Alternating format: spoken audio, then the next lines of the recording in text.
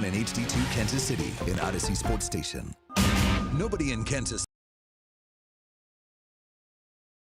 Touchdown! Kansas City! A 3-yard touchdown pass in overtime. Kansas City wins the game. Welcome into The Drive with Carrington Harrison. Back-to-back best sports talk hosts as voted on in the Pitch magazine. Live from the Fan Studios. Here's C-Dot. Today is one of those days in which everybody should 100% be in a fantastic mood. We have one of the best sports days that I can remember in quite some time. We have not one but two Monday Night Football games. Those games don't overlap. So from the moment you get off until the moment you go to bed, there's going to be football on. One of the games is actually one of the more important games in the NFC between the Lions and the Buccaneers. The other one, Seattle, they are hosting Monday Night Football today against the Texans.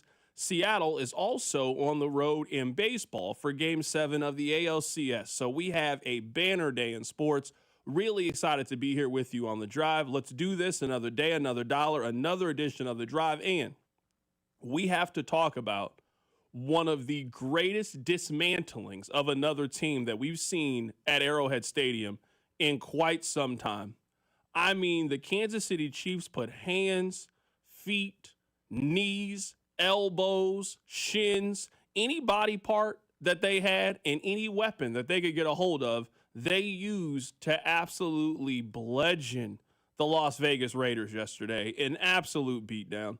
We'll talk a little college football. I get to put my hand up today because my team went on the road and got a hard-fought win in the SEC.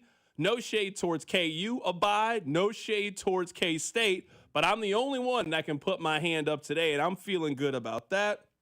We got Game 7 coming up, a great weekend in college football. Really excited to be here with you this week as we get you ready for Monday Night Football next week between the Chiefs and the Commanders. My name is Carrington Harrison. Rob is here taking you up until 6 o'clock. Let's get to it. But before we do that, I need you guys to do me a couple of favors. Number one, I need you listening to The Drive each day at 2 o'clock right here on 96.5 The Fan. Number two, I need you to tell one friend to check out the show. I mean, one friend would be great, but if you could just tell two people to check out the show, you know what? I would greatly appreciate it. And number three, and what might be most important, I need you guys to remember that the open of the show is brought to you by our friends over at The Other Place. So today, if you're looking for a place to watch a little Monday Night Football, a little playoff baseball, the best place to do that while you're getting yourself something to drink and something to eat is with our friends over at The Other Place. It is very rarely that for the open, all you really need to do is just go on ESPN.com and open up the box score.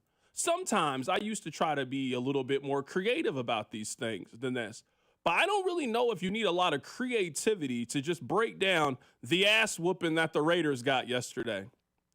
Patrick Mahomes was 26 of 35 for 286 yards, 3 touchdowns, and 0 interceptions. Geno Smith was 10 of 16 for 67 yards passing. 67!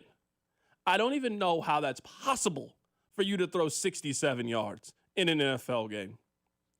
The Raiders, a team that spent a top 8 pick on a running back. They spent the 6th overall pick on a player that many of you feel should have won the Heisman Trophy last year.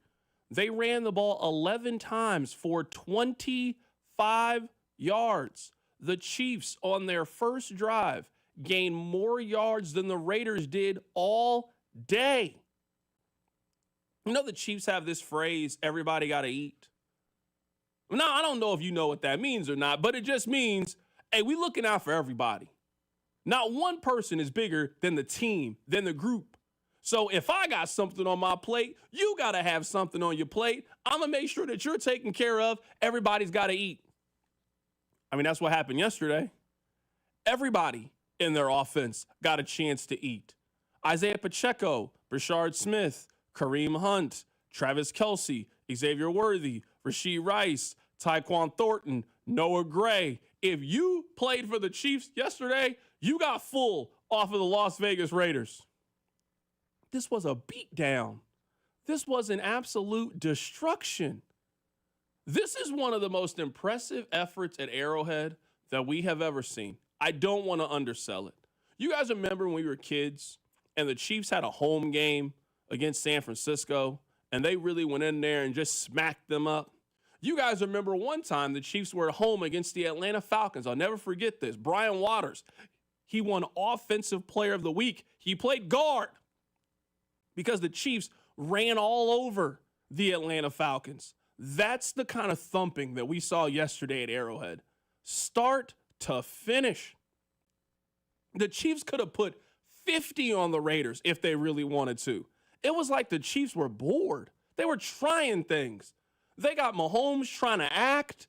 He's acting in the middle of the second quarter. They put in Gardner Minshew to run some kind of trick play that didn't really work, but you really couldn't even be that mad about it because why does it matter? They're going to score a touchdown anyway. The Chiefs to kick off the game with the 3 drives that they put together. I don't even know why the Raiders got on the plane. I don't know why they were even there. What was gained? What did you accomplish? First drive, 9 plays, 92 yards. Second drive for Kansas City, 17 plays, 84 yards. Third drive, 16 plays, 94 yards. Grand opening, grand closing, good night. Drive home safely. That's what we saw yesterday. A complete domination on the offensive, defensive side. End of the game. If you had plans at 2 o'clock, you could have made those plans. If your kid's like, hey, I want to go outside and ride bikes, can you come outside with me? You had the third quarter of this game free. Go outside. Play all the catch. You could have went to a pumpkin patch. Could have went to a wine tasting with your girl. You'd never get this kind of free time at 2 o'clock on a Sunday. Usually you're busy or getting ready for something. You had all the free time in the world. I know Geno Smith did. I'm serious. I really can't undersell how bad the Chiefs beat the Las Vegas Raiders yesterday in every facet of the game. Offense, defense. The Las Vegas Raiders ran 30 plays. Not in the first half. I mean in the entire game, start to finish. They ran 30 plays in the game for 95 yards. They averaged 3.2 yards per play. I mean, just, Rob, I know we got to talk about this game for 4 hours, and I'm down to talk about it from 4 hours. There's a lot of players that need to be highlighted. There is a team right now that needs to be highlighted as the best in the AFC, an offense right now that is only the Indianapolis Colts has scored more points than they've scored so far this season, a defense that looks like it's once again top 5, and a defense that we have seen shown the ability to really flex their muscle. But this team has a ability that I don't think the last couple of Chiefs teams had. This is a offense that has the ability to completely end you, and that's what we've seen them do the last couple of weeks. They have scored at least 30 points in their last 4 games. They have blown out 3 of their last 4 opponents. This is an offense right now that is gaining confidence by the week. This is a defense right now that has put together one of the more dominant defensive performances, certainly post-COVID. You cannot dominate a team defensively more than what we saw them just do against the Las Vegas Raiders. Rob, as we kick this week off, as we kick the show off today, I mean, there really ain't no need for creativity in this one. The Raiders just got pummeled yesterday by the Chiefs. We do, our social media person, Kramer, every Friday or Saturday, he'll reach out and be like, hey, I need you to, do a quick little video. Tell us what the score is going to be, who's going to win and why. It's not some earth-shattering thing we do for social media, but if you follow us on Instagram, Facebook, Twitter, you see it. I remember I clipped mine, and I didn't even think to myself there'd be a score. I felt like it was going to be a lot to a little. The Chiefs would just handle the Raiders. I had that expectation going in. And even with that expectation, the Chiefs absolutely blew my expectations out of the water. I've never seen a team as helpless as the Raiders were yesterday. It was like a turtle on its back. They were stuck. There was nothing they could do. I watched the 2012 Chiefs, and I thought, man, this Raiders team would give that team a run for their money in futility. It was horrendous. The Chiefs scored in the second possession of the game. The Raiders got the ball, crossed midfield, punted, the Chiefs scored. It was 7-0. In that moment, I wish I had done it. I wish I had put them on TV too. because there was no reason for the rest of the game to have them on TV1. It was like a scrimmage. I was more interested in the Chiefs and Bears preseason game than I was in Chiefs Raiders yesterday. It is a testament to how good the Chiefs were. It's a positive. It's all those things, but in the best way possible. Yesterday was boring because the Chiefs just took care of business. Just a beatdown. Absolutely what it was. Someone said, can we hear some Raiders, please? I mean, we're working on it. We're trying to compile as much of that stuff as possible. Do Raiders fans exist? I mean, tell you right now, as someone who looks for this stuff, Vegas radio ain't really a thing. I mean, we'll go through their Reddit page. We've gone through their Facebook. I've gone through some fan videos. I mean, trust me. I mean, that looks like a team right now with absolutely no direction. It looks like a head coach right now that is about to just continue to legally steal money from them. He signed a 3-year contract that pays him $15 million a year. We're talking about a quarterback that got a lot of guaranteed money. Last week, the text line was very mad at me when I just said that Aston Genty is just having a fine season. The Chiefs put the absolute caps lock on him. He did absolutely nothing in this game. Trey Tucker didn't do anything at this game. I mean, if you name any Raiders in the history, they did nothing yesterday. A big fat goose egg. That's one of the worst losses in franchise history. A franchise that has experienced a lot of losing over the last 25 seasons. They got absolutely bludgeoned yesterday by the Kansas City Chiefs. Coming up on the other side, we'll talk about some of the wild endings around the National Football League. Keep it right here. It's The Drive. The Drive with Carrington Harrison on your new home for K-State Athletics, 96.5. The Fan, brought to you by DM Injury Law. Have you or a loved one been in a car wreck? Contact DM Injury Law today and get the money you deserve. Car wreck? Remember, Mike's got this. This is the run my own business dream. This is the college is paid for dream. This is the retire early dream. This is Busey, where your dreams and possibilities become moments. Through trusted guidance and expertise, through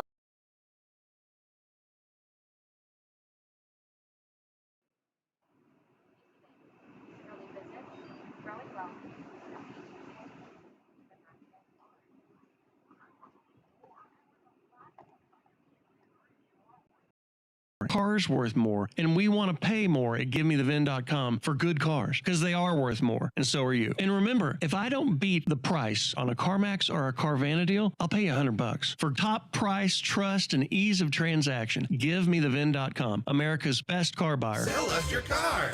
GiveMeTheVin.com. So easy you can do it in your underwear. DraftKings Sportsbook, America's top-rated sportsbook app, is coming soon to the Show Me State. New Missouri customers can download the DraftKings Sportsbook app today. And when we go live, place just a $5 bet to unlock $300 in bonus bets. Starting November 17th, you can create your DraftKings Sportsbook account in Missouri and get ready for launch day on December 1st. DraftKings Sportsbook brings you everything you need to elevate your game day, including live in-game betting, lightning-fast payouts, and endless ways to get in on the action, all right from your phone. Download the DraftKings Sportsbook app now and grab $300 in bonus bets with just a $5 bet when we go live December 1st. In partnership with DraftKings Sportsbook, the crown is yours. Gambling problem? Call 1-800-GAMBLER. 21 and over. Physically present in Missouri. Eligibility restrictions apply. Bonus bets expire 7 days after issuance. Excludes customers who redeem pre-launch sign-up offer. Terms at sportsbook.draftkings.com/promos. Schedule your home improvement project while the weather is still nice with Powell Exteriors KC. They offer easy financing, pay no interest until 2027, a 10-year workmanship warranty, and their extended summer sale. PowellExteriorsKC.com. The power of KC is Powell Exteriors KC. You could be on the 50 at GEHA Field for the official coin toss at a Chiefs home game this season. Enter to win at Chiefs.com/GEHA. GEHA is the proud partner of the Kansas City Chiefs. This is the story of the one. As a maintenance supervisor at a manufacturing facility, he knows keeping the line up and running is a top priority. That's why he chooses Grainger. Because when a drive belt gets damaged, Grainger makes it easy to find the exact specs for the replacement product he needs. And next day delivery helps ensure he'll have everything in place and running like clockwork. Call 1-800-GRAINGER, click Grainger.com, or just stop by. Grainger, for the ones who get it done.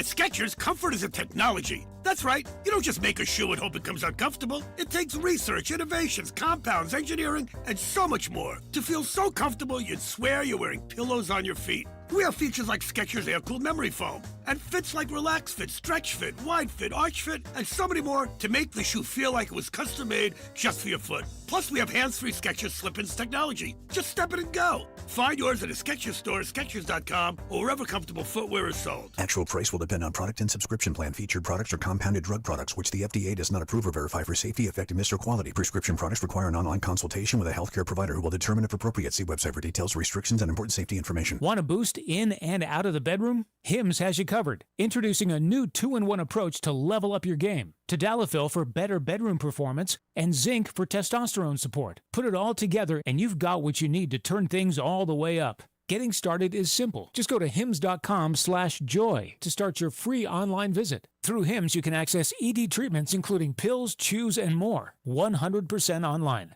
No office visits, no pharmacy lines. Just fill out a simple intake form and a licensed medical provider will determine if treatment's right for you. If prescribed, it ships free and discreetly to your door. Find affordable treatment options at up to 95% less than brand names at hims.com/joy. That's hims.com/joy, HIMS.com/JOY. Hi, I'm Nancy Cartwright. You may know me better as the voice of Bart Simpson. On Simpsons Declassified, we're diving into the mysteries that keep the Simpsons forever young. Have you ever wondered how the Simpsons regularly predicts future events? Who better to ask than the show's creators, performers, and writers, the celebrity guests? Be sure to follow and listen to Simpsons Declassified wherever you get your podcasts. You're listening to 96.5 The Fan from the DM Injury Law Studios. Mike's got this. Hey, it's Chris Jones from the Kansas City Chiefs. Welcome back to The Drive with C-Dot on your home for Chiefs football. 96.5 The Fan. I would say that there is a formula to this show. Now, some of you pick up on the formula. Some of you just got here. And you know what? I'm appreciative of everybody that listens to the show. I would say that my favorite television show of all time is Sopranos. I would say number 2 is Chappelle's Show. Boy, do I love the Chappelle Show. I would say number 3 is probably The Wire. I really enjoy The Wire. I've seen it start to finish probably 4 times. It's something that I quote in my everyday life. Big fan of The Wire. You know, this week in the National Football League, it kind of reminded me of The Wire. I would say one of the most iconic quotes of the show is, "The king, stay the king." If you take a look at the AFC and the NFC, is that not what we just saw? We just went through it with Kansas City. Kansas City put hands and feet all over the Las Vegas Raiders and beat them 31-0. Now, I don't want to make it seem like this was the popular sentiment around the National Football League. It wasn't that. It wasn't the popular sentiment. But there definitely was a feeling that Kansas City had regressed, the dynasty was over, and the AFC was up for the taking. That was the belief that people had. Fast forward, now heading into week 8, we're almost at the halfway point of the season. How many teams in the National Football League are better than Kansas City? Because I'm watching a team right now that's second in points scored and has a top 5 defense in the league right now and can only go up from here offensively. They've just had their best player on offense for 1 game and 3 practices. So we're talking about a team right now that has shown you they can put up a lot of points in a defense that has shown you they can get stops. So the king, stay the king. We began this journey believing the Chiefs were the best team in the AFC. Halfway through this journey, I believe Kansas City is the best team in the AFC. The king, stay the king. So that's one side of it, right? In the NFC, I think we all have been guilty of this in some capacity. We all have tried to point out something being wrong with the Philadelphia Eagles. I know I've noticed it at times. Something about it just feels a little bit different than last year. Now, a major part of that is Saquon Barkley. Saquon Barkley is averaging 3.3 yards per carry. Philadelphia ain't winning the Super Bowl if they don't get a much better version of Saquon Barkley than they've gotten so far through the first 8 weeks of the season. But we threw a lot of dirt on Jalen Hurts and tried to tell ourselves, see, I told you so. And Yesterday, against a very talented defense, against a very good team on the road, he went out there, threw for 300 yards. Devontae Smith had a big day. A.J. Brown had a big day. And once again, Philadelphia is in the conversation for best teams in the NFC. No matter how things change, they seem to stay the same. The Steelers still look like the Steelers. The Chargers still look like the Chargers. The Chiefs look like themselves. The Eagles look like themselves. Tampa Bay can score. Detroit can score. It's been a lot of turnover, but for the most part, the main characters have stayed at the forefront. But like with any television show, you got to introduce new characters. It wasn't the same people in The Sopranos for all 7 seasons of it. They introduced new characters. That's how it was in The Wire. You know, seasons 1 and 2 are about the Barksdales. Well, whenever they start going to jail, the drug game continues to move forward. And now new people start selling drugs and taking over those corners. And that's where Marlowe pops up. Marlowe might have been the toughest one, the baddest one of them all. I mean, nobody really likes Marlowe. Certainly not the way you liked Avon and Stringer. But you know what? He was on the show, too. He counts. I kind of feel like that's the Colts right now. Now, I'm not saying that they're going to win the Super Bowl or anything. I'm not telling you that I believe that when it comes to the Colts. But for the Colts to go on the road and win that game against the Chargers by 14 points. And so far, this Chargers team has a win over the Broncos, who look like they're going to be competitive for the entire season, to go on the road and beat the Los Angeles Chargers. They got a home game coming up against Tennessee, who looks like they're the worst team in the AFC this side of the Jets. I mean, this Colts team is going to be a very dangerous contender for that 1 seed.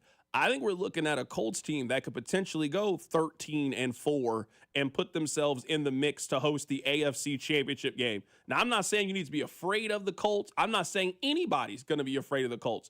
But they've scored more points than any team in the AFC. Their defense looks very complete. Right now, they have the offensive player of the year in Jonathan Taylor, who has been the best running back in the National Football League. This Colts team every week is doing a little bit more to show you why you should believe in them, why they're a little bit more seriously. So, Rob, I kind of feel like this week it was to show us who the established characters are and be reminded of how good those teams are. Philadelphia going on the road, Kansas City dominating an AFC West opponent, and also learning new characters. The Indianapolis Colts, I just don't think are going anywhere. I'm not saying they're going to San Francisco for the Super Bowl, but I'm telling you, that team ain't winning 9 games this season. That's a team that's going to win double-digit games. That's a team that can play defense, a team that can run the ball, a team that is getting decent quarterback play, and a team that seems to be well coached. That's going to be a team that you're going to have to face at some point in January.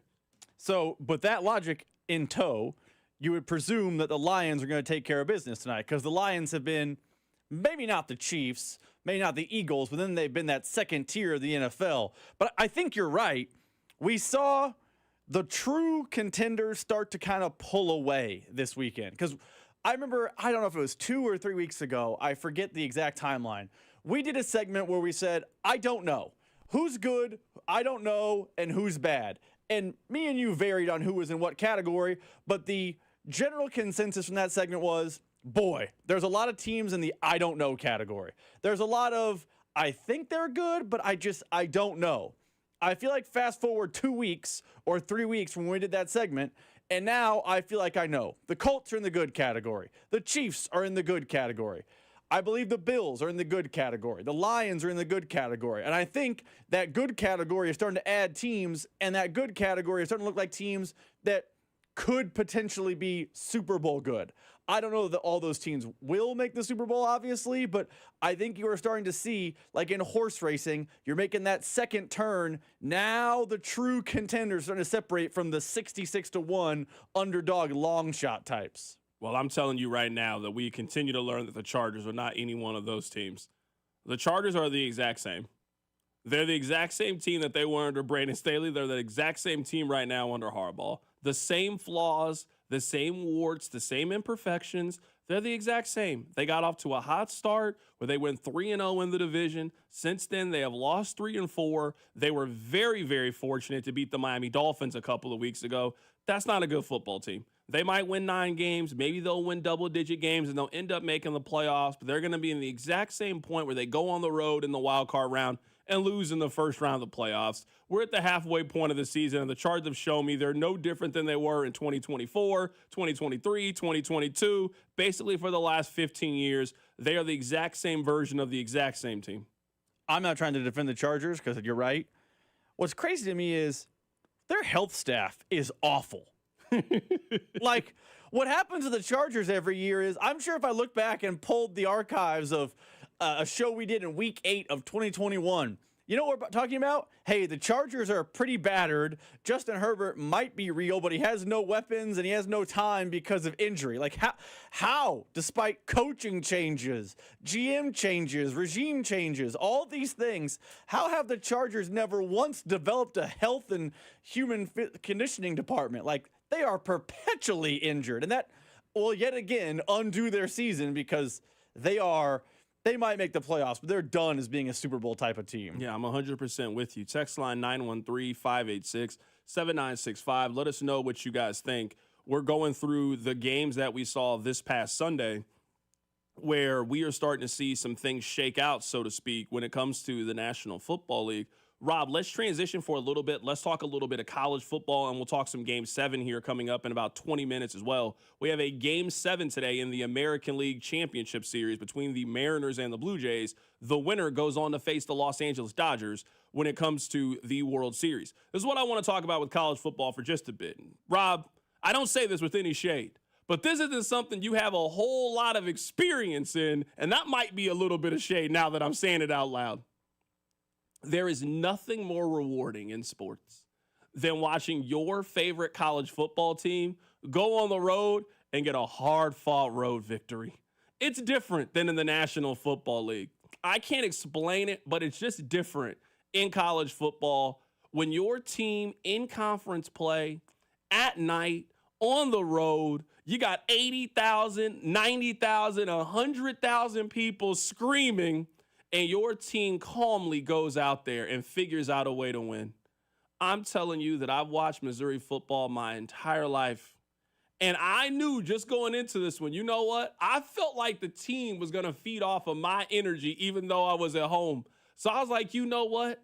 All I want is positive energy for the whole game. If you text me some nonsense about Mizzou, I'm not replying to you during the game. Why are you trying to send this negative energy to my phone? I don't want it. It's about taking care of business, going on the road at Auburn, and doing what needs to be done. Missouri was down 17-10 in the fourth quarter of that game, and the offense, it wasn't getting a whole lot done. Ahmad Hardy, who we were talking about being a guy who had a chance to win the Heisman Trophy, was getting bottled up, couldn't run the football. A quarterback who couldn't really push the ball downfield. It was all on him. It was all on his shoulders. It was his responsibility. And I kept the hopefulness. I kept the optimism because that's what they needed, because they feed off of our energy. They went down the field and scored. It's 17-17. I started to breathe easy. But of course, when you're going on the road in conference play, it'll never be easy. You then get to overtime.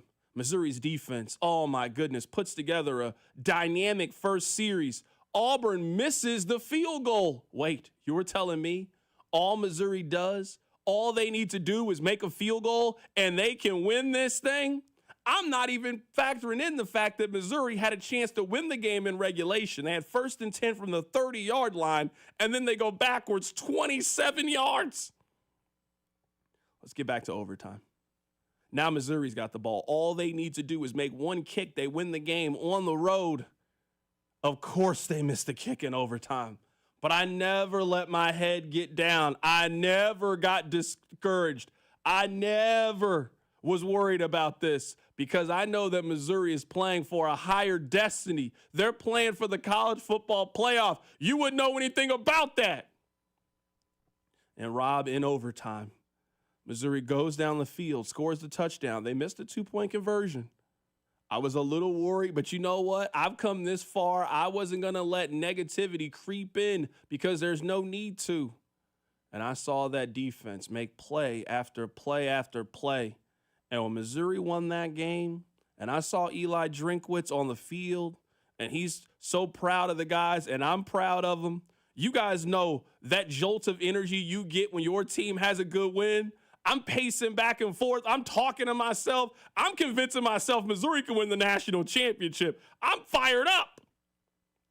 There's no better feeling. There's no rewarding feeling as a sports fan than to watch your team in college football go on the road and get a big win.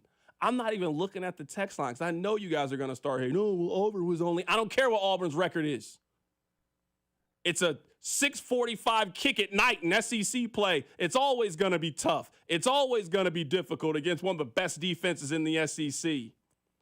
But watching them pull it off, oh my goodness, it was so rewarding. Rob, sharing this excitement with me. I want you to experience that. Don't you guys got a big road game coming up soon? I want you to feel that same excitement that I felt on Saturday night watching Missouri go down there and beat the Auburn Tigers. I assume Mizzou does this. I think every team in college football does this. The social media team posts a video of the celebration in the locker room. Like, you know, some teams have like the little chants and things they do. You see these things. I saw Houston did a big thing. The Instagram video after a big win on the road in the locker room. It is just so much more enjoyable as a fan to watch that when it's in the visitor locker room. It's usually the visitor locker room is usually the size of a, small, a small bathroom for an apartment, but everyone's going nuts in their pads. It does not matter the quality of opponent you're facing on the road. Carrington, me and you talk about this a lot when it comes to college sports. A lot. Road games are tougher because, A, the environments, generally speaking, are tougher, and 2, getting 18 to 22-year-old kids to lock in on the road is not easy. So I don't 100%. care that Auburn's 0-3 in the league. I'm not even going to hate on Missouri. You went on the road and you won in double overtime. Good for them. I will say one quick thing. Eli Drinkwitz acting like that field goal got made in the first overtime was absolutely hilarious to me. I don't know what he was close to making it. I was so confused. He was so excited running out. Like, he was like in going? midfield. I'm like, he missed. What are you not watching the game? Are you not paying attention? See, I see the text line right now trying to throw dirt on this win for Missouri. I mean, the losses for Auburn were at Oklahoma, at Texas A&M, and at Georgia. I mean, a lot of teams would be 3-3 if those are the games that you had. So I actually think Auburn was a little bit better than their 3-3 record. None of it matters. I'm watching college football the same way that you guys are watching. You see every single week there's pitfalls. I just saw Miami lose at home to Louisville. I just saw Texas Tech go on the road and lose to Arizona State. Anybody can be beat right now in the sport. I saw Alabama in week 1 lose to Florida State. Florida State's about to fire their head coach. I saw Penn State have a fourth quarter lead against Oregon. 3 weeks later, they fired their head coach. I don't apologize for any win right now in college football. You got to rack them up. I never thought I would say this. We've never been able to say this in the history of college football. The winner of Missouri and Vanderbilt is in the driver's seat to make the playoff. You'd have to think that they are. Whoever wins on Saturday between those two schools, they put themselves in a position where, in theory, you control your own destiny when it comes to the college football playoff. You will be halfway through your very rough stretch if you're Mizzou, and you will have beaten Vanderbilt on the road, which is a good win. I don't care what they look like historically as a program. If you go on the road and beat Vanderbilt in 2025, that's a good win. You got A&M down the line. You got Oklahoma down the line. You just got to take care of your own business, and you will find yourself in the college football playoff. Same thing if you're Vanderbilt. Vanderbilt controls their own destiny when talking about the college football playoff. Rob, have you looked at their schedule down the stretch? I was aware of their schedule. I haven't looked at it in a while. So Vanderbilt has home against Missouri. They'll go on the road and play Texas. Texas is not what we thought Texas was going to be. 100%. Home against Auburn, home against Kentucky, on the road against Tennessee. Tennessee's a tough one for them, but if you're telling me Vanderbilt is then 10-2 potentially at the end of the season with losses on the road at Alabama and Tennessee, I'm going to argue that Vanderbilt should be in the college football playoff if that ends up being the case. I know we can't technically have a playoff game in the middle of October toward the end of October. Man, it feels like Saturday in Nashville is a playoff game between Missouri and Vanderbilt, and the winner of it absolutely is in the driver's seat to grab one of the at-large bids in the SEC. I agree with what you're saying. I don't know I love the term driver's seat, and maybe this is semantics. I know what you're saying about, hey, if a 2-loss SEC team, you feel like they can make the college football playoff. Mizzou's schedule is still very tough down the stretch. Like, even if they get past Auburn, They still have on the road in Norman and A&M, and Arkansas looks a little spicier now than they were under Sam Pittman, and Mississippi State is not great, but I mean, they look a little spicier than you think. Like, I'm not saying Mizzou is not making the playoff. I think right now you would bet they do make the playoff more than they don't. But I don't know the term driver's seat because there are still so many potholes on the road for Missouri. It's a bunch, for sure. I mean, it's a bunch in the SEC for everybody right now. It feels like Alabama. I guess you could probably throw A&M in that conversation if you want to, but they're still Texas A&M, so they're just Southern Missouri. And then it feels like there's 6 other teams in the SEC that all have a chance. I think the exciting part about the SEC is a lot of these teams play each other. Missouri plays Oklahoma down the stretch. Missouri plays Vanderbilt this season. Texas still has a couple of those big games left. Texas still plays Georgia coming up in a couple of weeks. So a lot of those potential playoff elimination games, they're going to happen in the SEC over the next 3 to 4 weeks. It is. I actually talked to Drew about this when we were making the change, 155, when Cody and Go off the air before we come on the air. And we were talking about usually the SEC, has their, they puff their chest out. Oh, we're the best league, blah, blah, blah, blah. I don't know the best team in college football in the SEC this year, but man, everyone from 3 through 16, that could make the playoff. You're a team that you're like, oh man, I think they're pretty good. They just have this one blemish on their resume. All those teams exist in the SEC. Missouri is part of this group. You mentioned Vanderbilt's part of this group. I think that Ole Miss remains part of this group. Georgia is part of this group, by the way. I know Tennessee has taken a second loss, but Tennessee, I think, was in that group. Oklahoma only has 1 loss. They're in that group. There is a big grouping of teams that you're like, I think they're really good and might make the playoff, but I don't know they can do it with their schedule. That is Tier 2 in the SEC, because I do think Bama has established himself as Tier 1.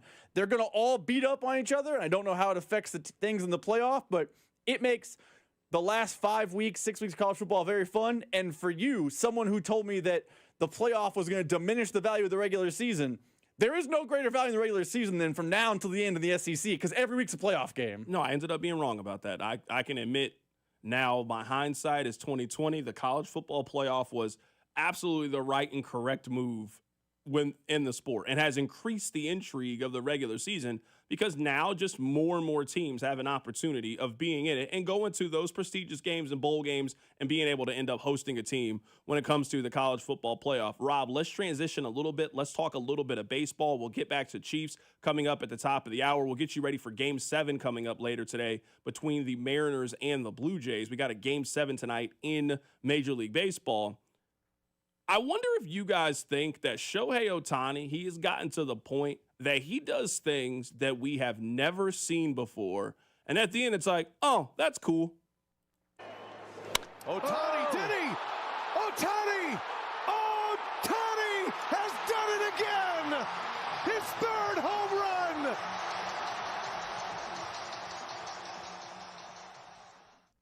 I think it is possible. I don't even think this is some hot take. I think this is very obvious. I think Shohei Ohtani just played the greatest baseball game that we've ever seen. They've been playing baseball for a very, very long time. I mean, since the 1800s, they've been playing baseball. No baseball player has ever, and I mean ever, had a better game than what we just saw Shohei Ohtani did. He hit 3 home runs. That's only the 13th time that's ever happened in the postseason of baseball. So he had 3 home runs. That within itself would be pretty remarkable. He then pitched 6 scoreless innings, allowed 2 hits, and struck out 10 while in the same game hitting 3 home runs. That's a video game character. And it's we've known this whole time with Shohei, and I don't know if it's because he's not from America or he's not just in our face 24/7. I don't know what it is. But I don't ever want us to be at the point where Shohei does something like this and it's just oh, that's cool. No, it's not just cool. It's possibly the greatest thing that anybody has ever done on a baseball field. Anybody. Barry Bonds, Ken Griffey Jr., Babe Ruth, Ted Williams, Mickey Mantle, does not matter. They've never done what we just saw happen this past weekend. So that should be the top story in sports, and that should be the top story in sports every day for the rest of our lives. Hey, can you guys believe what Shohei Ohtani did in a baseball game? Not just a random Tuesday in May against the Philadelphia Phillies. No, I mean in the postseason with the World Series on the line, he threw 6 innings, gave up 2 hits, struck out 10, and then when it was his turn to hit, he hit 3 home runs in the same baseball game. We are living in the era of the greatest baseball player that we have ever seen. So I know right now college football is great. I know that the NFL is great. I'm not here to diminish any of those things. But everybody should take time today and just celebrate what we just saw this weekend from Shohei Ohtani, because he is the only human being that we have ever seen that has the capability of doing anything quite like we just saw. We'll get back to the Chiefs coming up at the top of the hour. We'll talk a little Game 7 of the ALCS. Keep it right here. It's The Drive. The Drive with Carrington Harrison. Watch the show on YouTube by subscribing to the 965 YouTube channel. The Drive, brought to you by DM Injury Law. Have you or a loved one been in a car wreck? Contact DM Injury Law today and get the money you deserve. Car wreck? Remember, Mike's got this. 96.5, The Fan. Hey, folks, it's Carrington Harrison from The Drive here. Many men remember their first time. Not that first time. I'm talking about the first time that erectile dysfunction ruined that special moment. And if you're over 50, then the chances are then you've experienced this before. That first time can be frustrating. It can be a little bit embarrassing. But here's the good news. At Heartland Men's Health, that first time can also be the last time. Heartland Men's Health specializes in treating ED when the pills and herbals fail. With a success rate of over 90%, many men see results just after one visit. So your first visit is just $99, which includes a consult, lab work, and if medically advised, you get a test dose. And if it doesn't work right there in the office, then your visit is on the house. So don't let ED define your sex life. Call my friends at Heartland Men's Health today at 844-447-6600 or check out the website, heartlandmenshealth.com today. You can also stop by and visit any of the 3 area locations, Overland Park, Independence, and North Kansas City. Be sure to stop by Heartland Men's Health. Hey, football fans, picture this. You bet on your favorite player to score the first touchdown in the game, but his teammate scores instead. If this happens, BetMGM wants to give you another chance at the end zone. With BetMGM's second chance promotion, you'll get your stake back if your first touchdown scorer scores second instead. That's right. Bet on any pro football player to score the first touchdown of the game. If you're right, you win. If your player scores second, you get your stake back in cash. With BetMGM's second chance offer, you have a chance to keep the fun going after the first player crosses the goal line. Try a first TD score wager with confidence today. BetMGM. Make it legendary. BetMGM and GameSense remind you to play responsibly. See BetMGM.com for terms. 21 plus only. Kansas only. Existing customer offer. Subject to eligibility requirements. Rewards paid back in unrestricted withdrawable funds. Please gamble responsibly. Gambling problem? Call 1-800-GAMBLER. In partnership with Kansas Crossing Casino and Hotel. Hi, we're your friends who get super excited about the holidays. We sure are, or this isn't the ugliest holiday sweater ever. People think we're happy because we love peppermint lattes. Or catching snowflakes on our tongues. But really, it's because it's Holiday Millionaire Raffle Season! It's your best odds to win $1 million. That's dollars, not twinkling lights, but that would be great too. Play the Kansas Lottery Holiday Millionaire Raffle. Get excited! See kslottery.com for details. Hey folks, I've got a couple of important questions for you. Do you know how much money you need to retire? Do you have a plan in place for your loved ones? If your answer is no, it's time to get your financial planning on track with UMB Private Wealth. It's never too late to start. Plus, their team supports you at every step of the planning process. Go to umb.com/privatewealth to schedule your appointment. That's umb.com/privatewealth. Why not start today? Morning, Zoe. Got donuts. Jeff Bridges, why are you still living above our garage? Well, I dig the mattress, and I want to be in a T-Mobile commercial like you. Teach me, Saldana. Oh, no, I'm not really prepared. I couldn't possibly. At T-Mobile, get the new iPhone 17 Pro on them. It's designed to be the most powerful iPhone yet and has the ultimate pro camera system. Wow, impressive. Let me try. T-Mobile is the best place to get iPhone 17 Pro because they've got the best network. Nice, Jeffrey. You heard them. T-Mobile is the best place to get the new iPhone 17 Pro on us with eligible trade-in in any condition. So, what are we having for lunch? Dude, my work here is done. 24 monthly bill credits on experience beyond for well-qualified customers plus tax and $35 device connection charge. Credits ended. Balance due if you pay off early or cancel. Finance agreement iPhone 17 Pro 256 gigs $1,099.99 and new line minimum $100 plus a month plan with auto pay plus taxes and fees required. Best mobile network in the U.S. based on analysis by Ookla Speed Test Intelligence data 1H2025. Visit T-Mobile.com. Actual price will depend on product and subscription plan. Featured products are compounded drug products which the FDA does not approve or verify for safety, effectiveness, or quality. Prescription products require an online consultation with a healthcare provider who will determine if appropriate. See website for details, restrictions, and important safety information. Want a boost in and out of the bedroom? Hims has you covered. Introducing a new 2-in-1 approach to level up your game. Tadalafil for better bedroom performance and zinc for testosterone support. Put it all together and you've got what you need to turn things all the way up. Getting started is simple. Just go to hims.com/joy to start your free online visit. Through Hims, you can access ED treatments including pills, chews, and more. 100% online.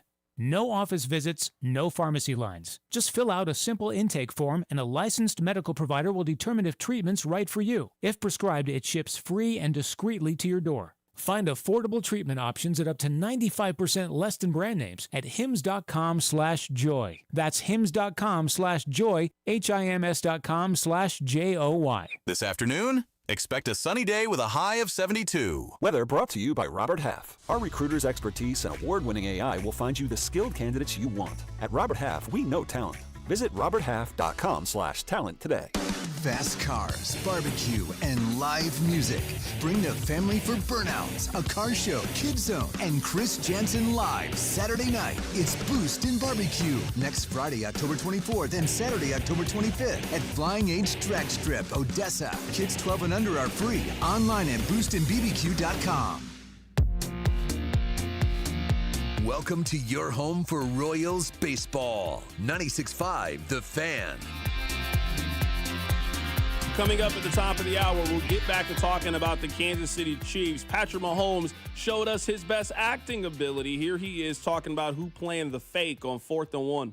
I think it comes from all my State Farm commercials. No, I'm joking. The Nags actually came up with the idea. You know, we had talked about of doing the hard count, trying to draw the teams off sides. And I can't remember who I watched do it a couple of years ago, and they had said that, and so I was like, I'm going to use that as part of my acting to like try to get the defense just to relax a little bit. But at the end of the day, we still got to go get it. I thought the offensive line did a great job of driving off the ball, and then Kareem in those situations is money.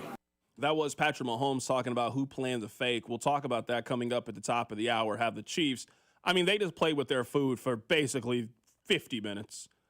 It was like the Chiefs realized pretty early on, like, oh, they can't really do anything to stop us. And the Chiefs were just out there just trying stuff. I mean, Gardner Minshew came in to run a trick play in the red zone. I mean, the Chiefs were just out there just doing anything in that game. We'll get to that coming up in just a bit. But I want to play this for you guys because we got a Game 7 today. Now, I didn't know this. I looked this up and I learned this because in basketball, the home team in a Game 7 has a significant advantage. In the NBA Finals, the home team is 15-4 in Game 7. In deciding games in the NBA playoffs, the home team wins around 65%. In Major League Baseball, it's 71-67 for the home team. So they have a slight advantage, but it's basically a coin flip today. We got a major sports day. We got 2 Monday Night Football games, and we also have a Game 7 in the American League Championship Series, and the winner goes on to play the Los Angeles Dodgers. We got a chance to catch up with Danny Wexelman for 5 good minutes, and we talked about that coin flip that is coming up later today in Toronto. Yeah, and listen, a lot of the numbers this season have kind of gone out the window, right, to score first. Usually teams that do that have the edge. That hasn't really been the case here. The one that does stand out is teams that are out-homering their opponents. That one does stand out. The numbers are staggering. If you're hitting home runs more than your opponent does, you're winning the game much more than your opponent is. And it's interesting because the Jays lost their first 2 games at home, right? To start the series, they got home field advantage because they won the American League East. They had the best record. They got the bye, and then they got home field through the ALCS. And you would think that that would have given them the advantage. Seattle came in and absolutely took up real estate. Cal Raleigh owns real estate here in Toronto at this point. How well they played going back to Seattle, you would think that the tides would turn in their favor, and then they dropped their first 2 at home. And don't forget, their fan base hadn't seen an ALCS victory at home since the year 2000, right? I think we barely had internet at that point, if at all. And so they finally got their win at home, the game 5, right, and lead this series. So I wasn't really sure what would happen when we got back here for game 6, right? Seattle just one game away, and the fans were incredible in the game yesterday. The roof was closed. It was loud. Vlad Guerrero Jr. put on an absolute show, and we all, actually my entire crew on MLB Network Radio, picked the Jays to win. We felt like there could be a game 7, and these are the best 2 teams in the American League. It's not a surprise we've gotten here, but home field hasn't seemed to matter much, and that's an okay thing. It just sucks for the fans who pay a lot of money and would love to see their team win at home. But otherwise, that's good for the teams, right? Because that means that just because you go on the road doesn't mean it's impossible to win a game.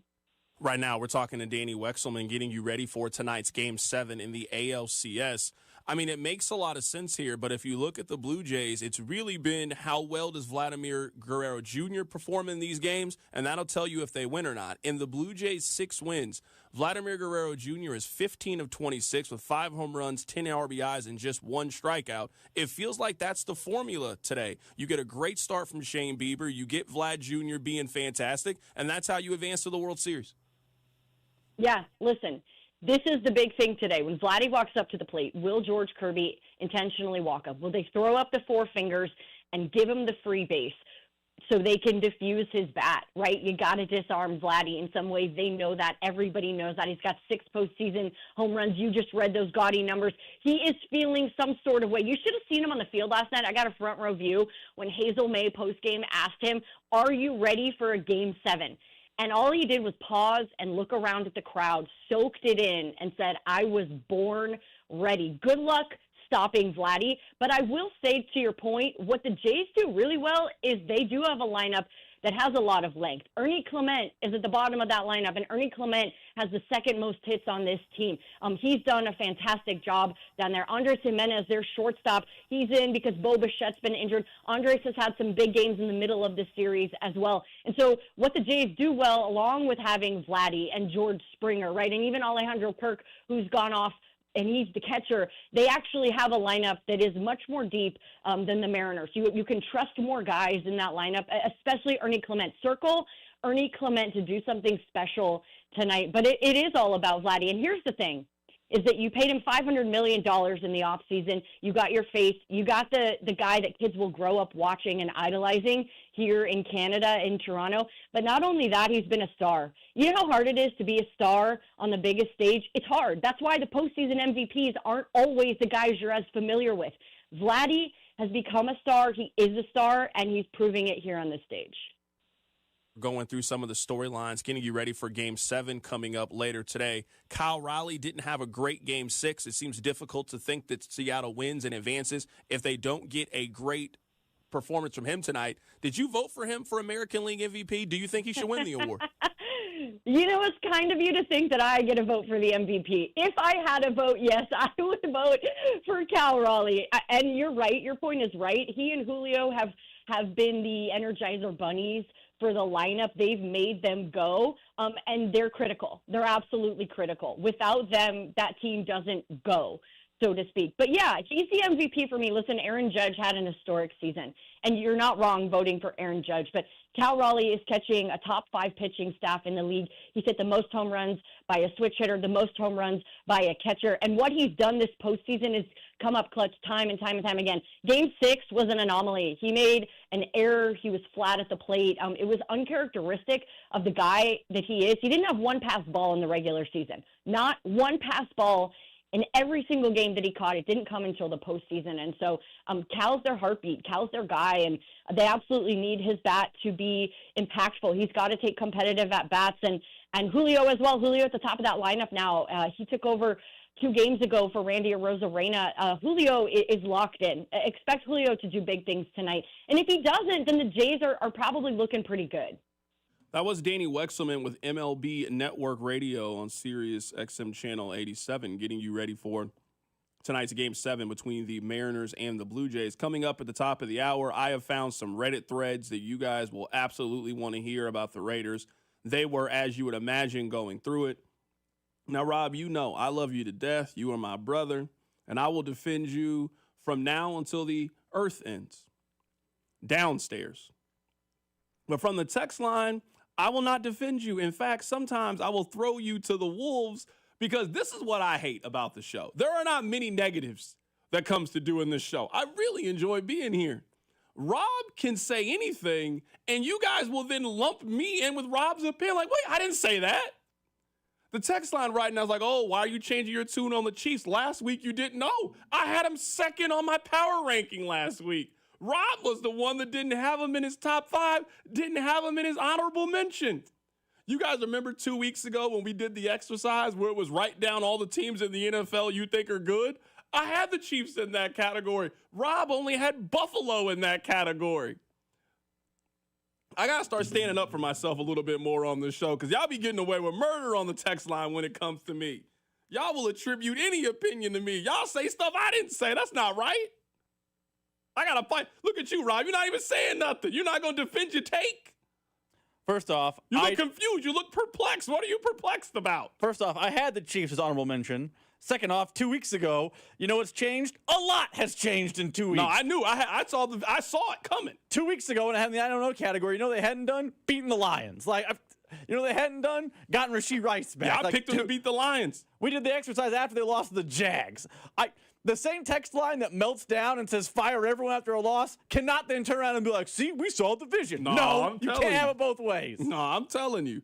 I just don't like how I always get roped in with your nonsense. I got to defend enough of my own takes. I got to defend my takes and your takes. I'll defend you downstairs to Roxanne. I ain't defending you to Ron and Olathe. I can't do both. I can't stand up for you.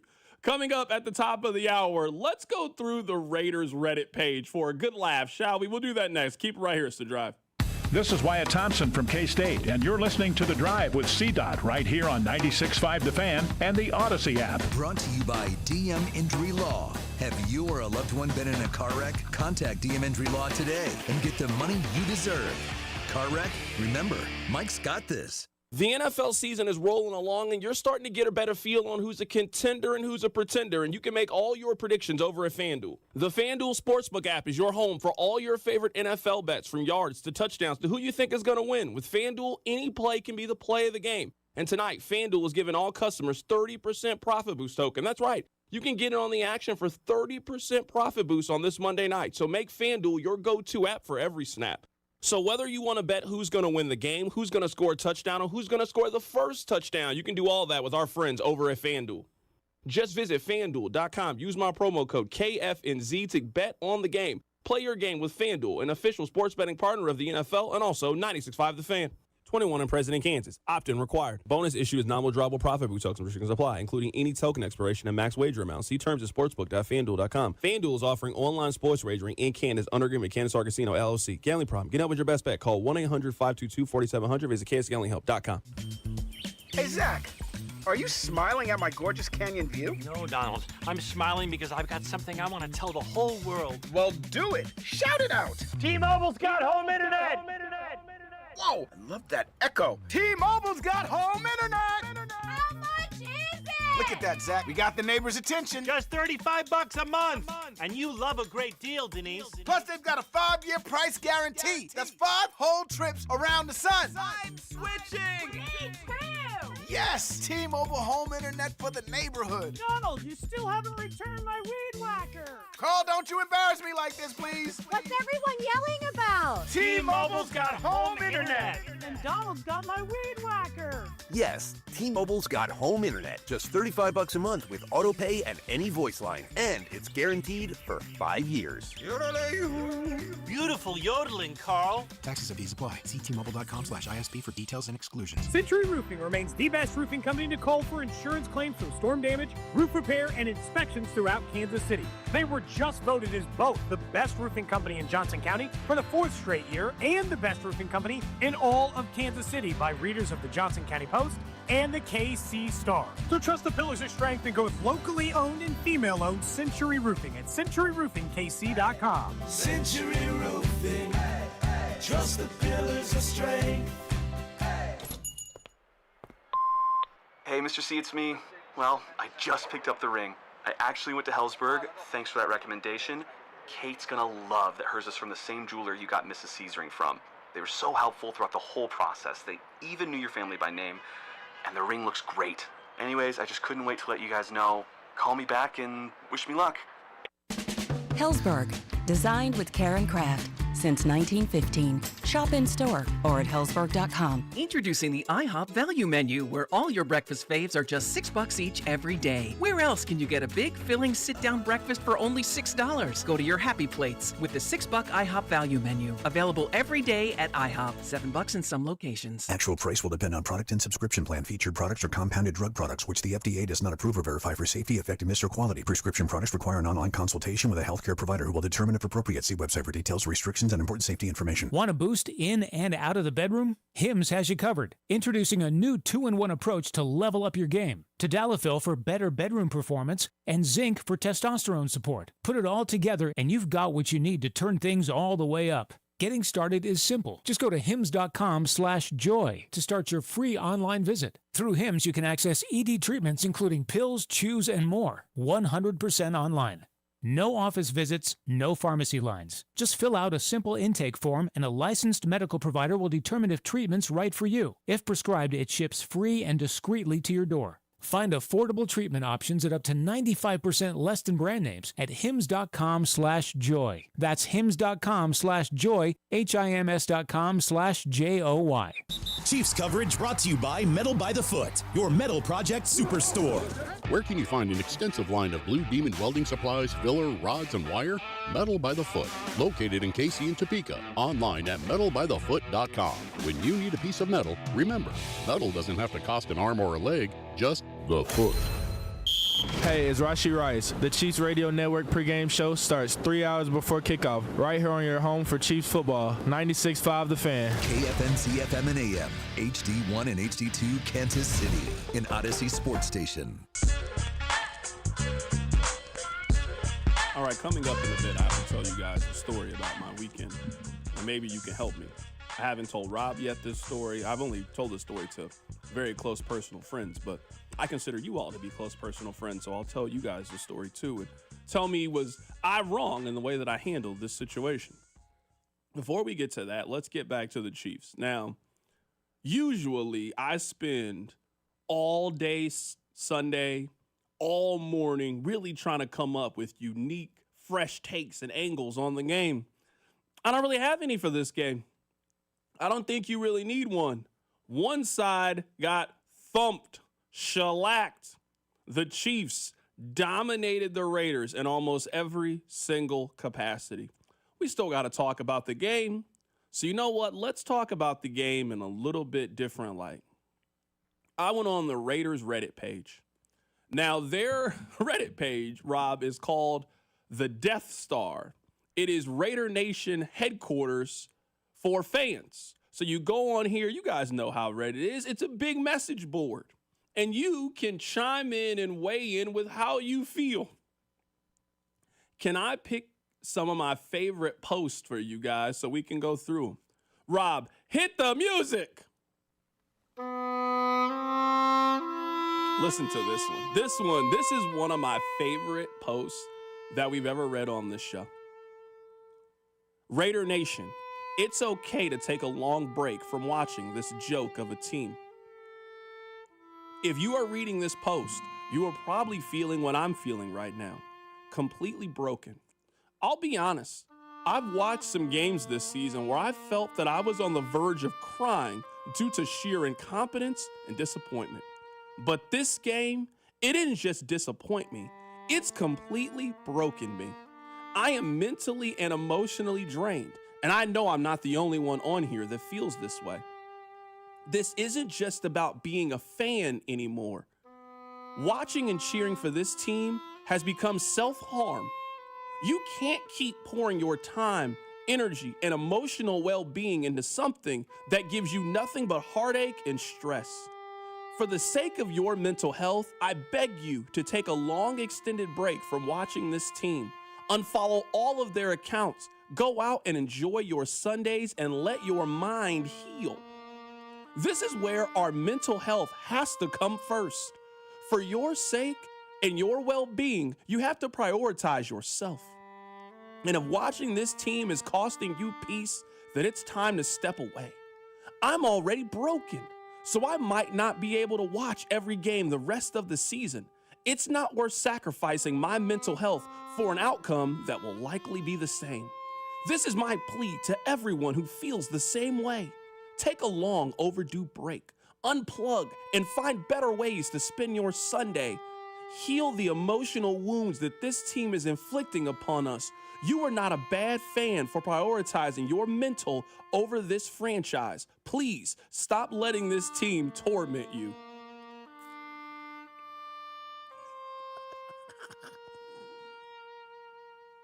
If you are at the point in which you are making posts like that on Reddit, I'm telling you right now, you've taken the sports thing way more serious than you need to.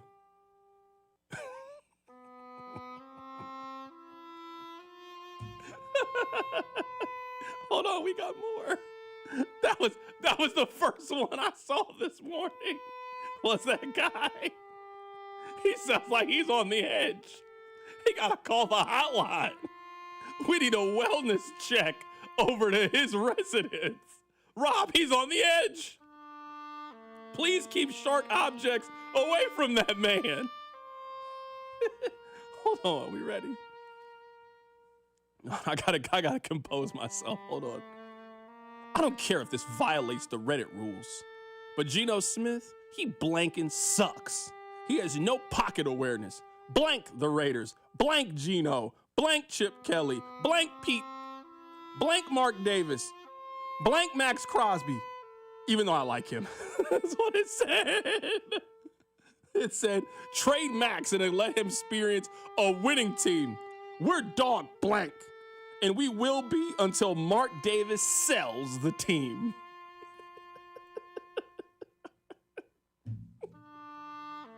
I'm sorry, I'm tickled by this. I might be the only one, but just, you gotta bear with me for this segment. You ready for another? I got another one for you. Ready? Pete Carroll needs to be held accountable. That's a, you wanna know a fan's favorite? And when you're frustrated, a fan's favorite word is accountable. Somebody's gotta be held accountable for this. Not fired, but accountable. Accountable for the blank staff he hired.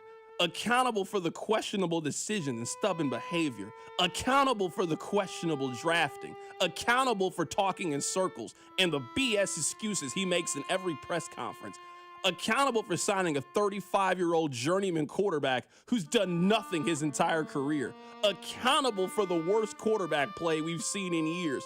Accountable for the rookie mistakes that said 35-year-old, 12-year veteran quarterback is making. Accountable for one of the worst offensive lines in Raider history. Accountable for another blowout. Accountable for the lack of effort and discipline in this team. Accountable for the 93 yards. This is literally unacceptable.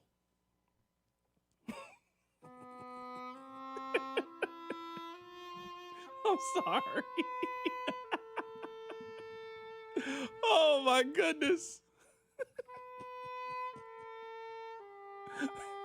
The Raiders, they're so down bad. Oh my goodness. Rob, here's the post of somebody that said they were going through all of the work that they've gone through to get their weekend schedule fixed so they could have Sundays off so they could watch the Raiders. And now they're going back to their boss to see if he can be back on the Sunday shifts because he doesn't need the time off anymore. Oh my goodness. Oh man. Someone just sent in. Watching the Raiders is like watching my kids' high school productions. It's painful and it's miserable and it's mediocre to watch, but they're family. So you have to grin and bear it because that's what families do. That's what watching the Raiders is like. Watching the Raiders is like when you got to go to your niece's recital. Like when you got to go to your kid's play. Your kid's 8. They don't want to be there. You don't want to be there, but you got to.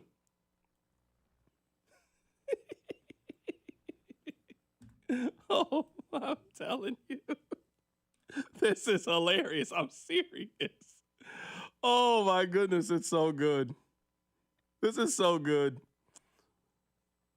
Oh man, all right. That's the funniest post I've ever read on this show. Can you imagine if you're that guy's boss and you're like, oh, hold on. You took off 17 Sundays for Raider football and we're 8 in and you're done? Not even 8 in. I guess they're what? They're 2 and 5, 7 in, and we're done. You can have all your shifts back? That's crazy. This first guy, I've never seen somebody go through it more on the internet. Oh, Reddit. Oh, there's more. I mean, we could just do this periodically over the day. I mean, there's a lot of angry people you would imagine on the Raiders Reddit page. A lot. There's a lot of really angry people that's over there. Which, I mean, I get it. I mean, I can't imagine cheering for that Raiders team. I really can't. And then what's even worse is they played the cruel joke of in week 1, they really did enough to make you believe. Remember, they went on the road and they beat the Patriots pretty handedly in week 1. You're thinking, all right, Raiders got something cooking. No, they didn't have nothing cooking. They burnt it. They're bad again. They better get forward to the draft. Who they got coming? Garrett Nussmeier? Who they got coming? Cade Klubnik? They better get ready for that because that team, they're terrible. They look like a 5-12 with a Pete Carroll resignation loading up for them. That's an awful, awful football team. My goodness, the Chiefs beat them, I mean, like they stole something. That's not good. I'm here to tell you, it wasn't good. All right, we'll continue to talk about the Chiefs. We'll continue to get you ready for a very exciting night in sports. We got 2 Monday Night Football games. We also got a Game 7 in baseball coming up later today. I want to tell you guys a story, and I just want to know if I was in the right or in the wrong for how I handled this situation. I'll explain. Keep it right here. It's The Drive. The Drive with Carrington Harrison, a show that prides itself on getting it right. I don't know what I'm talking about. Brought to you by DM Injury Law. Have you or a loved one been in a car wreck? Contact DM Injury Law today and get the money you deserve. Car wreck? Remember, Mike's got this. 96.5, The Fan. Hey, Chiefs fans, Crown Royal is the official whiskey of the Kansas City Chiefs. And this season, it's not game day without the generous spirit of Crown Royal. Whether you're at the tailgate, in the stands, or watching from home, Crown Royal is the reason and the reward for coming together. Grab a glass with the Crown Royal rig at a stadium near you, because we'll be sharing the generous spirit with fans across the country. Crown Royal, fueling game day with a generous spirit. Visit www.crownroyal.com/Royal Rig for more on the Crown Royal Rig Tour. Please drink responsibly. Hey, Kansas City, it's Brian Pringle with Victory Ford at the Legends in KCK. Our summer sales event is here, and the deals are hotter than ever. Right now, drive home in a brand new 2025 Ford Escape or Bronco Sport starting at under $30,000. Or lease for just $399 a month with zero down. Need something bigger? Check out the spacious new Explorer, the larger Bronco where you can pop the top and doors off for those nice fall days, or the always tough F-150 STX Crew Cab 4-wheel drive. Just zero down and $499 a month. Lease payments are plus tax, title, and license. And folks, if you haven't checked out the versatile Ford Maverick, you're missing out. At Victory Ford, we have them in stock starting under $30,000. That's unbelievable value, a pickup that even fits right in your garage. Kansas City, if you haven't been behind the wheel of a new Ford lately, now's the time. The build quality is second to none, and we've got the selection ready for you today. So don't wait. Visit us at the Legends in KCK or online at victoryfordkc.com. Victory Ford, where our first price is better than our last. Arvest Bank believes in the power of serving others. That's why we're committed to supporting those who serve our communities. We believe that all communities deserve a financial partner who cares. Arvest, we believe. Hey, football fans, picture this. You bet on your favorite player to score the first touchdown in the game, but his teammate scores instead. If this happens, BetMGM wants to give you another chance at the end zone. With BetMGM's second chance promotion, you'll get your stake back if your first touchdown scorer scores second instead. That's right. Bet on any pro football player to score the first touchdown of the game. If you're right, you win. If your player scores second, you get your stake back in cash. With BetMGM's second chance offer, you have a chance to keep the fun going after the first player crosses the goal line. Try a first TD score wager with confidence today. BetMGM. Make it legendary. BetMGM and GameSense remind you to play responsibly. See BetMGM.com for terms. 21 plus only. Kansas only. Existing customer offer. Subject to eligibility requirements. Rewards paid back in unrestricted withdrawable funds. Please gamble responsibly. Gambling problem? Call 1-800-GAMBLER. In partnership with Kansas Crossing Casino and Hotel. Schedule your home improvement project while the weather is still nice with Powell Exteriors KC. They offer easy financing, pay no interest until 2027, a 10-year workmanship warranty, and their extended summer sale. PowellExteriorsKC.com. The power of KC is Powell Exteriors KC. I'm Scott Hansen, host of NFL Red Zone. Lowe's knows Sundays hit different when you earn them. We've got you covered with outdoor power equipment from Cobalt and everything you need to weatherproof your deck with Trex decking. Plus, with lawn care from Scott's and, of course, Pit Boss grills and accessories, you can get a home field advantage all season long. So get to Lowe's, get it done, and earn your Sunday. Lowe's, official partner of the NFL. Paid for by term provider. Premiums will vary. Plans depend on age, location, and other factors. Visit BigLoot.com. Do you have 3 ex-wives and your current trophy wife wants a life insurance policy 3 times the size of the policies you had to purchase for your previous mistakes? If so, you need to call Big Lou at Term Provider, 800-555-1509. Big Lou is intimately familiar with your problems, and if you're 50 or 60 years old and in reasonably good health, a $1 million policy should only cost about $100 to $200 per month. Big Lou may have a solution for your previous policies as well. You may even save enough money to lighten the load on your new $1 million policy. Remember, call Big Lou. He's like you, except he's only on number 2. Call Term Provider at 800-555-1509. That's 800-555-1509. For $1 million in term life insurance that you can live with. Call Big Lou at 800-555-1509. 800-555-1509.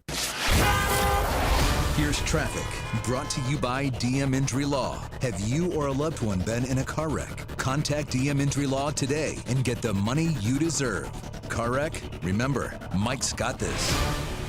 Missouri side, 435 westbound sluggish from Holmes to the state line. Kansas side, things a little slow for you still. K10 eastbound from before Woodland over towards Ridgeview. Allen Carr, 96.5 The Fan. Traffic.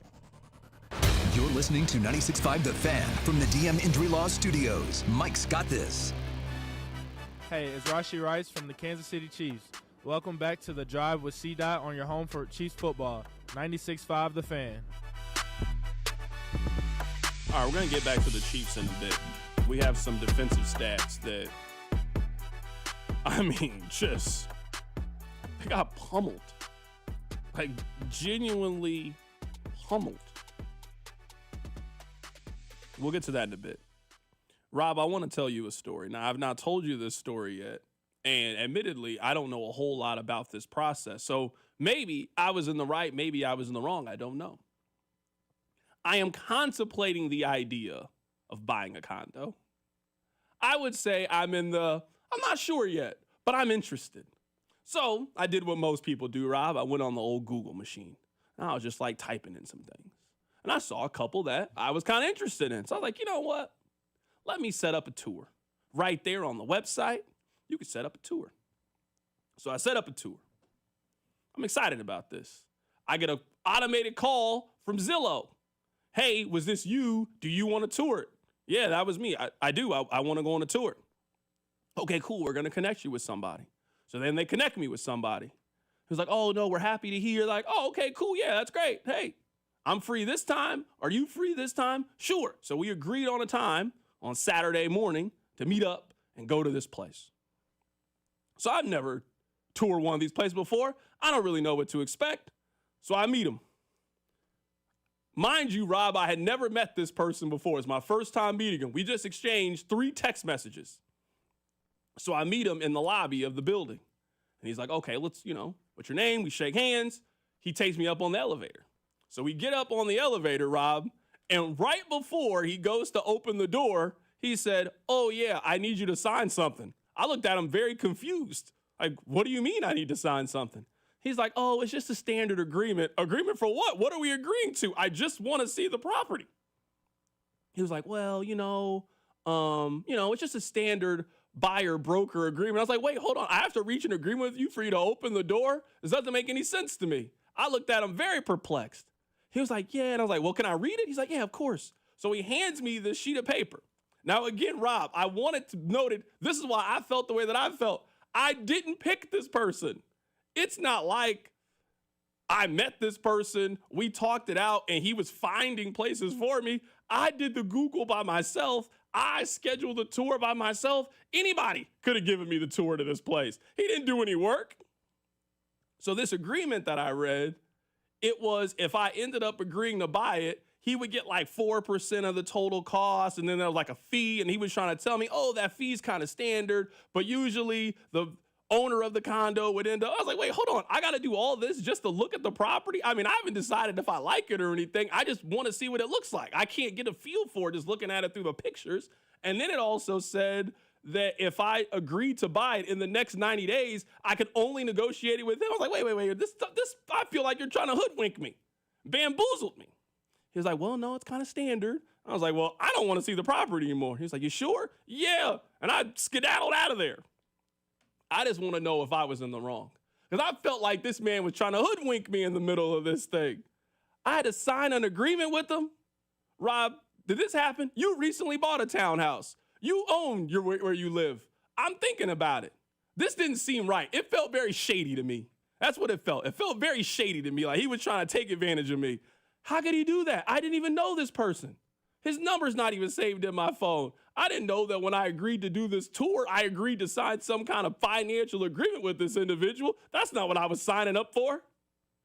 So I will admit, this is outside my purview as far as a knowledge base I'm comfortable with. But I do know that that sort of thing happens. I do not believe it's standard practice for them to catch a 3%. But nowadays, there's so many third parties and independent arbitrators and things like that that get involved in the process with real estate agents, home selling agents, home buying agents. There's just a lot of hands in the situation. So I think it's standard practice, but the idea that it seems like he was trying to get you to sign on to be his client under the guise of darkness is a little bit shady. Saying. That's what I felt like. It'd be different if like he and I had been working together, and then he was just like, hey, I don't want to do all this work. You then agree to buy a condo through somebody else, and then all the work that I've put in goes for nothing. I would have completely understand if that was the case. Like, I'd be like, oh, okay, cool. Yeah, we have been working together. Yeah, we're in this together. I could just randomly be assigned somebody from Zillow, and now in order to go on these tours, I got to sign an agreement that you're my realtor? Absolutely not. I told him, no thanks. I had no interest in signing anything with this man. I just left. Then he was, you know how they always do that little slick, oh, hey, here's my business card. If you change your mind, I will never change my mind about this. Get away from me. I felt like he was trying to be sneaky. That's what I felt like. Someone in the text line says this is how Zillow works. They get a hold of the realtor and they try to get you to sign up to see their property. It does seem shady, although text line, which again is just something about it just didn't feel right. That's what I'm saying. It just didn't feel right. Text line, which is far more knowledgeable about this than I don't we know. are. That's what I'm saying. I didn't know. Maybe I just should have signed it. But I'm just saying, I guess in this thing, I just feel like, so you're telling me as a real estate agent, you really don't have to do any work. I can do all the work and then you get paid at the end. Tell me, what kind of game is that? I do think you're going to have to sign with an agent one day, but I don't think it should be through Zillow. That would be my assessment. I have a real estate agent. It wasn't through Zillow.com. It was someone we knew. Someone says, Sita, I don't think you're wrong. I just think you're paranoid. I don't think I was paranoid. I just don't know how. I'm not signing any financial agreement with somebody I just met less than 5 minutes ago. I just met you. Now, I will say, I got to sign a financial agreement with you? That doesn't make any sense. Tell me, what part of the game is this? The financial part I agree with, but someone on the text line says that they're a realtor and they have to have some sort of signed document to show you any property. Yeah, I don't mind that, but I'm just not. You're not going to automatically assign me somebody. Correct. Let me pick my own person. You're not. And then I'll sign with them, and then we can go on this journey together. I don't mind signing over, be like, hey, I want to come look at the property. I'm Carrington Harrison. Sign my name. I'll go look at it. But 3%. Oh, that part. The text line is saying I shouldn't use Zillow. I didn't know. I had absolutely no clue. It was like one of those days where. I think we all have done this before, where you can't go to sleep at night and you're just like randomly on the internet and then you just start randomly looking at stuff. And then I found myself on Zillow and I was like, oh, I'm gonna go take a tour of this place. That's why I thought it was like ho hum. I thought it would be like when you go look for apartments. When you go look for apartments, the person that runs the building, they just show you the place. You can get it there if you don't want to get it. I just thought that was gonna be the end of it. I didn't know what I was signing myself up for. Had absolutely no clue. No clue. I didn't know. Thanks, text line, for helping me out. Text line 913-586-0960. 7965. So, oh, look at you. You become a full-time adult in like 24 hours, trying to get a new car and looking at property. The new car's out of necessity. I currently don't have a car. I mean, I don't have a car. I have to get a car at some point. Car and condos. Yeah, I don't. Big October over there. I don't have a car right now. I literally do not have a car. So I got to fix that issue. That's a serious issue. I'm not 100% certain that I want to move. I just want to at least be open to the possibility that I could move. That's why I'm open. Options. I'm open to the possibility that I could move.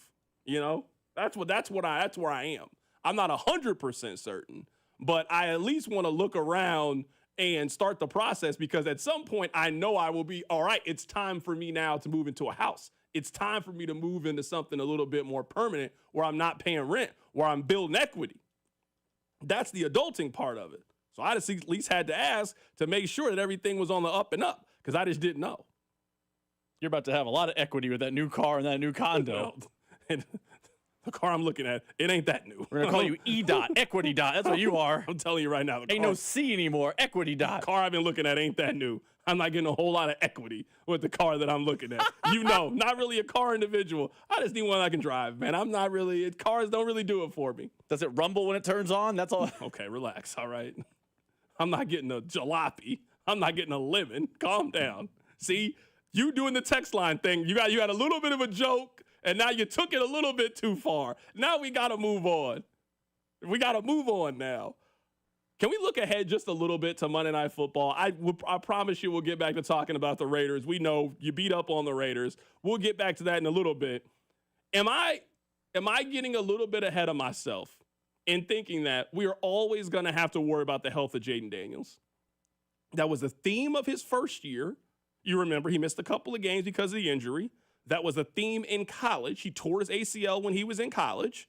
And now he has dealt with injuries basically the entire second season, to the point where at least Adam Schefter doesn't think that Jayden Daniels is going to play on Monday Night Football. Jayden Daniels hobbles off the field, doesn't come back in the game. I think it would be safe to say right now that it would be a surprise if he's playing a week from today against the Kansas City Chiefs on Monday Night Football, and the Commanders are about to embark upon really like the teeth of their schedule. They play the Chiefs, the Seahawks, the Lions. I think that it's fair to think that Jayden Daniels is going to miss some of those games at the very least. You can tell me if I'm jumping the gun a little bit or out over my skis, whatever analogy you want to make, Rob. It just feels like this is something that we're going to have to deal with and something we're going to have to discuss in Jayden Daniels' career. I think when he's healthy, he's proven that he is one of the better quarterbacks in the National Football League. But it seems like his health is just a question. It comes up from time to time. What's that saying? Your best ability is availability. Well, it just seems like the availability of Jayden Daniels is just usually going to be in question. Something we're going to talk about, something we're going to have to manage, something we're going to have to see as it goes on. As of right now, Jayden Daniels is likely not going to play in Monday Night Football. I'm here to tell you that a backup quarterback with the way this Chiefs defense is playing right now is not coming into a night game at Arrowhead and leaving with the win. Who's their backup? Marcus Mariota? This ain't 2017 anymore with Marcus Mariota. Marcus Mariota is not coming into Arrowhead at night, not with the way that this offense is playing, not the way that this defense is playing, and winning a shootout potentially against the Chiefs. Their one chance was Jayden being special, going out there and being one of the better quarterbacks in the league and making plays. You remember at the very beginning of the year, I told you that Washington was one of my regression teams. Now, I didn't think it was going to be because of injury to Jayden Daniels, but just something to note. I know we're a long way away. Who knows how you practice, how you recover, how you heal, all of those things, but just something to keep a note that it's the Monday. We got a whole 7 days until Monday Night Football, and Adam Schefter is already saying that he is not expecting Washington starting quarterback to be able to go on Monday Night Football. I mean, I'll say this, from a Chiefs perspective, that is a nice break for them, because Adam Schefter in the cut said that the Commanders have to go through the teeth of their schedule, and we will have time to talk about this over the course of the week and next week and et cetera. The Chiefs are about to go through the teeth of their schedule, too. Like, there is no rest for the weary when it comes to the Chiefs. The Commanders, now that's changed. No Jaden Daniels, according to Adam Schefter, makes that different. But then after the Commanders, you got the Bills, a bye week, the Broncos, the Colts, the Cowboys. Like, that is absolutely a difficult stretch. A stretch we didn't anticipate being difficult preseason because no one thought the Colts were going to be a thing. But that's the Chiefs' next 5. So to catch a break and be facing Marcus Mariota on Monday night is a real win for Chiefs fans and Chiefs Kingdom, because that Marcus Mariota's not being the Chiefs on Monday Night Football. Not the way they're playing now. Maybe Marcus Mariota, who was at Oregon with Chip Kelly's offense, have a chance, but those days are long gone. Especially because Washington right now, they're completely banged up across the board. It's not just at the quarterback position that they're incredibly banged up. I mean, they're banged up at wide receiver right now. They're banged up at other positions right now on the field right now. Like they don't have enough. They don't have enough bodies right now, I think, to be able to go on the road and beat Kansas City, especially right now when Kansas City seems to be pretty healthy across the board. I mean, I'm looking at their wide receivers from this past week. I mean, Jalen Lane was their leading receiver and Chris Moore. So you spent a lot on Deebo Samuel. He didn't play in this game. Terry McLaurin, you spent a lot on him. He also didn't play in this game. You don't really have a consistent run game in this one. The Krosky Merritt kid, he had 13 carries for 33 yards. I mean, you couldn't get going against the Cowboys defense on Sunday. Against the Cowboys. So if you couldn't get things cooking and moving and shaking against the Cowboys, excuse me, how do you plan on doing that next week in Kansas City right now with the Chiefs team that is playing with all the momentum in the world heading into Monday Night Football? So I already thought it was going to be a tall task for Washington. They're already fighting an uphill battle, and now you're going to not have, I mean, he was their leading rusher this past week. I mean, say what you want about Jaden Daniels. Jaden Daniels is talented enough to make this a game by himself if he plays. We've seen that before. He can throw for 225, run for 65, have 2 touchdowns, 1 rushing touchdown, and this end up being a game because Washington just has one of those guys at QB. If you don't have your playmakers and you don't have your quarterback, it sounds to me like you go on the road and you potentially get the beats. And I'm not talking about the Las Vegas Raiders beats, but you just don't have a good chance right now going up against this Kansas City team, not with the adversity right now that the Commanders are facing. So, Rob, I had you pull some of the defensive numbers from this past game, and let's go through them together as a family. The Raiders didn't score. Not a single point, not a garbage time touchdown, not a garbage time field goal just to make themselves feel good. I mean, they came to Kansas City, and they left with as many points as they came here with. They didn't score in the game. 0. Goose egg. The Las Vegas Raiders ran 30 plays in the game, over 10 drives. 30. The Chiefs had 30 first downs in the game. Las Vegas, on their 30 plays, had 95 yards of total offense. On 30 plays. They had 95 yards. For example, the Chiefs had 434 total yards of offense to 95. The Las Vegas Raiders had 3 first downs. 3. Over the span of 60 minutes, they had 3 first downs in this matchup. They did not convert a 3rd or a 4th down in this game. They just should have punted on 2nd down in this game. Not an accidental conversion. None. They never got to the red zone. They only had 1 drive that got to midfield. They had 17 minutes of time of possession. I am not saying this in any way to diminish the Kansas City Chiefs. None. I don't want anybody to hear it that way. It is almost physically impossible to play worse than the Las Vegas Raiders did on Sunday. It is almost impossible. Like, we laugh and joke about college teams and how they would look against NFL teams. This is how I think it would look. I'm serious. I think if Ohio State played the Chiefs, I think they could get 90 yards of offense. I think they could get 90 yards. I think if you let Ohio State, if you gave them 10 drives, I think they could run 30 plays at least of offense. I think Ohio State could be 0 for 7 on 3rd down and also 0 for 1 on 4th down. I think they could possibly get a couple of first downs. I do. I really think it's possible. I honestly don't know if you can play worse than what the Raiders played. I think it's the absolute worst I think I've ever seen a team play. You did nothing right. What does film study look like for you? Who are you patting on the back for playing well? Did anybody play well on the Raiders? Why did you even come? Why did you even get on the plane? Why were you here? What's going on? Embarrassing. Really, really, really embarrassing. From an organization that I really thought they were turning the corner. I really did. I fell for it. I got hoodwinked. New coach, new quarterback. You picked up Ashton Jeanty, Brock Bowers. I mean, this is supposed to be a team that I thought could win 7, 8, 9 games. Maybe same Raiders. The only thing cool about the Raiders is their logo and jerseys. That's it. There's nothing else cool about them. A few weeks ago, we were talking about college football catfishes. And you were talking about Cade Klubnik and Arch Manning. Is Pete Carroll in that category? Because you fell for it, I fell for it. A lot of people were hoodwinked by the Raiders and the fact that, Tom Brady went out and put an adult in the room. No more inexperienced Antonio Pierce. No more, coming out of retirement and out of the booth, John Gruden. This was a coach that had won a Super Bowl, had won a national title in college. He had an energy. He was going to come in. He was going to revitalize the program, add an air of stability, and get them back to respectability. And then was probably going to retire based on his age. But it wasn't going to be, a goof show anymore out in Vegas. Are we sure that Pete Carroll is going to be the guy to fix things? Because the Raiders I saw yesterday and the Raiders I saw a couple years ago when they got smoked after stepping on midfield are the same Raiders. The only difference is there was no pregame kerfuffle. It looks the same. Is Pete Carroll in your catfish category? I'm not ready to say that about Pete Carroll. I'm really not. I think the Raiders' offensive line issues were a lot greater than I had anticipated at the very beginning of the season.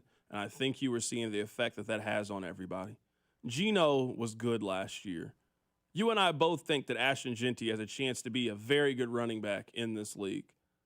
If you don't have your number one pass catcher, which is Brock Bowers, who might have been the best tight end in the National Football League last year, you remove him, you got a bad offensive line, you got an aging quarterback. I mean, I feel like a lot of things have just gone wrong for the Raiders. Now, I'm not here to make any excuses for them. They're bad. They're an awful, awful football team.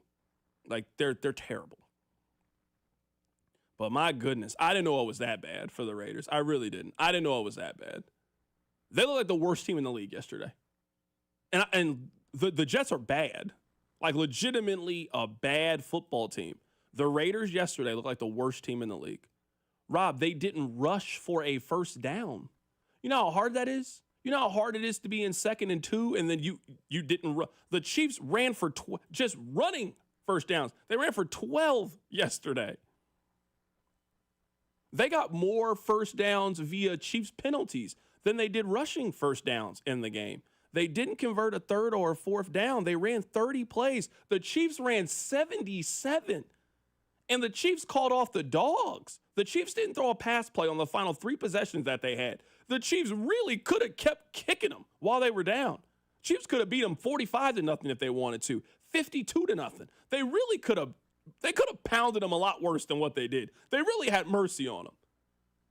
Pete Carroll needs to send Andy Reid a holiday basket because they really could have embarrassed them worse than they did. The Chiefs basically gave up after halftime. Like, they basically just played out the string, especially in the 4th quarter. In the last 15 minutes of that game, Kansas City packed it in and was just, hey, let's just go ahead and get out of here, and let's try to keep everybody healthy. I actually think the Chiefs, quit's a bad term. I think the Chiefs put it in cruise control a lot earlier than that. Like, Rashee Rice was good yesterday. We can talk about that. Everyone's going to eat. But, like, outside of that play that led to the false start on the goal line where they were trying to do some sneaky 2-quarterback stuff, was there a lot of creativity and, oh, man, keep looking at what the Chiefs are doing? It looked like the vanilla 3rd preseason game offense. Screen to Rice, crossing pattern to Worthy, run. Just nothing wasn't working. It felt like Andy Reid was legitimately in a preseason game. I don't want to show too much on film. I'm going to keep it vanilla. We're just so talented that the vanilla is going to beat them. Like, for a college football analogy, you know when you take on, like, Wagner or Central Arkansas? That's 100% what it felt like. That is 100% how it felt like. Let's not show anything real. We don't want the other teams to know we can do this stuff, but we are just so more purely talented that we can run halfback dive when we got 6 yards on deck. Just that easy. Yeah, it felt like when Ohio State plays Akron. That's what it felt like yesterday. It felt like a August, week 0, week 1 college football games where the powerhouse school plays the directional school from a mid-major. That's what it felt like. You know on how on the college football game when you play like FCS Midwest, that's who the Chiefs played this week. That's who they played. They played FCS Dragons is who they played. Just an absolute, I'm serious, an embarrassing effort from the Las Vegas Raiders. Embarrassing. You can't even get a post-game meal. Remember that thing from the Cowboys documentary? How he wouldn't let him eat on the plane? No, you get nothing. You don't get any headphones. You don't get any meal. You can't watch a movie on the flight. You just got to sit there and you just got to think about the last 60 minutes that we just played. And are you a professional football player? This got to make you question the profession that you chose. There ain't nothing like getting beaten football because you're getting physically dominated over the course of 60 minutes. Just a complete drubbing from start to finish. Coming up in about 20 minutes, we'll be joined by Mitch Holtis, voice of the Kansas City Chiefs. Keep it right here. It's The Drive. The Drive with CDOT. Tune in as Nate Taylor of ESPN joins the show in studio every Friday at 4 on your home for Chiefs football. 96.5 The Fan. The Drive, brought to you by DM Injury Law. Have you or a loved one been in a car wreck? Contact DM Injury Law today and get the money you deserve. Car wreck? Remember, Mike's got this.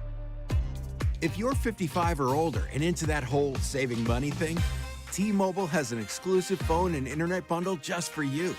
Right now, get 2 unlimited phone lines plus 5G home internet for just $30 each per month with AutoPay, plus taxes and fees. And with 5G home internet, setup is easy with just 1 cord and no technician needed, which is great if you're also into that whole keeping it simple thing. Switch now and experience the best mobile network in the U.S. Visit your local store to start saving. T-Mobile, it's better over here. Based on analysis by Ookla of speed test intelligence data Q4 2024 to Q1 2025. Ookla trademarks used under license. Unlimited on our network. Customers on voice plan may notice speeds lower than other customers and further reduction if using more than 50 gigs a month due to data prioritization. Video streams and SD on this plan. Home internet pricing after $20 and monthly bill credit plus $5 per line without autopay. Debit or bank account required. See 5G device coverage and access details at T-Mobile.com. Hey, Kansas City, this is Jeff Briggs with Victory Chrysler Dodge Jeep Ram, home of the Victory Effect, our pledge to drive down vehicle pricing for the city we love. Today, I'm here to tell you about an exciting offer for the remainder of the month. While supplies last, Victory is offering 3 ways to save on all remaining 2025 Ram half-tons, the winner of the coveted Motor Trend Truck of the Year. Here's how it works. You get to pick from 3 great offers like $5,000 off and 0% for 72 months on all remaining 2025 Ram 1500s, or $11,000 off and 3.9% for 72 months, or an astonishing $16,000 off with standard financing. Folks, it's no secret it's been the same for years. The best time to buy a new pickup truck is during the model year-end closeout. Business owners, come see us today and ask about additional year-end savings from Ram exclusively for you. Supplies are dwindling fast, so hurry in and take advantage of this offer. Visit us at Kansas City's only automotive outlet mall, the Legends Auto Plaza, on the southeast corner of 435 and Parallel, just east of Nebraska Furniture Mart, or online at victorymotorskc.com, where our first price is better than their last. I'm Mitch Holtis, voice of the Chiefs. Everyone develops cataracts naturally as they get older. When your vision is affected by cataracts, you should see my doctor, Dr. Steven Silverstein at Silverstein Eye Centers. Dr. Silverstein is a world-renowned cataract surgeon who performs life-changing laser-assisted cataract surgery with premium lens implants to correct your vision up close and far away. Trust my eye doctor, Dr. Steven Silverstein, Silverstein Eye Centers, 816-358-3600 to schedule an appointment. Numerous brands to choose from, endless options, one incredible experience. At Aristocrat Motors, we treat every driver like royalty and offer the finest luxury vehicle experience in Kansas City. Come see us today and let us roll out the red carpet for you. Nationwide is so much more than a great insurance company. They're one of America's largest financial services companies. Like how I'm more than just Peyton Manning. I'm also motivating Manning, and you too can be so much more. Nationwide Investment Services Corporation, member FINRA, Columbus, Ohio. Natural disasters happen every year.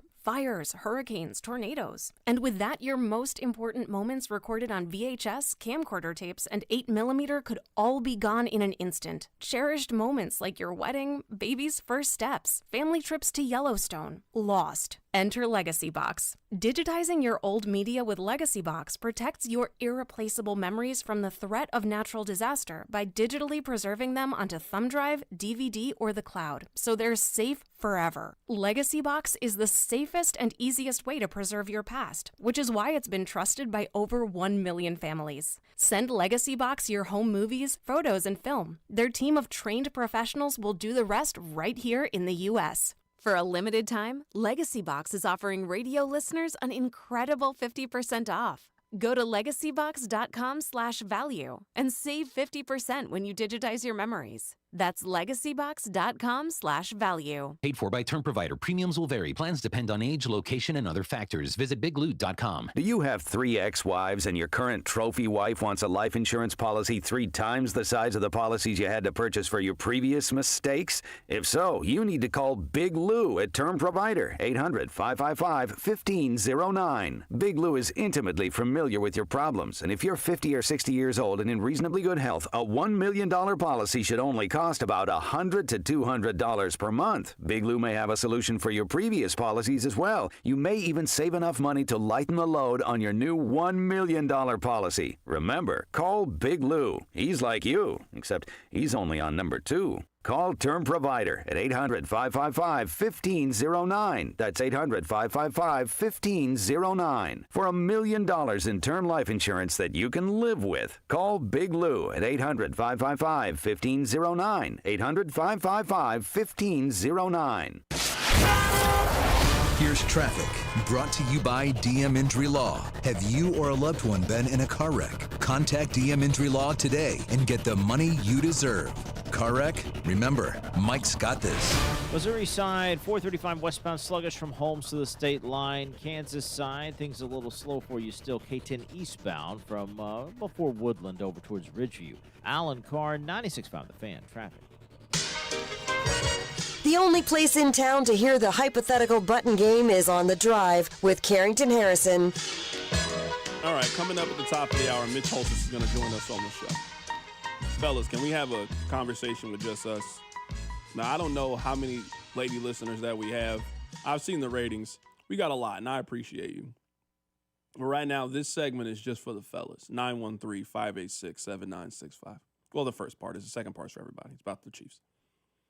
Rob, I imagine there are times where you're watching TV and your wife says to you, hey, babe, I want to show you this thing on my phone. It's pretty funny. I'm sure this has happened to you at some point. What's her shooting percentage when this happens? Because I'm guessing tonight this is going to happen to one of the men that are listening to the show. There's a lot happening today. We got 2 Monday night games. We got a Game 7. Today is one of those days that you plan on kind of going down to the man cave, or today it's your TV night. She might can get the TV tomorrow, Wednesday. Maybe you'll give her for Thursday night football. But today, while we got all this stuff going on, hey, I'm watching football. I'm watching a little baseball today. That's what we're doing. But, you're sitting there with her, and she says, hey, babe, I want to show you this. It's funny. What's your wife's shooting percentage in that scenario? She ain't shooting 100% from the field. No chance. What's her percentage? I'm trying to think of the reels or TikToks or like videos she shares on social media across to me. It's a higher percentage than you'd think, but it's not 100. I think she's solid from the free throw line. She's like in the 70 to 75%. That's good. Yeah. That's good. If she's at the line at the end of the game, you feel like, all right, you got a bucket coming. It ain't JJ Redick at Duke, but you're not. It's not Shaq either. You're okay. Okay, there's nothing wrong with that then. I can live with that. I'm shocked you said that high of a number, because if you got a woman that's shooting in the 70s or 80s when it comes to this scenario, it makes sense why you're in the life situation that you're in. I think most of the time your girl in this scenario is shooting about 40%. I think she's shooting 40% from the line. She's like DeAndre Ayton from the free throw line in this scenario. It's not a high percentage. The meme or reel they want to show you, 8 times out of 10 ain't funny. It ain't funny. And then you got to do that fake thing, like you got to laugh. You know, you got to laugh and like, oh, no, that's funny. But you really like, oh, my goodness, why did you just show me this? And then she starts to go into the backstory of who's in, like, okay, all right, I don't know why I committed. I don't know why I committed to this. I'm sorry. I apologize. I just wanted to know. Fellas, I'm really pulling for you today. This is a big day for us. This is a big day. 2 Monday night games, game 7. I'm with you. See, this is what I thought you were going to say, Rob, because this is the top text. C-Dot, I love my wife to death, but she's shooting below 40%, 100%. She's shooting below 40. Come on now. You're telling me Caroline's shooting 80% from the field? Whoa. No one said 80. I think she's in the 70. She's around 70%. Okay, all right. I'm making sure. I'm trying to find out. Somebody said his wife, she is 2023 KJ Adams from the line. Oof. I thought you were going to say that she was DeJuan Harris on a contested 3. That's what I thought you were going to say. I wasn't sure. No, those don't happen. He never took one of those. Okay, my bad. Someone said my wife is listening. Stop trying to start a fight. My bad. Let's move on. All right, I apologize. I wasn't trying to start a fight with anybody. I was just curious. I just wanted to know, because we all men, we've been in this scenario. You're sitting there, you're on the couch, you're watching the game. She's got her feet on you. You know, you're just vibing. You're just watching the game. She's on her phone. Hey, she's not bothering you. You're not bothering her. You're just enjoying the game. Next thing I'm telling you, she's scrolling on TikTok and she says, hey, babe, I want to show you this to you. I think it's funny. What percentage do you think she's shooting from the field? And I want to play one piece of audio for you guys. Now, I think you guys are going to hear my commentary on this, and you're going to think that I'm hating. I promise you I'm not hating. I'm really not. I'm in a good mood. You should be in a good mood. We're having a good day. I think the Mahomes thing on 4th down is being a little bit overblown. Listen to this, him explaining the fake where they went for it on 4th down. I think it comes from all my State Farm commercials. No, I'm joking. The Nags actually came up with the idea. You know, we had talked about of doing the hard count, trying to draw the teams off sides. And I can't remember who I watched do it a couple years ago, and they had said that, and so I was like, I'm going to use that as part of my acting to like try to get the defense just to relax a little bit. But at the end of the day, we still got to go get it. And I thought the offensive line did a great job of driving off the ball, and then Kareem in those situations is money. Maybe I'm the only one that felt this way. I didn't think there was any chance the Chiefs weren't going for it right there. If you remember, the Chiefs ran it with Kareem Hunt on 3rd and short. He got stopped. It hadn't been many times so far this season that had been the case. The quarter then ended. So then the Chiefs went to go back and talk about it and then put their offense out on the field. I never thought the Chiefs did all of that to then potentially call a timeout at the end of it. I always knew the Chiefs were going for it. This is what I mean, where I think the Chiefs, and I think Mahomes does this too, the Chiefs love throwing shade at other teams. They really do. Love throwing shade. You didn't need to do all of that. The Raiders couldn't stop anything you were trying to do. Kareem Hunt in a 4th and 1, 3rd and 1 situation has been automatic from the line. He's Steve Nash in 06 from the free throw line. So it was definitely cool. It was fun to watch. It was cool that they got the audio, all of those kind of things. I can't believe the Raiders were potentially going to fall for it. There was no chance that coming out after the quarter, the Chiefs put their offense back on the field only to try to get them to do offsides and then punt the ball from the midway point of the field. They were always going to go for it. I mean, the theatrics are fun, yeah, but I can't believe the Raiders were going to fall for that fake. I don't think they fell for the fake. I just don't think they were ever going to stop the Chiefs on a 4th and short, not with Kareem. I don't think they ever were going to do that. I think, and a texter makes a very similar point. I think the only reason we know about this one is because of the hot mic. I will say this, though. I kind of agree with you. I don't think it was the, this play never works thing that made it a 1st down. I think you could have run anyone, and you could have given the ball to Carson Steele on that play, and he's getting a 1st down because the Raiders have no resistance what the Chiefs are doing. Does it seem like the Chiefs like to go out of their way to humiliate and mock the Raiders when they play the Raiders, though? Because remember, they had that play on the goal line that was called back. They had this play. That was on the same drive. Yeah. Like, literally on the same drive. So they did the fake 4th down, whatever they were going to do. I just always thought they were going to go for it. I never fell for the fake. And then on that same drive, they're moving the ball because they had just thrown it to Brashard Smith. So it was an automatic, not automatic, but they just converted the first down. It's now 1st and goal from, I think it was like the 3-yard line. They then put Gardner Minshew in, and then Mahomes is in the backfield, but they run some kind of weird run. It was odd. It then didn't work. It's 2nd down. It was almost like the Chiefs were like, well, it doesn't matter. We're still going to score a touchdown on this drive anyway. Like, I just think the Chiefs were bored. You know what I think?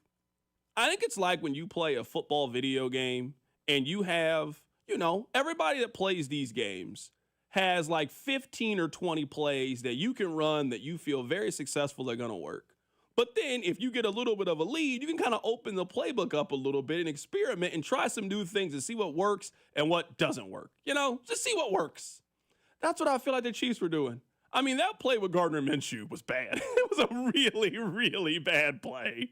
It was awful. It didn't work. It didn't come close to working. But it's the Raiders. Like, why don't you just try it? Because maybe you run that play, it doesn't work. Now you get a chance to see it on film. You see what works. You see what didn't work. You now throw it a different scenario. I feel like the Chiefs were I think the Chiefs were bored in the first half of the game. I think they were bored. And they were just trying stuff. I really think they were trying stuff. The fake after the quarter had just changed, you were going to go for it. The fake play at the goal line, just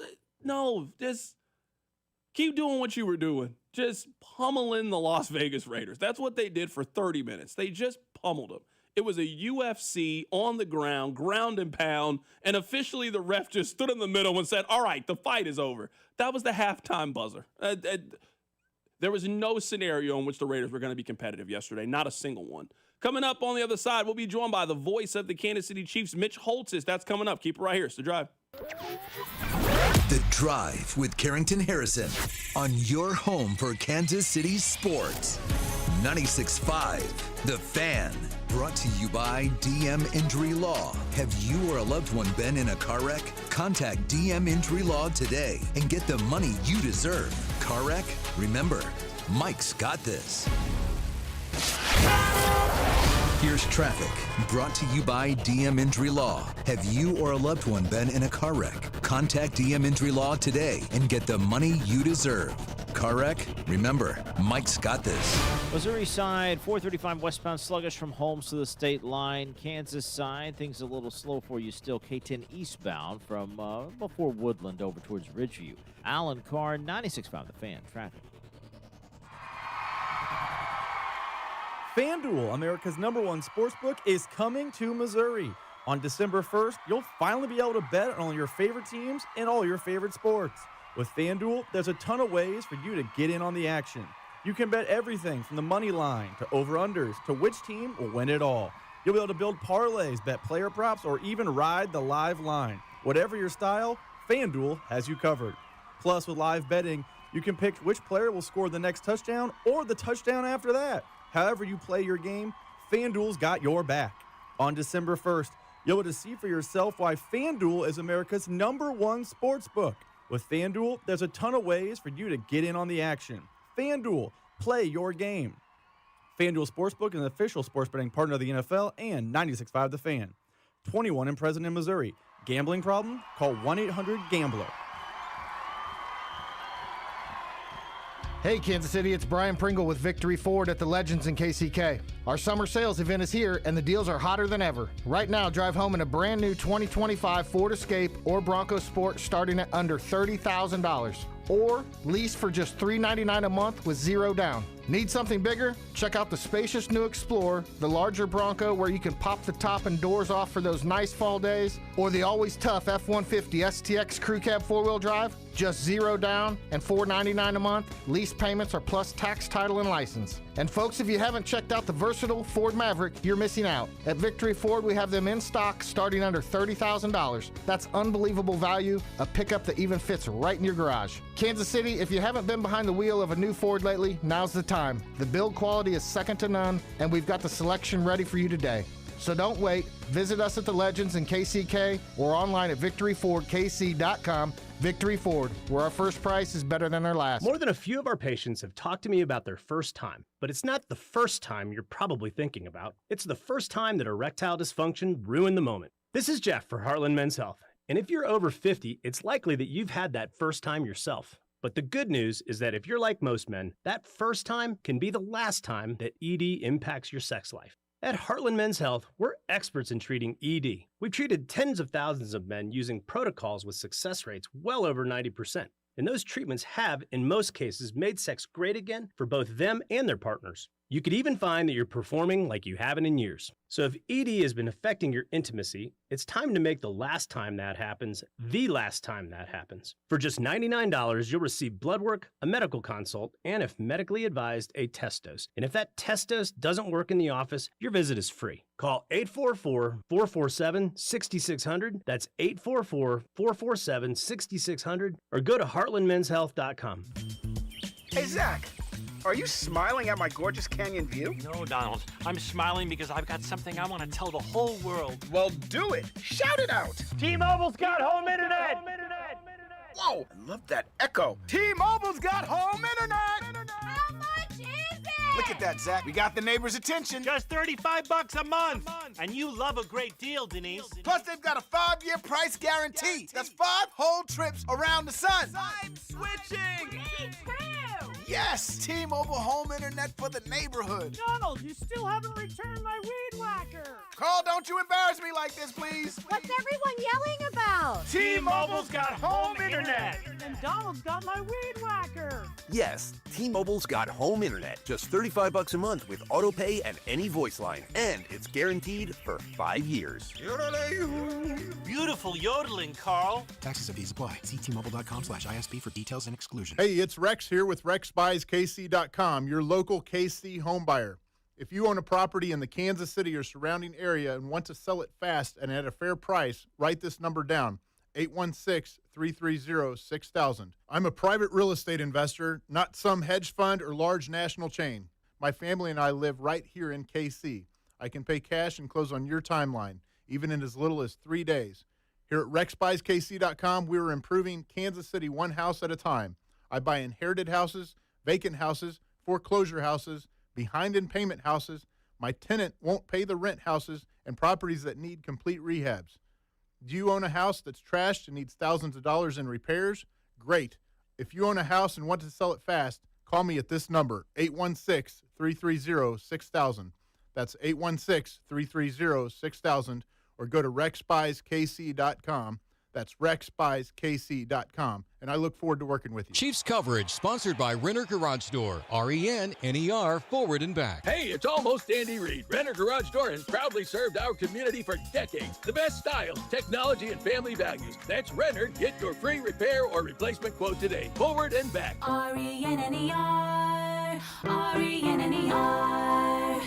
Hey, it's Rashi Rice. The Chiefs Radio Network pregame show starts 3 hours before kickoff, right here on your home for Chiefs football. 96.5 The Fan. KFNC FM and AM, HD1 and HD2 Kansas City, an Odyssey sports station. From Montana to Mahomes, his call has been synonymous with Chiefs football. Touchdown, Kansas City! He's the voice of the Chiefs kingdom, and he joins the drive every Monday at 4. You can't doubt the Chiefs! You can dislike the Chiefs! You can disrespect the Chiefs! You're gonna have to deal with the Chiefs! Here's Mitch Holtis. Very excited to be joined by our next guest, Mitch Holtis, voice of the Kansas City Chiefs. He is brought to you by GEHA, Government Employees Health Association Incorporated, and also by Silverstein Eye Center. Achieve your best vision and experience outstanding patient care at Silverstein Eye Centers. Mitch, happy to have you join us today. Oh, yeah. We got a lot going on. Kingdom show tonight, and then I'm at the convention center now. We just finished a rehearsal for Patrick and his 15 and Mahomes gala. So celebrating a 31-0 power washing of the Raiders, and with a couple of events tonight. Big stuff. All right, a couple of things here, and I promise you we'll get to the game, but I have to ask you this. So last week we were asking all of our guests this question. What is the word that you struggle spelling and you let spell check take care of it? So we asked Patrick this question. He said his word is itinerary. My word is convenience. I do not know how to spell convenience. I just let Steve Jobs and Apple autocorrect take over every single time. What is that word for you that you struggle with? Gosh, there are several. I'm trying to think what comes to the top of the list here. Pneumonia is one of them, even though I got the P.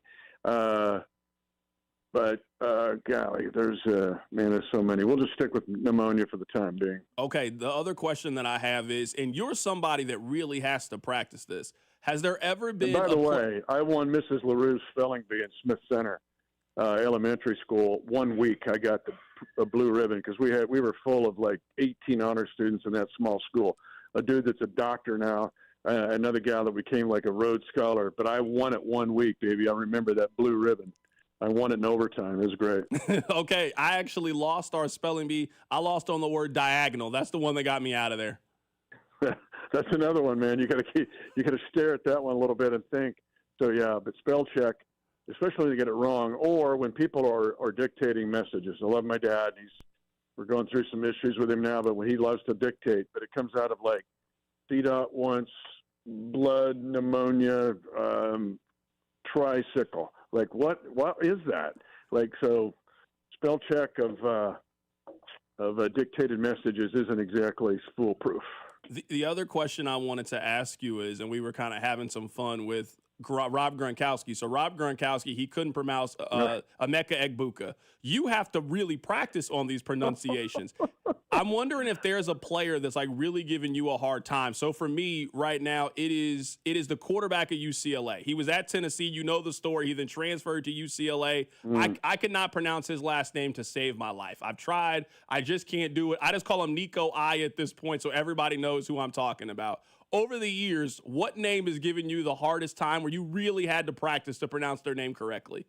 Oh, there's so many of those. You know, there's a proliferation now of players who have, like, from the Pacific Islands, like American Samoa, and Polynesian players where there's so many vowels that you just kind of try to figure it out. Now, Suamatias, that's a little nasty one.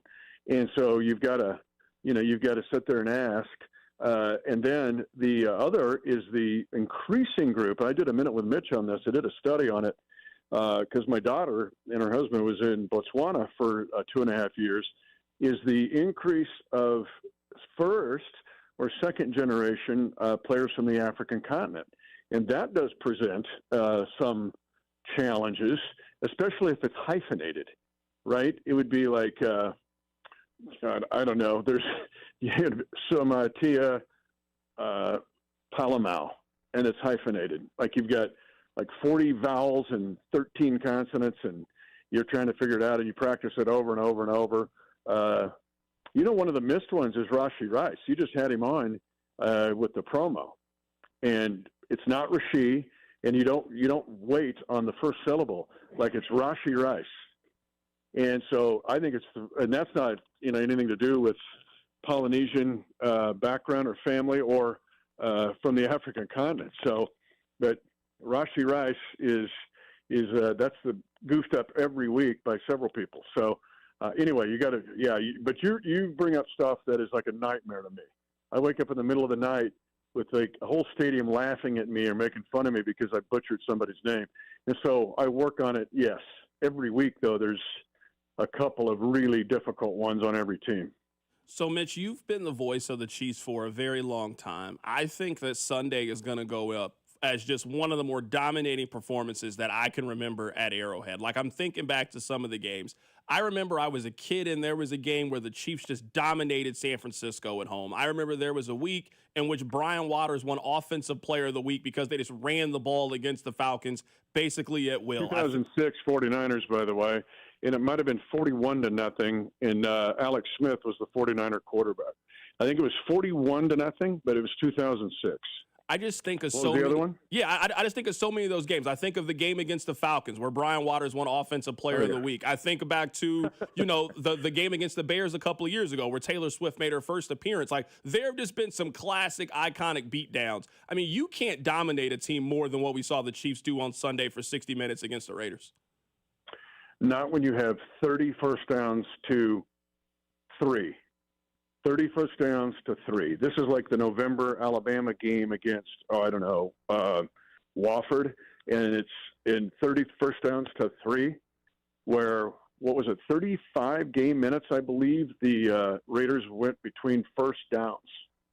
So you get that defensive domination, but then you get offensive domination where it could have been much more, but the Chiefs had drives of 92, 94, and 84 yards for touchdowns, and one was a 17-play drive. You can go years in the NFL and not see that, coupled with 30 first downs to 3.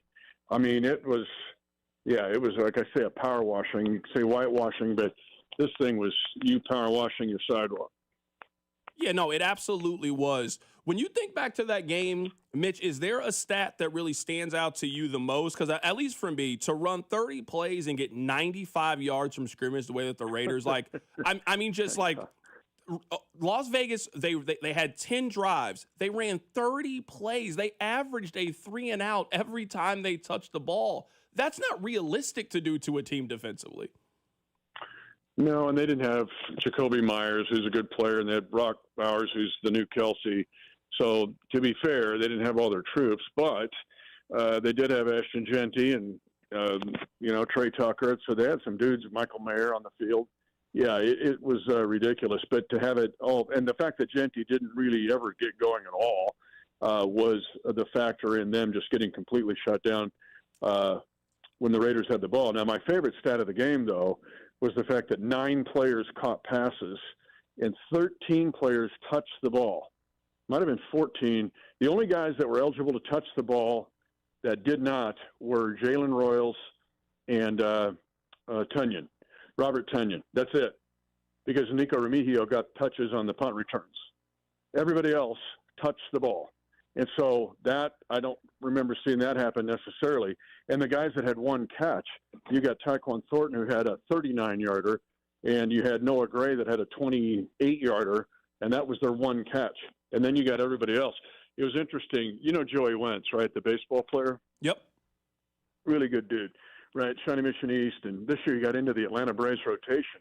Super proud of him. He was in their normal rotation. Like, he wasn't just throwing long relief or throwing every 2 weeks. He was the dude. And so I saw him. He goes, they're probably going to ease Rice into it, right? I go, yeah, maybe. I said, I think he's going to get 7 touches. He had 7 touches and 10 targets, 7 catches, no runs, but 7, and the flip pass is like a run. But still, the fact that Rice had 7 of them, but you spread out 8 other guys. One of the things I talk about tonight with Coach Reed is the geometry of the game and how he can peg now. He's got so many ways to create angles and advantages, especially against zone defenses. When he has this many guys to use, it's almost like playing geometry, 3D geometry with chess. Play 3D chess, but now he has all the pieces. In fact, here's a couple more. Kick a couple knights and rooks and put them in for pawns and see how you do. That's what Coach Reed has right now. That was exciting to me to see so many different guys get touches and be impactful with those touches. Mitch, you made the comparison comparing Rashee Rice to Deebo Samuel, and that was a cut that we played a lot throughout the course of the week. And then on that first drive, when he gets the first touchdown of the game, that's a play that I've seen San Francisco and the Commanders run for Deebo Samuel for the last 7 seasons. And it ain't even getting started yet. Just stay tuned. The fact that you've got very few guys in the NFL with that blend of speed and power, tackling ability, excellent hands that look like a running back and a receiver all in one. And there's just not many of those guys around.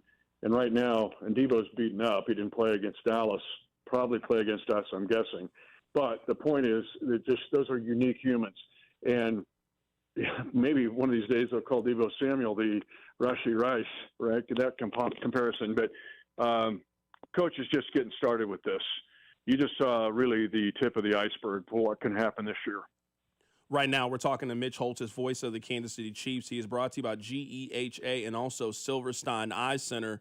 I'm sure, Mitch, you've heard at this point their saying is everybody got to eat. I mean, this really goes to show you that in this offense, I just don't really know what you take away. If you try to take away Rashee Rice, Xavier Worthy can beat you. If you take Worthy away, then Rice can beat you. If you try to take away their top 2 guys, they got a Hall of Fame tight end playing right now. Tyquan Thornton can have a big catch. Juju can have a big catch. Like, I'm talking about an offense right now that early in the year you could see they were really decimated by injuries, but now when they have everybody there, this is probably as deep of an offense that we've seen probably since 2022, since the year Pat last won MVP.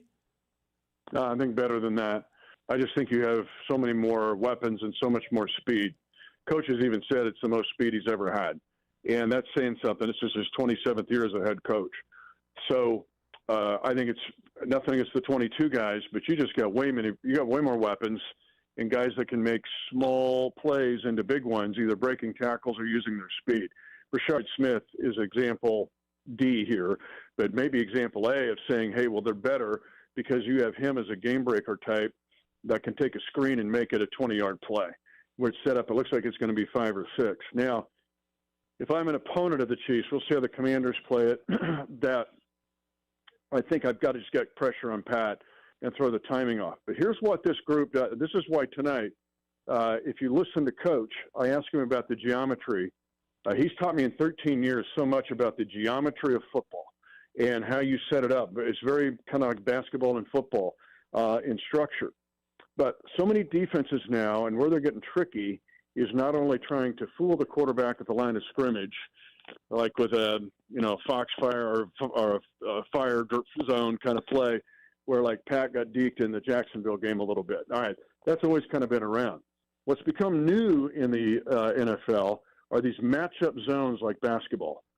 I show you zone, but if you enter my area, then I stay with you man. So like the first 10 to 20% of the play, I'm in zone. And some of my teammates may stay in zone. But based on your route and what you run in the next 40 seconds, the next 40% of the play, I may latch onto you man. So it's designed to confuse the quarterback and the receiver, and some of these teams are getting really good at it. All right? What's the answer to that? What the Chiefs are doing. Because if you're sitting there and going to run this matchup zone in certain areas and go zone to man, man to zone, not everybody's going to be doing that. So Pat now has a place to go all over the field using different angles and levels where that person that he's going to could absolutely decimate you on the play. Think about even Juju. Juju's going to he'll take your lunch money if you're going to do something tricky, and I'm going to take away Rice on this because I showed zone, but now I'm really man, and I'm hugging him on a crosser or a shallow route, and then all of a sudden Juju pops open because somebody else can't do that. Not everybody on the field can do that necessarily right now in the structure theory of that defense. And so you have countermeasures to pretty much everything if you can protect Pat throughout the day. Mitch, I'll get you out of here with these last two questions. The first question is, what was it like to get home at a regular time for dinner? That hasn't been a thing for you in a long time. Oh, my gosh. We're closing up postgame. My portion, I go, it's 2:58. What do we do? Like, that game was fast, too, by the way.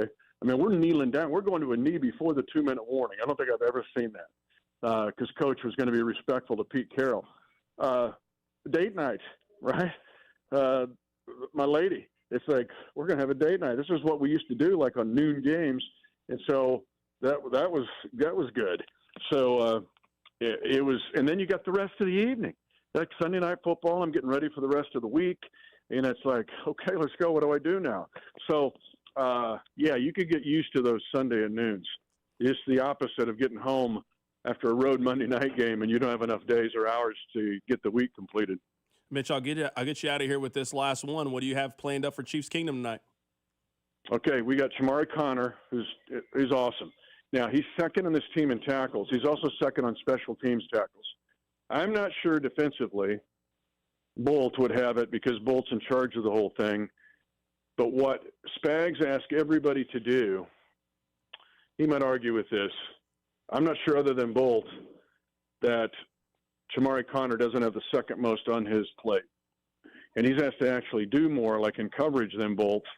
And so, Shamari Connor's got a lot going on. And then he wants to play special teams, and he's second in special teams tackles. He actually led the team. I've never seen it where a guy was second on the team in tackles and led the team in special teams tackles. And he got eclipsed by Cooper McDonald yesterday, who's got 7 special team stops. And Shamari's got 6. But Shamari will be on after Coach. But again, if you listen to Coach tonight, I ask him about the geometry of the game and how the fact that he has got more chess pieces to attack that geometry of the game is a big deal.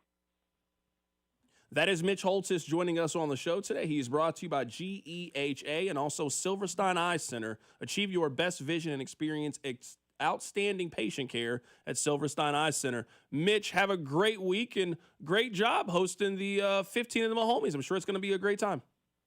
Oh, it's going to be monumental. One of the greatest moments of the entire year is when he and Brittany have all of the organizations, all kids-centric, on the stage at the same time getting their checks.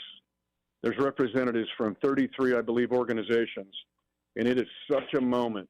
It's one of my favorite single moments of the year to see that and those organizations up on that stage. It just tells you everything about Patrick and Brittany, when there's way more to those people than what you even know.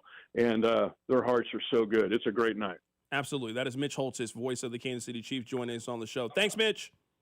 All right. See you, C-Duck. Absolutely. That is Mitch Holtis joining us on the show today. This just popped in my head really quickly. I don't want to spend a lot of time on it. It just was a random thought that I had. Rob, I was thinking back to last year when the Chiefs, I thought, kind of sleptwalked through some games or potentially got kind of fortunate to win some games. And you remember a lot of times it would be, you'd be kind of unhappy with the way that they played, but they won. So it felt like you really couldn't say anything. And it would kind of be this friction of, this isn't the BCS. We don't care about style points. We just want to win. Now, I understand that every win can't be like what they just had against the Raiders, but we've seen enough championship level football that you know what it should look like and what it should feel like. That's what they're doing right now. Hey, offensively, that team shouldn't be able to stop you, so go execute it. That's what they did. Hey, the Raiders can't stop anything that you want to do offensively. So whomever you want to highlight, if you want to get Rashee Rice into it, if you want to get Kelsey into it, if you want to ease Brashard Smith into it, whatever you want to do offensively, you should be able to do it. Defensively, who are they beating you with? Who in the passing game are you worried about right now when it comes to the Las Vegas Raiders? Trey Tucker? Who are you worried about? Jacoby Myers? They have one offensive player that you like. It's Ashton Jensen. They have one that currently played in the game. So again, I'm not saying that every time the Chiefs play one of these teams, it needs to be a blowout and you need to dominate them. But I feel like when we sit through games and when the Chiefs play a C- game and we point out they didn't really play that well. Oh, what are you guys talking about? This is what it should be. When you play a bottom 5 team in the league, you should look like the best team in the league. They should look like the bottom team in the league. We shouldn't be in the fourth quarter stressing on the edge of your seat because they've played poorly against the Carolina Panthers. They should do what they did. We're even joking about it, them playing around with their food. They were playing around their food from a position of up 21-0. They were doing it. First 3 drives of the game. I don't care where you start on the field. You can't stop us. So if we start on the 15, the 5, the 27, we're going to put a drive together. We're going to score a touchdown. We also don't think you can do anything. We're going to hit your quarterback. We're going to take your run game out and make you one-dimensional. You don't have any wide receivers that can beat us. You're not a good football team. This is what championship efforts look like. So we were pointing out in the past, hey, man, Buffalo would have blown that team out. Buffalo would have beat the Raiders the way the Chiefs just beat the Raiders. You need a couple of those pelts on the wall sometimes. Sometimes it just feels good. Sometimes, what did Kendrick say? Sometimes you just got to pop out and show people. We the best team in the league. And that's not last-second field goals against Carolina and eking games out against the Raiders last year. No, it's pummeling them. You're bad. I want to show you that you're bad. And that's what they did. They went out there for 60 minutes, really 30 minutes, and just showed you that, no, it's not close between us. And we're not giving you any hope, any belief that you have any chance of winning this game, because you don't have any chance to win this game. They strangled the life out of them. They got 95 yards. 95 on 30 plays. They didn't even accidentally have a big play. Sometimes you just get a broken play late in the game, kind of like what happened in the Ravens game. Remember Justice Hill got that long run in the fourth quarter? Sometimes you get one of those. They didn't even get an accidental play. I would love to go back on ESPN research and find out the time that a team went into QB kneel before the 2-minute warning. This was a victory lap for 15 minutes. The Chiefs didn't throw a pass on their final 3 drives of the game. It is impossible to dominate a team more than they dominated the Las Vegas Raiders. I mean, just absolute belt to backside for 30 minutes. Just bad. Just real, real bad. If you're the Raiders, you really got to do some soul searching.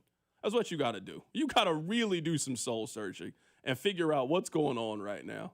I don't know what the Raiders' schedule is. I don't know if they got a bye week. I don't know. But they need to do something because that was not a performance worthy of an NFL team. If everybody is making the same analogy, we all ain't that creative. It felt like a week one major power school playing a mid-major is how that felt. It felt like Missouri playing Middle Tennessee State. That's what it felt like. It felt like Alabama going up against Samford. That's what it felt like for the first 30 minutes of that game. Just an absolute drubbing they gave the Las Vegas Raiders. Coming up on the other side, we will get to the AFC West race. The odds have certainly shifted. We'll tell you what they are. Keep it right here. It's The Drive. The Drive with Carrington Harrison, brought to you by DM Injury Law. Have you or a loved one been in a car wreck? Contact DM Injury Law today and get the money you deserve. Car wreck? Remember, Mike's got this. Tune in Mondays at 4 to hear the play-by-play voice of the Chiefs, Mitch Holtis, on your home for Chiefs football. 96.5, The Fan. Hey, football fans, picture this. You bet on your favorite player to score the first touchdown in the game, but his teammate scores instead. If this happens, BetMGM wants to give you another chance at the end zone. With BetMGM's second chance promotion, you'll get your stake back if your first touchdown scorer scores second instead. That's right. Bet on any pro football player to score the first touchdown of the game. If you're right, you win. If your player scores second, you get your stake back in cash. With BetMGM's second chance offer, you have a chance to keep the fun going after the first player crosses the goal line. Try a first TD score wager with confidence today. BetMGM. Make it legendary. BetMGM and GameSense remind you to play responsibly. See BetMGM.com for terms. 21 plus only. Kansas only. Existing customer offer. Subject to eligibility requirements. Rewards paid back in unrestricted withdrawable funds. Please gamble responsibly. Gambling problem? Call 1-800-GAMBLER. In partnership with Kansas Crossing Casino and Hotel.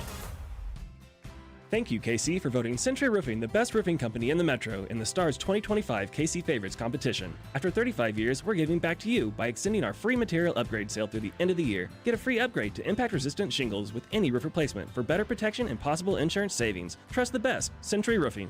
Visit CenturyRoofingKC.com for your free estimate today. Hey, Century Roofing.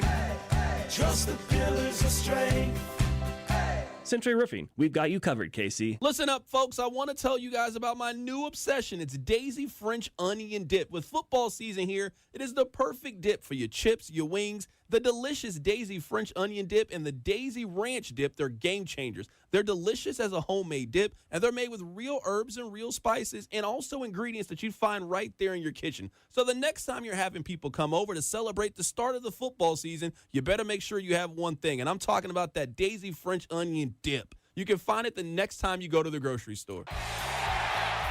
You could be on the 50 at GEHA Field for the official coin toss at a Chiefs home game this season. Enter to win at Chiefs.com/GEHA. GEHA is the proud partner of the Kansas City Chiefs. Arvest Bank believes in the power of serving others. That's why we're committed to supporting those who serve our communities. We believe that all communities deserve a financial partner who cares. Arvest. We believe.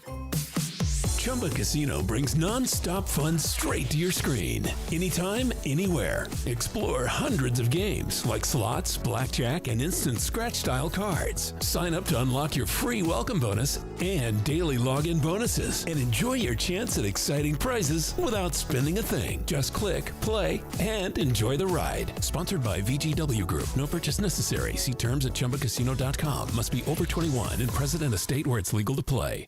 Now that I'm a dad, I can't stop thinking about what would happen to my kids if something happened to me. Like losing the house or not affording college. Yeah, that used to keep me up at night too.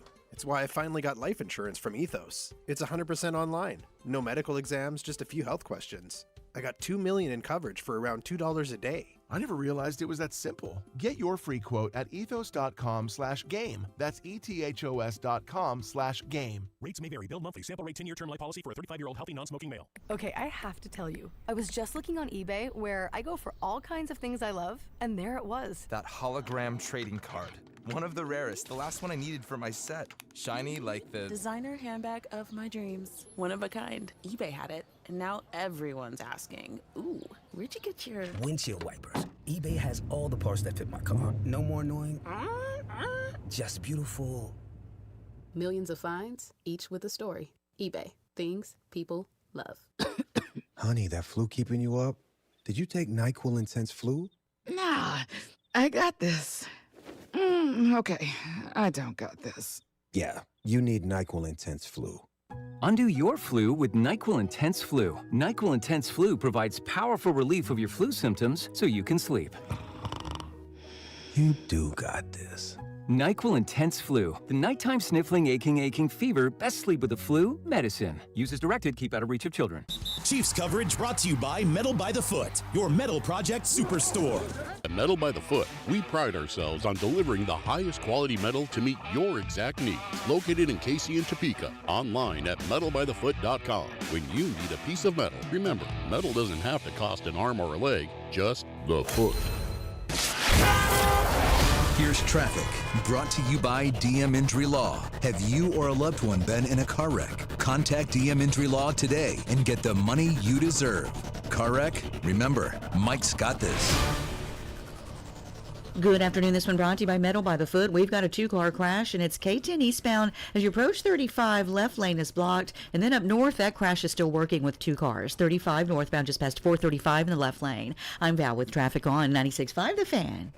You're listening to 96.5 The Fan from the DM Injury Law Studios. Mike's got this.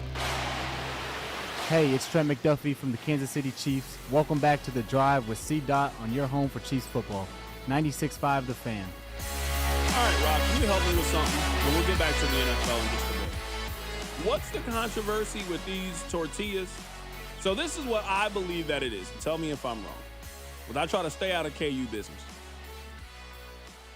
KU lost to Texas Tech, and the students at Texas Tech throw the tortillas on the field.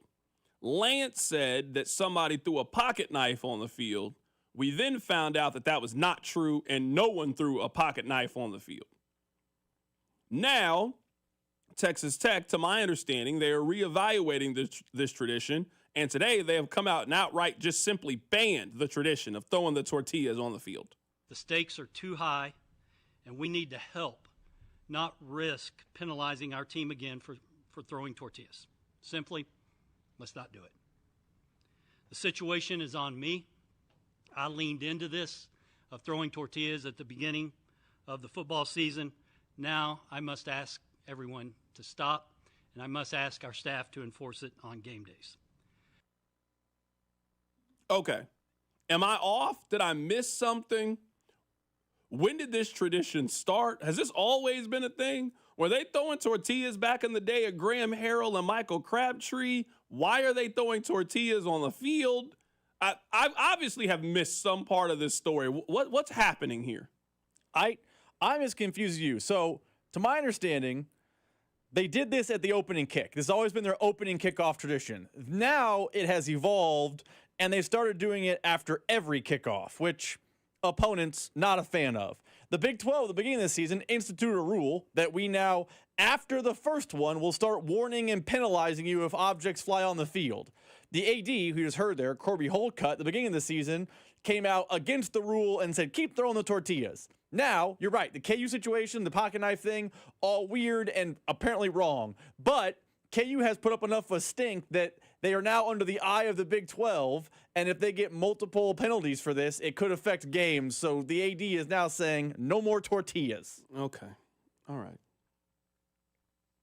I mean, on one side, I want to just let the college kids be college kids, and I wish I could say that we shouldn't have a tradition of where you throw objects onto the field, but they throw an octopus onto the ice in hockey. They throw a hat onto the field also in hockey, so this is a tradition in other things. Just seems all very silly. I'll try to stay out of KU football business and also out of Big 12 business. They ain't got nothing to do with me. I would just let the college kids live their life. It seems like everybody was happy with it. Only one person this season has really had an issue with it. Well, to be fair, other coaches have complained about it. Who else has been complaining about it? It was like one of their FCS programs. Oh, well, was they were like, probably just getting thumped. Yeah, that's They correct. were just getting thumped. And the fact that So they were getting all kind of soft-shell tacos thrown at them. the fact that the Big 12 had to institute a rule about when we start enforcing it will be after the first warning gives you an idea of this is a thing that happened last year that coaches also didn't like. Okay, all right, I'm just asking. And to answer your question, I have no idea when this started. Yeah, I don't know when this this happened either. I watched that Michael Crabtree, Graham Harrell game against Texas. Yeah, I don't remember this. I don't remember any tortillas on the field at any point. I remember the fans on the field. I do not remember tortillas on the field. So if you want to take a look right now at the Vegas odds to win the division, the time to jump on the Kansas City wagon is over. You remember a couple of weeks ago, I said this. I'm not patting myself on the back. I said if you believe that Kansas City is going to win the AFC West, you need to bet on them now. You will never get a better number than where they currently were. They were at plus 260. They are now at minus 115. All of the value is gone. The Broncos are now at plus 250, and the Chargers are now at plus 330 to win the division. So the public and Vegas is now firmly on the side of Kansas City winning this division in the AFC West. Now, it is certainly not going to be easy. The Broncos are 5-2, the Chargers are 4-3, and look more and more like the Chargers every time I see them, and the Chiefs currently sit right now at 4-3. Now, I know you guys will call me Broncos Dot or something. I don't know. It's hard to keep up with all the different nicknames that you give me. But I'm telling you, the Broncos are not going away anytime soon. You are going to have to really fight to win this division. Their 2 losses are on the road against Indianapolis, a game in which they should have won, on the road against the Chargers, a game in which the Chargers kicked a last-second field goal.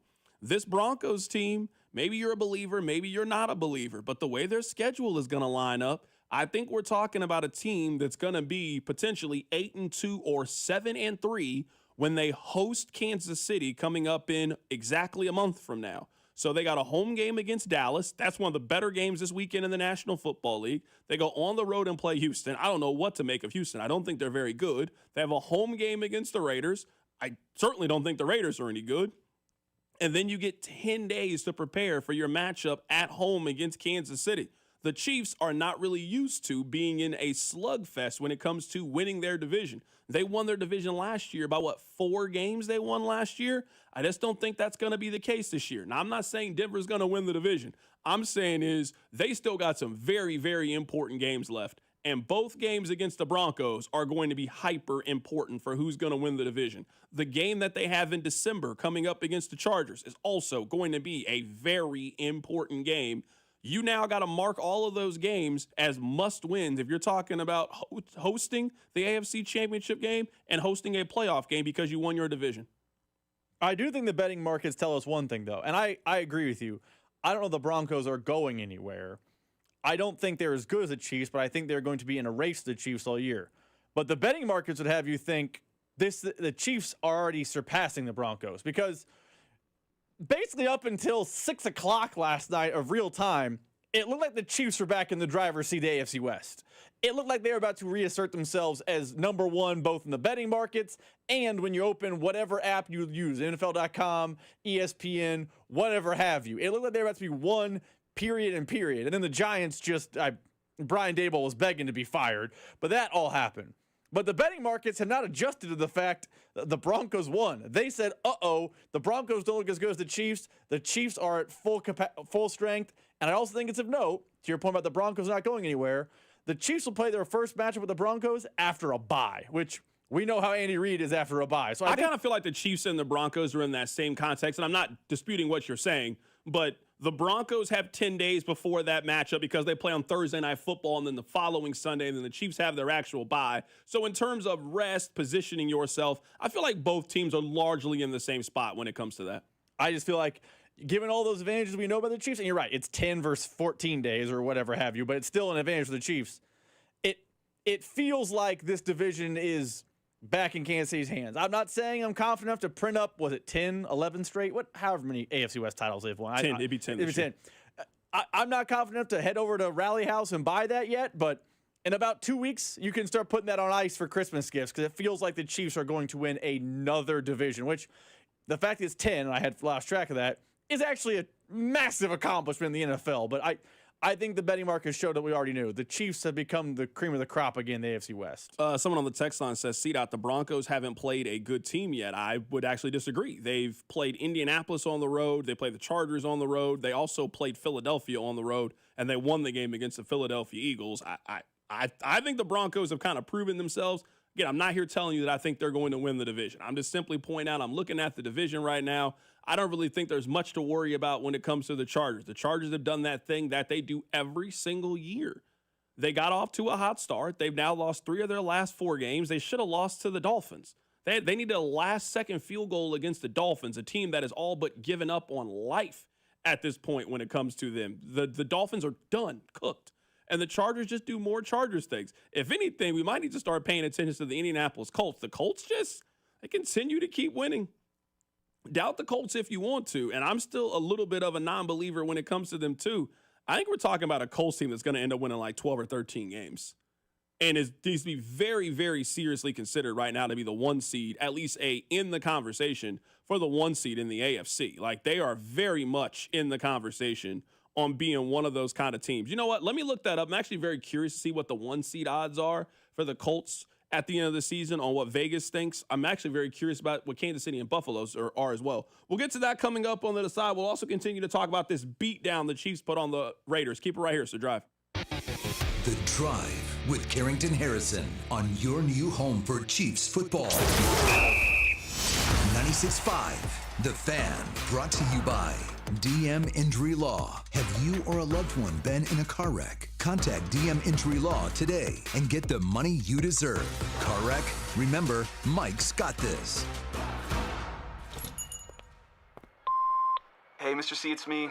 Well, I just picked up the ring. I actually went to Hellsberg. Thanks for that recommendation. Kate's gonna love that hers is from the same jeweler you got Mrs. C's ring from.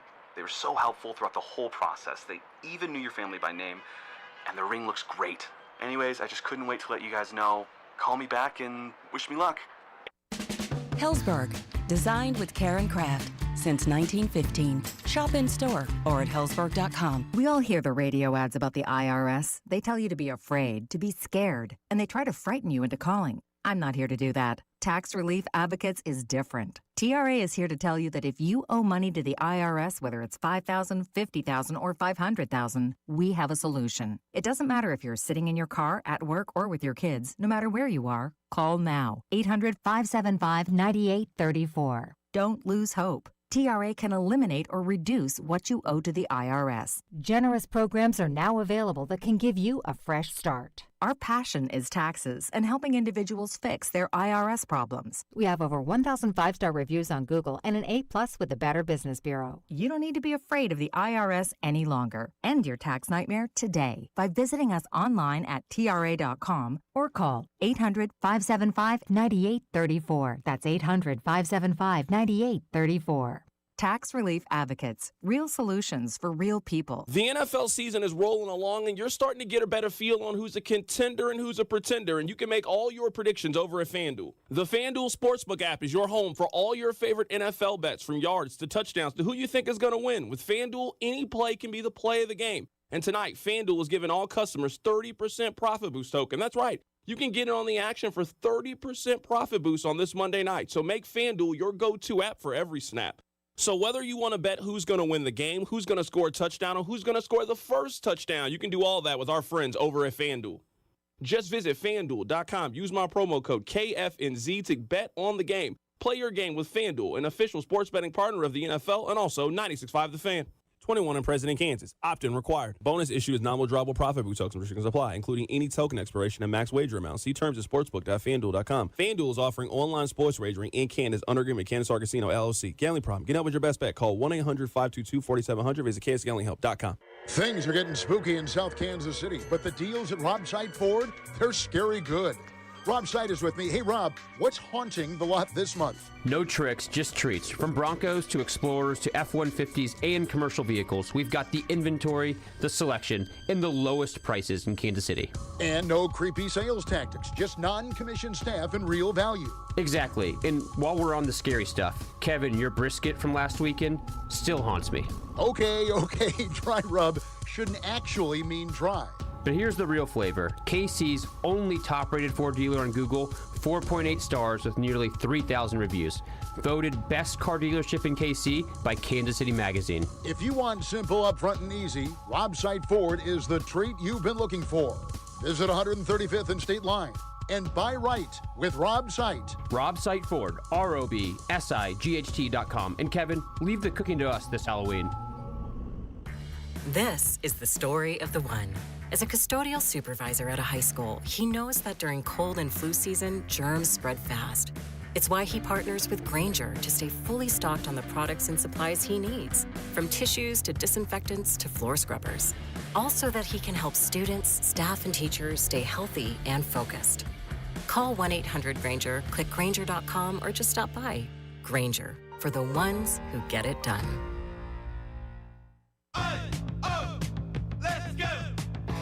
You're still glowing, flirting, grooving. You've still got it. But your immune system weakens as you age, making it harder to fight flu, pneumococcal pneumonia, RSV, and COVID-19. Vaccines are a key part of any health routine and help strengthen your immune response. Ask your doctor or pharmacist which vaccines you need. Schedule in minutes at vaxassist.com. Sponsored by Pfizer. Chumba Casino brings non-stop fun straight to your screen. Anytime, anywhere. Explore hundreds of games like slots, blackjack, and instant scratch-style cards. Sign up to unlock your free welcome bonus and daily login bonuses. And enjoy your chance at exciting prizes without spending a thing. Just click, play, and enjoy the ride. Sponsored by VGW Group. No purchase necessary. See terms at ChumbaCasino.com. Must be over 21 and present in a state where it's legal to play. Now that I'm a dad, I can't stop thinking about what would happen to my kids if something happened to me, like losing the house or not affording college. Yeah, that used to keep me up at night too. It's why I finally got life insurance from Ethos. It's 100% online. No medical exams, just a few health questions. I got $2 million in coverage for around $2 a day. I never realized it was that simple. Get your free quote at ethos.com/game. That's ETHOS.com/game. Rates may vary. Bill monthly. Sample rate 10-year term life policy for a 35-year-old healthy non-smoking male. Here's traffic, brought to you by DM Injury Law. Have you or a loved one been in a car wreck? Contact DM Injury Law today and get the money you deserve. Car wreck? Remember, Mike's got this.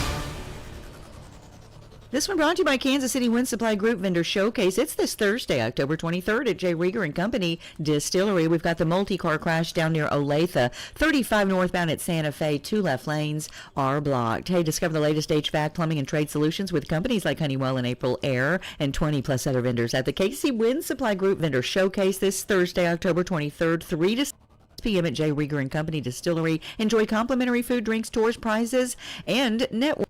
I'm Val with traffic on 96.5 The Fan. Follow the station on Instagram at TheFan965 for giveaways and behind-the-scenes content. You know what I realized? I realized how I like for you guys to be. I feel like you guys are officially back. We were just talking about the AFC and the AFC West, and I just made the observation that the Broncos are not going anywhere. Now, I think Kansas City is going to win the division. I've never wavered on Kansas City winning this division. I never panicked. I've never pulled the ripcord when it comes to the team. My stance on the Chiefs is well documented. Every day I'm here. I've never wavered on the Chiefs. But I like when you guys got a little bit of an arrogance to you. Rob, are you reading the text line? The text line is back, baby. There ain't no other good team in the AFC. Nobody has any other good wins in the AFC. Nobody's played anybody. That's how I like you guys. For a while there, it was real shaky in September. Your confidence was shaking. You had a little bit of a tremble in your voice. I'm happy that you guys are back. We don't believe in the Bills. We don't believe in the Broncos. We don't believe in the Colts. The Chargers do the same thing. We're back. I like that when you guys are like this. That's how I used to like my KU fan. Y'all look different now, man. I'm not used to KU being picked to finish 7th in the Big 12. That ain't the KU that I'm used to. That's how you guys used to talk about everybody else. We don't believe in Iowa State or Baylor or none of these other teams. Houston came along. We switched the Big 12 up a little bit. Arizona came along, and what's happened? I got to get my old KU basketball back. I'm happy the Chiefs fans are back. It was looking real spooky for y'all at the beginning of October. Y'all wasn't talking like this a couple of weeks ago. Y'all was ready to fire everybody. Offensive coordinator had to be fired. Spags was looking shaky in the light. Y'all was mad at 1587 Prime, leaving bad Yelp reviews. It was looking real scary out there. So I'm happy. I'm happy the order has been restored in Kansas City, and y'all got your swagger back. You can pull out that nice Frank Lucas coat, and you can sit ringside at the fight again. I'm happy that everybody is back to normal, Rob. When is everything going to be back to normal in your world? Because you're not used to preseason number 18. What's going on? Well, Media Day's on Wednesday, so I would just make a note for all your listeners in your phone. Look for a Darren Peterson update on Wednesday. Okay, all right. I can't wait. I'll be here. I've sent Drew a list of questions, things like, do you think you're better than Kobe? Because I think you're better than Kobe. Okay, here we go. But I would expect us to be back by about Thursday. Yeah, I think Bill Self's going to talk at Media Day. We're going to find out we know none of the players and the other who on their teams in the conference, and we're going to be back. If not then, they'll go to Chapel Hill. Darren Peterson will play well against Carolina, a Carolina team that was a bubble team last year, and then we'll be back. That much like the Chiefs needed the Ravens to get right, because we're after the Ravens game. Texans looked like this too, and they needed the Raiders, who also stink. Let KU do that, and we'll be back. We'll be full go. I wish I could have saved those texts after that Jacksonville game, because y'all was struggling a couple of Mondays ago. Struggling. That's why I'm happy. Everybody is back. All right, let me ask you a couple of things now. I have a couple of KU basketball questions that I want to get to. Number one, you guys booed a former Kansas player during late night at the Fog. Hold on. This is a KU fan event. These boos didn't come from outside the house. By the way, it was a highlight package. It wasn't like he was there. It was highlights. Boo! Why do y'all hate Hunter Dickinson so much? Hunter Dickinson averaged 18 and 8 for y'all. Helped guide you to the NCAA tournament. Why do you blame everything that's gone wrong on Kansas basketball for the last 2 years on Hunter Dickinson, a proud Jayhawk? His name should really be up there in the rafters as a guy who made first team all Big 12 a couple of years. Wilt Chamberlain, Paul Pierce, Hunter Dickinson. What's the issue between KU fans and Hunter? I mean, if you want the honest answer, A, it was the 2 tournament losses, and they pretty quickly blame him. 2, I think KU fans hadn't adjusted yet to the new era. We now live in an era where college athletes get paid, we know the number, and that's fine. They found out Hunter Dickinson's number, and then they weren't doing all the winning they were used to, and now it's Hunter Dickinson's fault. You know how K-State fans turned on Coleman Hawkins last year? It's the same. It was the exact same. I don't know if they would boo him if they showed him on the screen. They booed him. That makes me worry. Can Hunter Dickinson even come back? Because we know this happens at KU games. Around the All-Star break, yeah, that February guys game will come back. Can Hunter Dickinson come, and can he stand up and do the Pollard wave? Can he do that? The Scott Pollard wave at everybody? Can he do that and get a standing ovation? I don't know if he can come back. I don't think he can come back right now. Maybe time heals all wounds, but he can't come back. When can Hunter come back? I don't know. I'm curious what happens if Harris comes back. He's getting cheered. People didn't like him at the end either. You think if DeJuan Harris came back to school, I don't know if he gets booed. I don't know if he gets a roar though. He's part of a team that won a championship. He gets a golf clap. You think they're golf clapping DeJuan Harris? Y'all hate last year's team. Last year's team did not hate that team. No KU fan walked away from last year's team and was like, you know what? A lot of great players on that team just didn't work out. It was just pure unadult. Do you know how often I text Drew about my hate for AJ Storr? It's like daily. I tell him every day I hate that guy. I'm just asking. I'm reading the text line right now. A lot of hate. I thought Hunter Dickinson did a great job. I really did. I'm genuinely proud of the effort that he put together. Borderline All-American for you guys. I don't know why you guys hate on Hunter Dickinson so much. A guy that gave so much for that program, a guy who accomplished so much while he was there, a guy who's really having a great pro career. In his last game with the Pelicans, played 23 minutes, had 12 points, 5 rebounds. Hold on. You know KNC's not an NBA market. Don't play fun with semantics there. That last game that he played was preseason. Who else on the floor when he was on the floor? I don't know. He wasn't hooping next to Zion. You know what we might do? Whenever you do a Darren Peterson update, we might have to do a Hunter Dickinson update as well. Just where are they now? Jayhawks edition. Now, I have another question. This is another Jayhawk-related question. Right now, if we do a power ranking of people born in the state of Kansas, where is Christian Brown on that list? because Christian Brown just signed a 5-year, $125 million deal to continue playing for the Denver Nuggets. And this is no shade at all. Christian Brown has turned into a very, very productive NBA player. Now, it's not that surprising to me that very good high school player turned into very good college player that turned into very good NBA player. Somehow, it's like it shocks other people that Christian Brown has turned into a very good NBA player. But he has found a great team, a great organization. He plays his role. He can do a little bit of everything. He can defend. He can knock down shots. He can score. He's got bounce. He's athletic. I like Christian Brown for the most part. I mean, as much as I can like somebody that went to the University of Kansas and openly hates on Mizzou, I can only like him so much.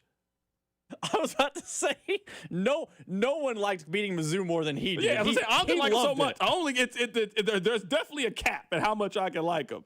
Where would you put him right now on the list? He's got to be high up on the list. He's got to be right now on the short list of people to turn on the Plaza lights. He's got to be on the short list. He probably is on the short list. I'm trying to think of he just hit him for 5 for 125. He's to KU what Darren Sproles was to K-State. Nah, y'all don't love Christian Brown the way the K-State people love Darren Sproles. Well, that's because K-State loves their own more than anyone loves anything. That's what I'm saying, yeah. But it's that, hey, you're a Kansas kid. You went to Kansas school. I understand what you're saying is, but you could agree the love that they have for Darren Sproles is a little bit different. They got a little bit different. They love all their guys that much. K-State fans still wax poetically about Jake Waters. K-State fans are a different breed. And I think it's just different because they just had fewer great athletes than you guys have had. Like, Sproles is on their Mount Rushmore. I don't think anybody's putting Christian Brown on the KU basketball Mount Rushmore. And he had a phenomenal career, which just goes to show you how many great basketball players they've had in such a short period and long period of time that he's not anywhere close to it, where Darren Sproles, he might be the best athlete that's ever come out of that university. Coming up at the top of the hour, we'll get back to the Chiefs who put the beat down on the Raiders. Keep it right here. It's The Drive. The Drive with Carrington Harrison on your new home for K-State Athletics, 96.5. The Fan, brought to you by DM Injury Law. Have you or a loved one been in a car wreck? Contact DM Injury Law today and get the money you deserve. Car wreck? Remember, Mike's got this. Here's traffic, brought to you by DM Injury Law. Have you or a loved one been in a car wreck? Contact DM Injury Law today and get the money you deserve. Car wreck? Remember, Mike's got this. This one brought to you by Kansas City Wind Supply Group Vendor Showcase. It's this Thursday, October 23rd at J. Rieger & Company Distillery. We've got the multi-car crash down near Olathe. 35 northbound at Santa Fe. 2 left lanes are blocked. Hey, discover the latest HVAC, plumbing, and trade solutions with companies like Honeywell and April Air and 20-plus other vendors at the KC Wind Supply Group Vendor Showcase this Thursday, October 23rd, 3 to 6 p.m. at J. Rieger & Company Distillery. Enjoy complimentary food, drinks, tours, prizes, and networking. I'm Val with traffic on 96.5 The Fan.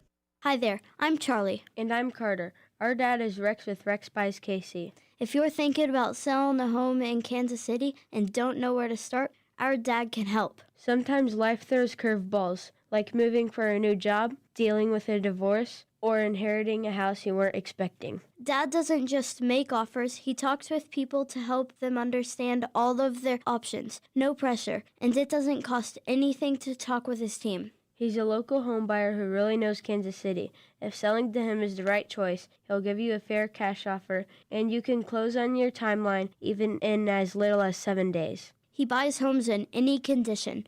No need for repairs, no fees, no surprises. Just an honest, easy process so you feel good about your decision. Want to talk to him? Call 816-330-6000 or go to rexbuyskc.com. Rex Buys KC, helping people make smart choices one home at a time. I'm worth more. I'm worth more. I'm worth a lot more. And I completely agree. That's why I'll pay more for your car at GiveMeTheVin.com. That's the name of our new campaign. I'm worth more. You are worth more, and your car's worth more. And that's why I will pay more. And remember, if I don't beat the price on a CarMax or a Carvana deal, I'll pay you $100 at GiveMeTheVin.com. Sell us your car.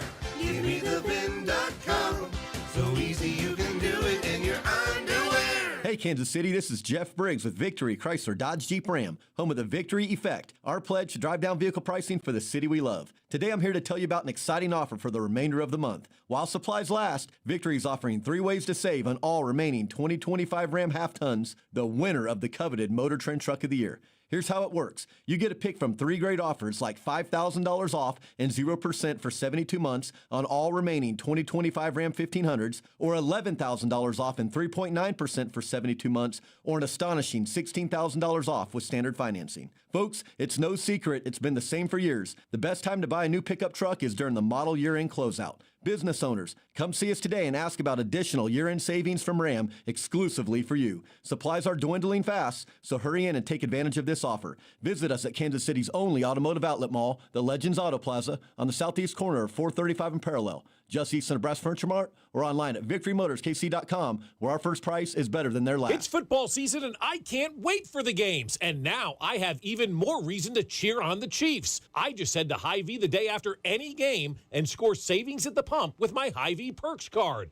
Win or lose, I earn a fuel saver discount equal to the Chiefs score based on the amount I spend. If the Chiefs score 35 points, I save 35 cents per gallon when I spend $35 on groceries. The more we score, the more I save only at Hy-Vee. Some exclusions apply. See store for details. It's game day, and nothing says Chiefs football like the aroma of a tailgate grill. Kick off your pregame party with a Kingdom Meat Bundle from Hy-Vee. Get 4 boneless chicken breasts, 4 pork chops, 4 bratwurst, and 4 chuck patties for just $30. Plus, get a 10-cent per gallon fuel saver. Toss in some chips and dip, side dishes, and Chiefs-themed baked goods. Score the extra point with your favorite tailgate beverage from Hy-Vee Wine and Spirit. Just one stop for all your game day needs, only at Hy-Vee. Morning, Zoe. Got donuts. Jeff Bridges, why are you still living above our garage? Well, I dig the mattress, and I want to be in a T-Mobile commercial like you. Teach me, Saldana. Oh, no, I'm not really prepared. I couldn't possibly. At T-Mobile, get the new iPhone 17 Pro on them. It's designed to be the most powerful iPhone yet and has the ultimate pro camera system. Wow, impressive. Let me try. T-Mobile is the best place to get iPhone 17 Pro because they've got the best network. Nice, Jeffrey. You heard them. T-Mobile is the best place to get the new iPhone 17 Pro on us with eligible trade-in in any condition. So, what are we having for lunch? Dude, my work here is done. The 24-monthly bill credits on experience beyond for well-qualified customers plus tax and $35 device connection charge. Credits ended. Balance due if you pay off earlier. Cancel. Finance agreement iPhone 17 Pro 256 gigs $1,099.99 and new line minimum $100 plus a month plan with auto pay plus taxes and fees required. Best mobile network in the U.S. based on analysis by Ookla Speed Test Intelligence data 1H2025. Visit T-Mobile.com. Hey, Zach. Are you smiling at my gorgeous canyon view? No, Donald. I'm smiling because I've got something I want to tell the whole world. Well, do it. Shout it out. T-Mobile's got home internet. Whoa, I love that echo. T-Mobile's got home internet. How much is it? Look at that, Zach. We got the neighbors' attention. Just $35 a month. And you love a great deal, Denise. Plus, they've got a 5-year price guarantee. That's 5 whole trips around the sun. I'm switching. Me too. Yes, T-Mobile home internet for the neighborhood. Donald, you still haven't returned my weed whacker. Carl, don't you embarrass me like this, please. What's everyone yelling about? T-Mobile's got home internet. And Donald's got my weed whacker. Yes, T-Mobile's got home internet. Just $35 a month with auto pay and any voice line. And it's guaranteed for 5 years. Beautiful yodeling, Carl. Taxes and fees apply. See T-Mobile.com/ISP for details and exclusions. Car, truck, or motorcycle wreck? Remember, Mike's got this. Paid for client portrayal and endorsement. The choice of a lawyer is an important decision and should not be based solely upon advertisements. Give me one good reason why I should call DM Law. How about 3 great reasons? 1, it's easy. 2, it's fast. 3, the results. Mike's got this. 816-888-7500. Mike's got this. Cody and Gold, weekdays starting at 10 on Kansas City's FM sports station. 96.5 The Fan, KFMZ FM and AM, HD1 and HD2 Kansas City, in Odyssey Sports Station.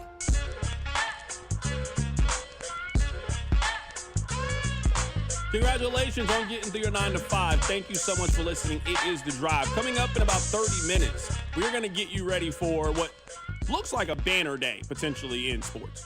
We got 2 Monday Night Football games. We also got a Game 7 in baseball today, so a big day. All right. We're going to do today the 5 o'clock hour a little bit differently. I want to read to you guys, quite possibly, one of the funniest Reddit posts that we have ever read on this show. So tomorrow we'll have more audio from Raider Nation.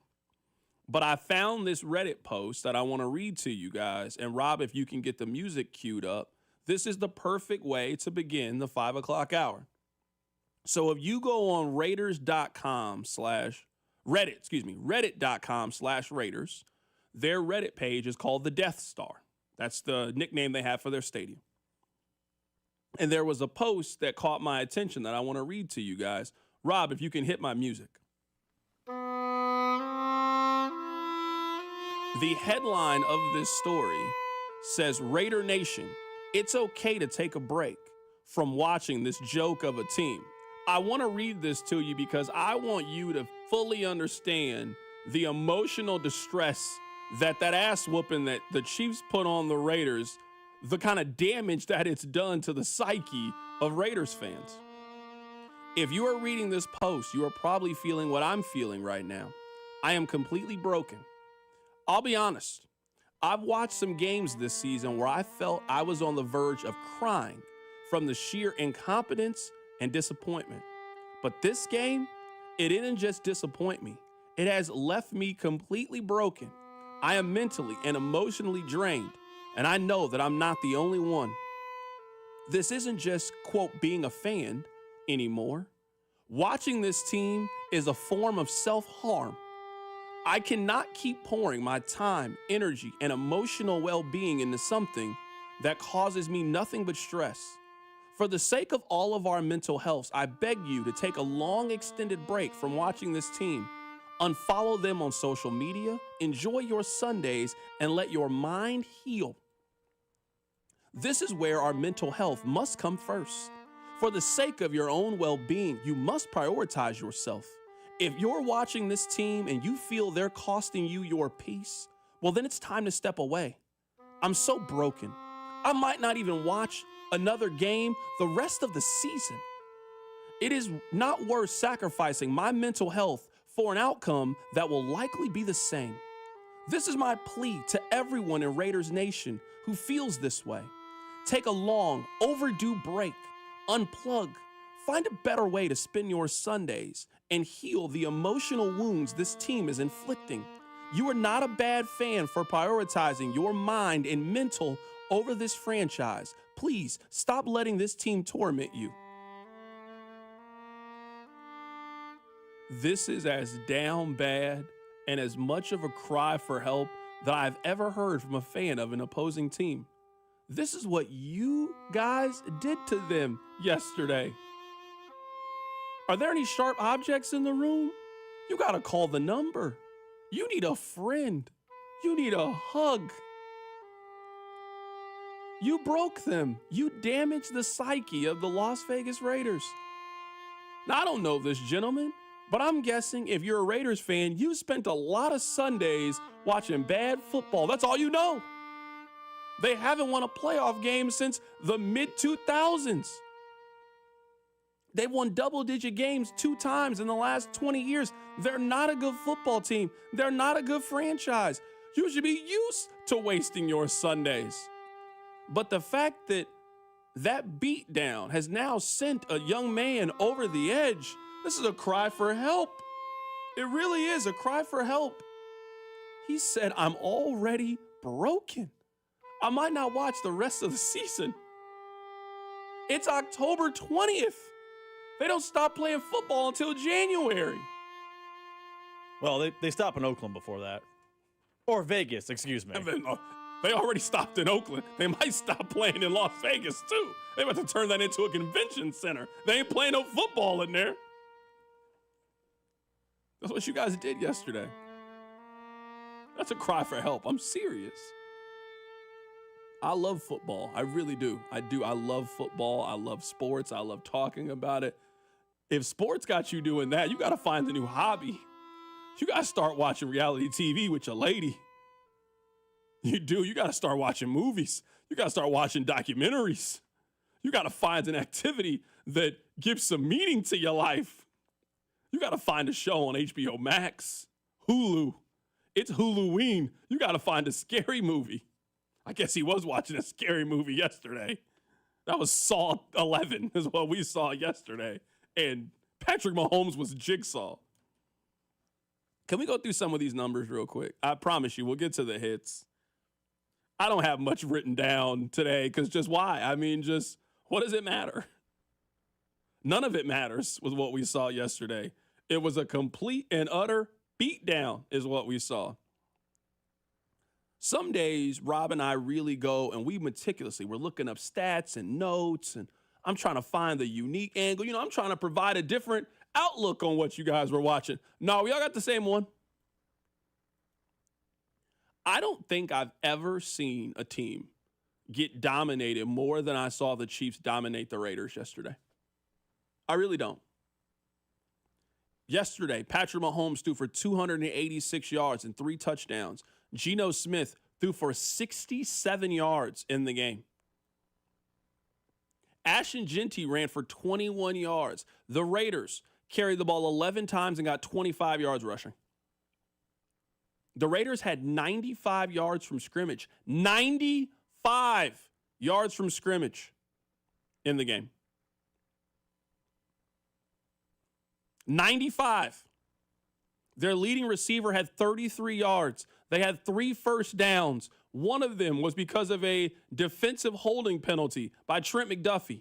They earned 2 first downs on their own accord yesterday. They got beat, pummeled, disgraced, embarrassed in every form or fashion. It is impossible to dominate another NFL team more than what the Chiefs did to the Raiders yesterday in every single area of the game. Rob, you gave me this nice little sheet here with all the notes. The Raiders didn't score. They ran 30 plays. The Chiefs had 30 first downs in the game. 30. The Raiders had 3. The Chiefs had 434 total yards. The Raiders had 95 on 30 plays. That's the fewest amount of first downs ever given up in Chiefs history. They've been playing football since the 60s. You know how bad it is to be worse on offense than the 1971 whatever version of team we're talking about? They had more success offensively than you. They weren't even throwing forward passes during that point. The Raiders didn't convert a 3rd down, didn't convert a 4th down. They should have just kicked field goals and punts on 2nd down. 3rd down was a waste of everybody's time. They never got to the red zone. They only crossed midfield 1 time in the game. They had the ball for 17 minutes. It was a waste of everybody's time. You know what it is? It actually reminded me of something. This is what it reminded me of. We couldn't do diddly poo offensively. We couldn't make a first down. We couldn't run the ball. We didn't try to run the ball. We couldn't complete a pass. The second half, we couldn't stop the run. Every time they got the ball, they went down and got points. We got our totally kicked in the second half. That's what happened. 100%. They certainly didn't do this. You play to win the game. Hello? You play to win the game. I don't know what they were doing yesterday. They certainly didn't play to win the game. The Chiefs really had mercy on them. The Chiefs didn't throw a pass in their last 3 possessions. The Chiefs need the ball before the 2-minute warning. They waved the white flag. Hey, we're good. We won. They got turbo clocked is what happened. That's what happened. This is like when Rockhurst just plays some 2A school and they're just pummeling them so bad, they just keep the clock running the entire second half of the game. Hey, wrap this up, man. Hey, speed this up, man. We got a homecoming dance to go to afterwards. Like, come on now. Come on. That's what happened to the Raiders yesterday. That was like watching Alabama play Samford for the first 30 minutes of the game. Completely outclassed, out everything. More physical, better prepared, better coached, more explosive, and ass whooping of the highest degree is what we saw yesterday in the game. The thing that you should be most confident in, man, that offense yesterday was humming. It really was. It was humming yesterday. Rob, you know what? I'm not even going to mention the fact that Brashard Smith had 14 carries for less than 40 yards. It's not even worth bringing up. It's just the fact that everything they wanted to do worked yesterday. Rashard Smith maybe didn't have a great day running the ball, but he had 42 yards receiving. Travis Kelce had 50 yards. Rashee Rice had 40 yards and 2 touchdowns. Tyquan Thornton had 1 catch for 40 yards. Juju had 30 yards. Xavier Worthy had it. I mean, Chris Jones played 23 snaps in the game. It's like a preseason game. It honestly was. I bet you if we go back there, Rob, we can find a preseason games where Chris Jones played more snaps than he did yesterday. We could definitely find out if there was a game that he played more snaps than he played yesterday. That's how they treated it. It was like a preseason game. We're just trying stuff. Mahomes is acting. He's laughing and joking in the post-game press conference. We're getting in weird formations. We're doing whatever. We don't respect you. We think you're a bad football team. We want to show everybody that we think you're a bad football team, and we're going to go out and execute that to the highest of our abilities. I'm serious. It is impossible for one team to beat another team worse than the Chiefs beat the Raiders yesterday. It was a demolishing what we saw them do. Earlier on the show, Mitch Holtis was talking about this, and you can catch it on the podcast page. He said that Coach Reed was kneeling before the 2-minute warning to be respectful. He likes Pete Carroll. He wasn't going to show him up any further. I get what Mitch is saying, and I understand the thought process. I would tell you there is not a more disrespectful, we've dominated you moment in pro football than with 2:38 on the clock, we're kneeling now. We don't care that the clock's going to stop at 2 minutes. We don't care that we can't probably run it down to 0 because we're going to have to punt because the numbers aren't on our side. We don't care. That is as close to an Excel clock moment in men as we've seen in real life. And I said this earlier. First off, credit to the Chiefs. Offense looked great. Defense looked great. They did everything well.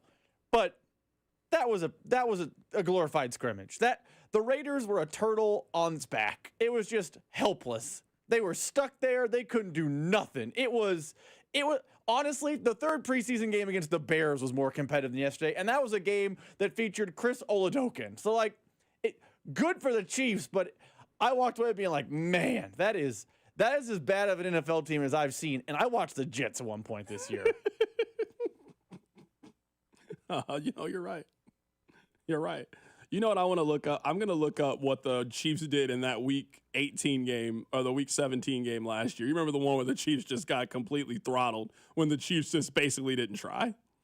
I bet they did better offensively. I mean, Carson Wentz in that game threw for 98 yards. The Chiefs put on a better performance with their backups against the Broncos than the Raiders just did. Carson Wentz threw for 98 yards, and they also ran the ball for more yards. They got more first downs, too, in that matchup. The Raiders didn't perform better than the Chiefs B squad in their final game of the season. The Chiefs that day, they got 5 first downs. Chiefs were out there moving the ball, and they had more total yards and ran more plays and had more time of possession than them. That's basically what we saw. We saw the Chiefs backup team from the last game of the season when the Chiefs just quit on the season. That's who the Raiders put out there yesterday against the Kansas City Chiefs. It was a horse blank performance. That's what it was. It was a horse blank performance. Hit the button, Rob. Your workday is over. Oh, yeah. You're headed home, and now you're stuck in traffic. Time to get caught up on the biggest stories in Kansas City and around the country with CDOT and Rob. It's time for the hits. Number 1. Carrington Harrison hits are brought to you by Baker University. Make your next era orange at Baker University, the first university in Kansas and ranked number 1 in return on investment among private universities in the state. Baker University, forever in our orange era. I know this. The Raiders would have had a better time at whatever festival that was going on around the city. They'd have had a more fun and enjoyable Sunday than being at Arrowhead. They should have just participated in the tailgate. I'm sure that was a good time. I'm sure great times are being had out there. Hey, man, go and throw this steak on the grill for me. I don't think they should Jimmy Johnson. Pete Carroll should be like, no one gets to eat on the way home. That's what, yeah, you can't eat, can't watch TV, you can't even sleep. What random player should he cut to be Jimmy Johnson? Hey, you, don't get on the plane. Stay here. Needs to cut Gino. He's terrible. He's fixing matches. That's what he's doing. What's hit number 1? Shout out to Baker University. What's hit number 1? Carrington, let's talk about the rest of the AFC West because now the Chiefs are right back into the race as The Chargers took a bad home. I don't know, it's a bad home loss. They took a home loss to the Colts, which is par for the course of the Chargers. They are definitely not a bad loss. They just don't ever win that game. They never win. It's not bad. It's just a game they've never ever won in the history of the Chargers. And up until around 6 o'clock real time, they felt like the Chiefs were going to be in the driver's seat because the Broncos were going to lose, albeit they came back. Carrington looked like a 2-horse race in the AFC, considering the Chiefs' 0-2 start. They are right back in the thick of the division hunt. All right, I remember what we were going to do earlier, and I got distracted because we were talking about tortillas, so I apologize. All right, this is what we're going to do. Fade the music down. So here it is right now in the AFC West, if you were curious. If you were somebody that likes to wager on these kind of things. The Chiefs right now are minus 125. The Broncos are plus 230s. The Los Angeles Chargers are plus 360. The Raiders are getting ready for the NFL draft. That's the odds that they have right now on FanDuel. Is that what it says? Draft. That's what it says. Draft. N-A. That's what it says. Draft. That's what it says for them. So this is also very important if you were looking at who could potentially get the 1 seed. So right now, the Colts are the favorite at plus 210. The Bills are second at plus 260. The Chiefs right now are at plus 390, basically 4-1 odds to be the 1 seed in the AFC. I think there are a couple of things that need to be discussed. Now, I know you guys always try to heckle me when it comes to this on the text line. I'm not picking the Broncos to win the division, but we do have to acknowledge that this Broncos team, they look like a team that could win somewhere between 10 to 12 games this season. They have 3 games left before they have a home game against Kansas City, which is probably the biggest home game that they've had since they won the Super Bowl. They have a home game against Dallas this week. That's going to be a really fun 325 game. On the road against Houston. Who knows what Houston is? A home game against Las Vegas. Let's see who's healthy whenever they play that game against Las Vegas. They play the Chiefs coming up on November 16th, so less than a month from now. If you're looking at the Broncos, I think they're a team that we at least have to keep in the back of our mind. It's going to be an interesting final couple of months and a real fight and a race in the AFC West. That's a good team, a really, really good team. I'll give you a stat. The Chiefs this season, they have allowed 124 points. The Broncos have allowed 127 points. So the defenses are very comparable. The Chiefs' offense has been better than the Broncos' offense so far this season. I also think the Broncos have been a little bit fortunate on both sides. They probably should have lost yesterday, and they probably should have won the game against the Chargers earlier or the game against the Colts. So maybe things have just evened out for them a little bit. Now, on that same vein, talking about the Indianapolis Colts, I think we got to start talking about the Colts as a team that could possibly be the 1 seed in the AFC. Right now, they are the favorite in the AFC. They don't really have a dangerous portion of their schedule. Maybe you would think that their dangerous portion is at Jacksonville, at Seattle, home against San Francisco. Maybe that's the stretch that you would say. But right now, we're talking about a Colts team that has scored the most points of any team in the National Football League. Their defense has been pretty capable so far this season. I think that Jonathan Taylor has been the offensive player of the year and should be in consideration for the MVP award with the way that he's played so far this season and being the center of the best offense so far in the National Football League. I mean, their schedule, I'm looking at it. I mean, their next 3 games before they play Kansas City, Tennessee, Pittsburgh, and Atlanta. Now, Rob, this is one thing that we've talked about for the last couple of weeks. Everything is still right there on board for the Chiefs. They still have their 2 games against the Broncos. They still got their game against the Chargers. They still play Buffalo. They still play Indianapolis. So all of the teams that are in the conversation to either win your division and or win the AFC, you got a chance to go get the tiebreaker from them, and you got a chance to play them head-to-head. So the 1 seed is still obviously very much in play, and the division is still obviously very much in play when talking about this team. But I do feel like yesterday, sort of the theme of everything is, hey, the king stay the king. In the AFC, the Chiefs have the most well-rounded and complete offense of any team in the AFC, and they might have the best defense of any team in the AFC. And then in the NFC, when you're looking at it, the Eagles look like they were back to me.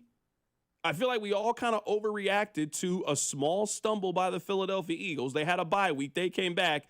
Jalen Hurts throws for 3 touchdown passes. Devontae Smith gets back into the offense. A.J. Brown gets back into the offense. And the Eagles look like they're once again in the conversation for the best team in the NFC. So we've known this. If you're going to beat Kansas City, you got to knock them out. If you're going to beat Philadelphia, you got to knock them out. And you're not knocking them out in October or November. You're going to have to do that late in the season. The Chiefs are going to be a team that's going to be very viable at the end of the season. Philadelphia is also going to be a team that you're going to have to face once the weather gets cold.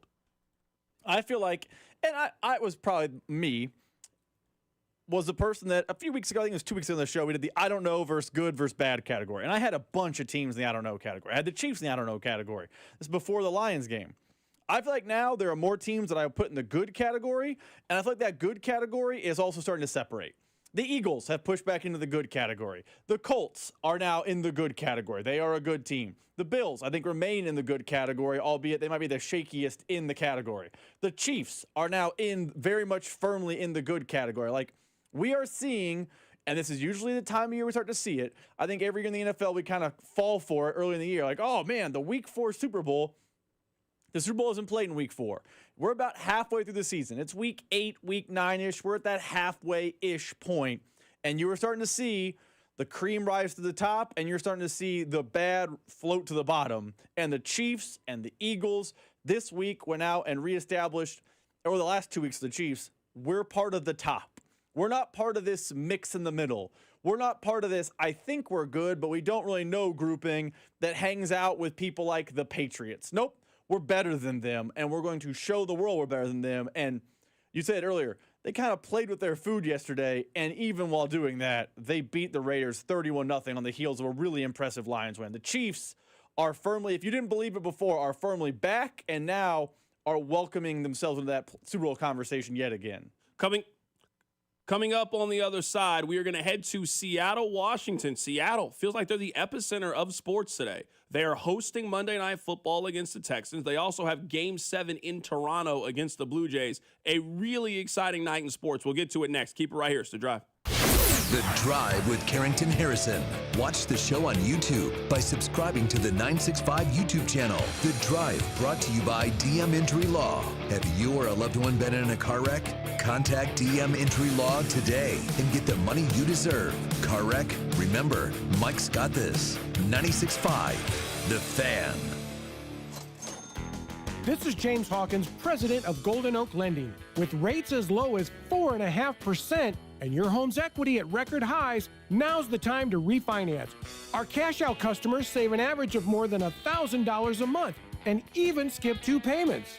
Call 913-890-GOLD today. Golden Oak Lending cured my blues. 5.442 APR, FHA 15-year, 20% equity, qualified credit, additional terms apply. NMLS 114937. Listen up, folks. I want to tell you guys about my new obsession. It's Daisy French Onion Dip. With football season here, it is the perfect dip for your chips, your wings. The delicious Daisy French Onion Dip and the Daisy Ranch Dip, they're game changers. They're delicious as a homemade dip, and they're made with real herbs and real spices and also ingredients that you find right there in your kitchen. So the next time you're having people come over to celebrate the start of the football season, you better make sure you have one thing, and I'm talking about that Daisy French Onion Dip. You can find it the next time you go to the grocery store. Life's better with American Family Insurance because we know you love working weekends. If it means working on your dream home, both inside and out. And we're here to help protect those dreams so you can enjoy peace of mind. Save up to 40% when you bundle home and auto. American Family Insurance. Get a quote and find an agent at amfam.com. Products not available in every state. Some exclusions apply. American Family Mutual Insurance Company SI and its operating company 6000 American Parkway, Madison, Wisconsin. This is the Let's Revitalize Our Neighborhoods commitment. This is the Roll Up Our Sleeves and Pitch In commitment. This is Busey, where our commitment to strengthen our communities is a top priority. Through energetic, engaged volunteers, through monetary support, community leadership, and advocacy. Because Busey is more than a bank that does well, we're a bank that does good. Busey Bank, building business, growing wealth, since 1868. Member FDIC. Hi, I'm I'm Maria, salon owner. You know the jingle. Now discover the facts about Ozempic, a GLP-1. There's only one FDA-approved Ozempic, made by Novo Nordisk. Learn about the real thing. Talk to your healthcare professional today. Call 1-833-OZEMPIC or visit Ozempic.com to view the medication guide and to learn more about Ozempic. Semaglutide injection 0.5, 1, and 2 milligrams.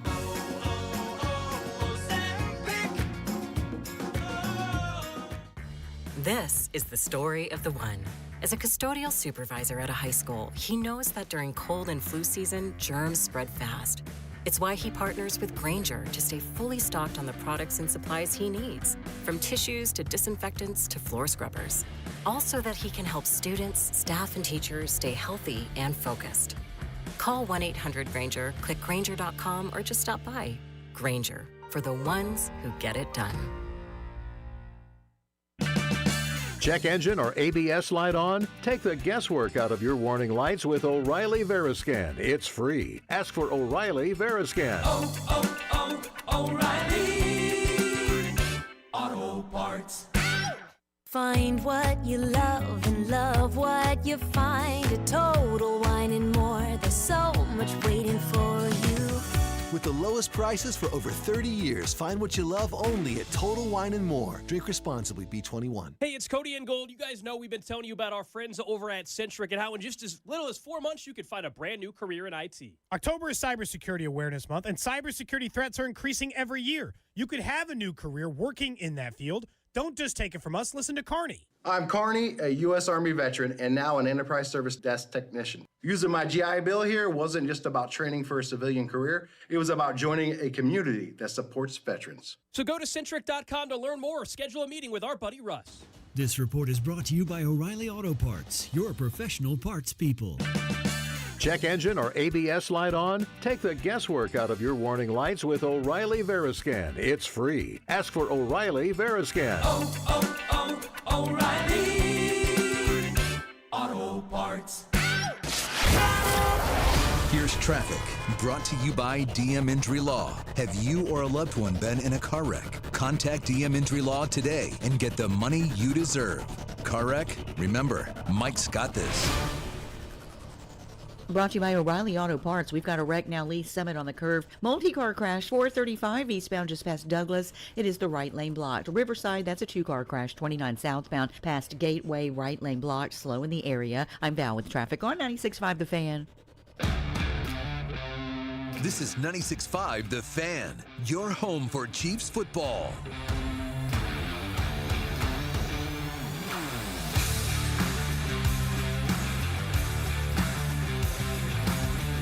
All right, I'm going to play for you this Mike's Off here coming up in just a bit. Can we talk about this? We haven't talked about this yet today, and that's my fault. I want to play this audio for you because of all the things that I'm going to remember from this game, this is going to be number one on the list. Jim Nantz was trying to be hip. There was a portion in the broadcast in which he was trying to be hip. Let me play it for you. Look at the numbers, including 8 touchies. Or tutties, as you call it, and 1 interception. Let's do that. That was fantastic. Touchies, tutties. Whatever it is. Well, a lot. No one has ever called him touchies. Ever.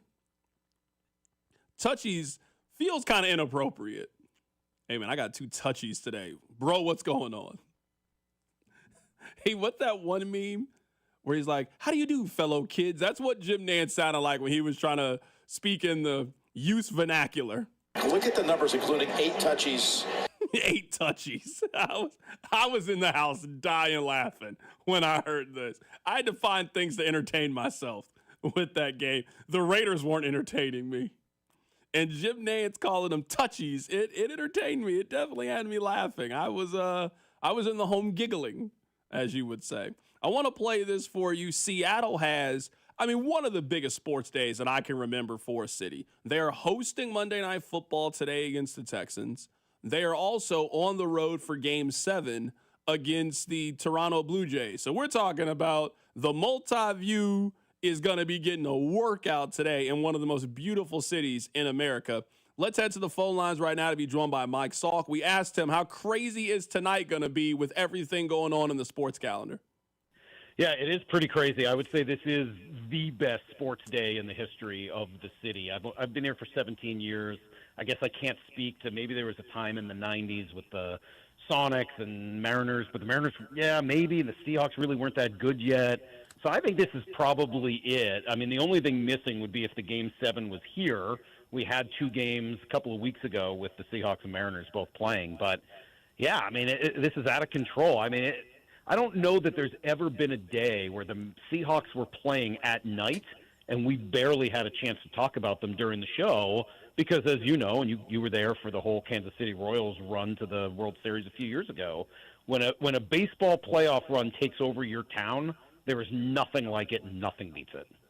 Yeah, it's just a completely different energy that I think it's hard for people to understand that, you know, if you're a Yankees fan or a Red Sox fan, it's just different when you come from cities like I live in and the one that you live in where your team hasn't had that consistent success and you just realize that you are in the middle of something truly special. How have you seen the city, how have you seen the community really gravitate towards this Mariners season? That is just having one of those seasons that you're going to talk about for the next 20, 25 years. Yeah, it's so funny, and honestly, this is a town that has had a lot of frustration in baseball. It's the only team to have never made the World Series, and the last couple of years have been disappointing as they've fallen just short over and over again. Frustration with ownership, frustration with Jerry DiPoto and management, and I don't know that anyone was expecting as much from this team this year. Their off season was largely viewed as disappointing, and they came into the year and just completely defied all of those expectations, exceeded all of them. And look, the story is Cal Raleigh, and he's the biggest reason they are here. He went from being a consistent 30 to 35 home run guy who was a good leader and a good catcher, maybe even a great catcher, and turned himself into one of the elite hitters in baseball, hitting 60 home runs. And that took a lot of pressure off Julio Rodriguez and allowed him to really be the player he can be in the second half. And then everything just kind of trickles down from there. You get good enough to be able to trade at the deadline. Josh Naylor, if people haven't watched Josh Naylor play baseball, they should. He is a joy to watch play, even if he doesn't always look like he's having a good time. He's a grumpy dude. At least that's the look he gives. But he is a lot of fun to watch. And then, everything just kind of falls from there. So, yeah, I think there's been a good connection to this team, and it starts with Cal and just that connection to not just the nickname, the Big Dumper, but his selfless servant leadership and his ability to, not get too high or too low, connect with the people, maintain being just a real person. Look, I mean, people are seeing Cal at the grocery store the day, a day off in between games. He is kind of a normal dude, a salt-of-the-earth dude who just happens to be really, really good at playing baseball. Right now, we're joined by Mike Salk of Seattle Sports. They're having a banner day. They are hosting Monday Night Football today, and they also are on the road for the American League Championship Series against Toronto. Mike, usually in the NBA, I think the tie has to go to the home team. Home teams have such an overwhelming advantage in the NBA playoffs when it comes to a deciding game. That's not the case in baseball. The home team is just 71-67 in these kind of scenarios, and Seattle has already shown that they can go into Toronto and win. You got to feel really good about their chances in a matchup like this today. Yeah, it's so funny. The home field advantage, and we were just talking about that on the show. The road team has won 4 of the 6 games in the series so far. Both are good, loud environments, but if the starting pitcher pitches well on the road, that can kind of take the crowd out. And in a few of these games, there hasn't really been the opportunity for those late game, crucial moment, close game type of situations where the crowd can start to speed up a player, especially a reliever, and kind of get in their head. We haven't seen that. Maybe we will tonight. Maybe we will see extra innings or something that comes down to the last inning of the game. Obviously, that favors the home team as well. But short of that, I think this is much more about who pitches better tonight. George Kirby was not very good in his first start in this series. He was great a week ago in Game 5 against Detroit. You got to see that, version of George and not the one that we saw against Toronto a couple of days ago. And I would imagine for both of these two teams, I don't even know how many bullpen guys you're going to see. I would think that Toronto is going to have Scherzer and the rest of their Gossman ready to come in out of the pen, and the Mariners should have Brian Wu and Bryce Miller and Luis Castillo and all their starters ready. So, Game 7s are different, especially when you don't have to play again until next Friday. If you win, you can really throw everything but the kitchen sink at them.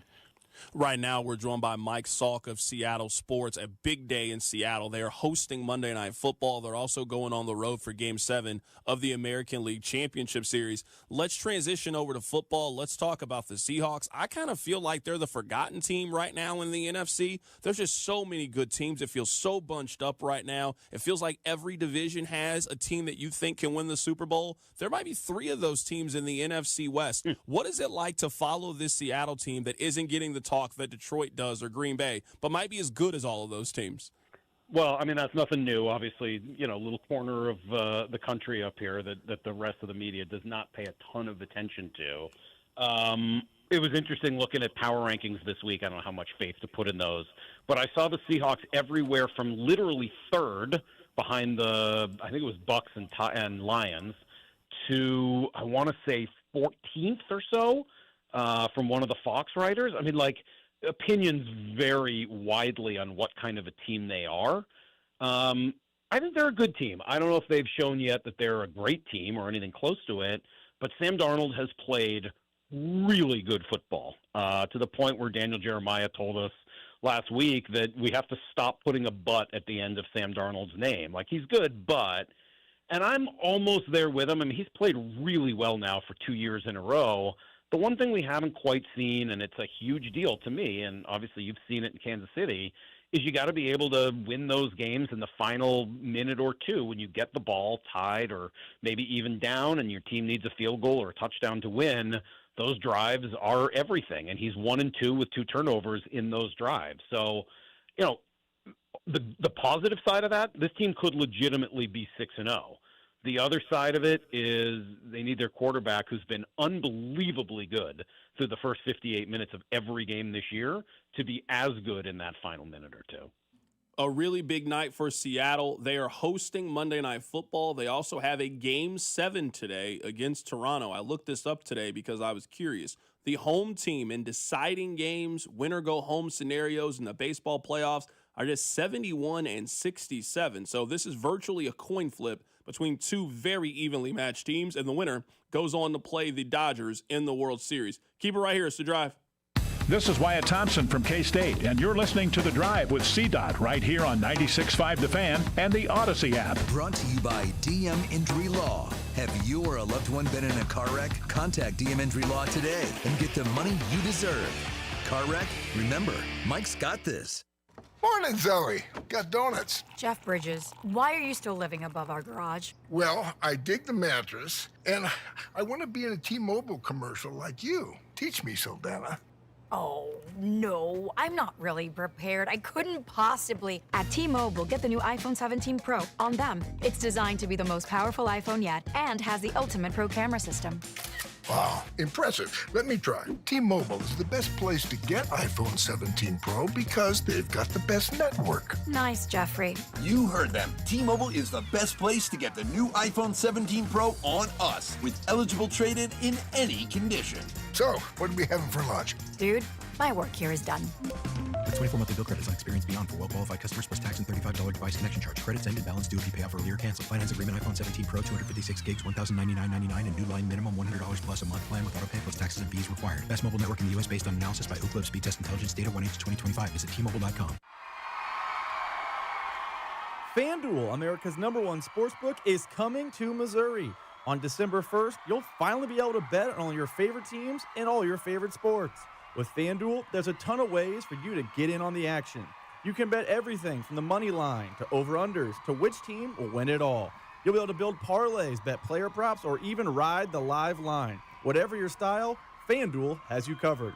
Plus, with live betting, you can pick which player will score the next touchdown or the touchdown after that. However you play your game, FanDuel's got your back.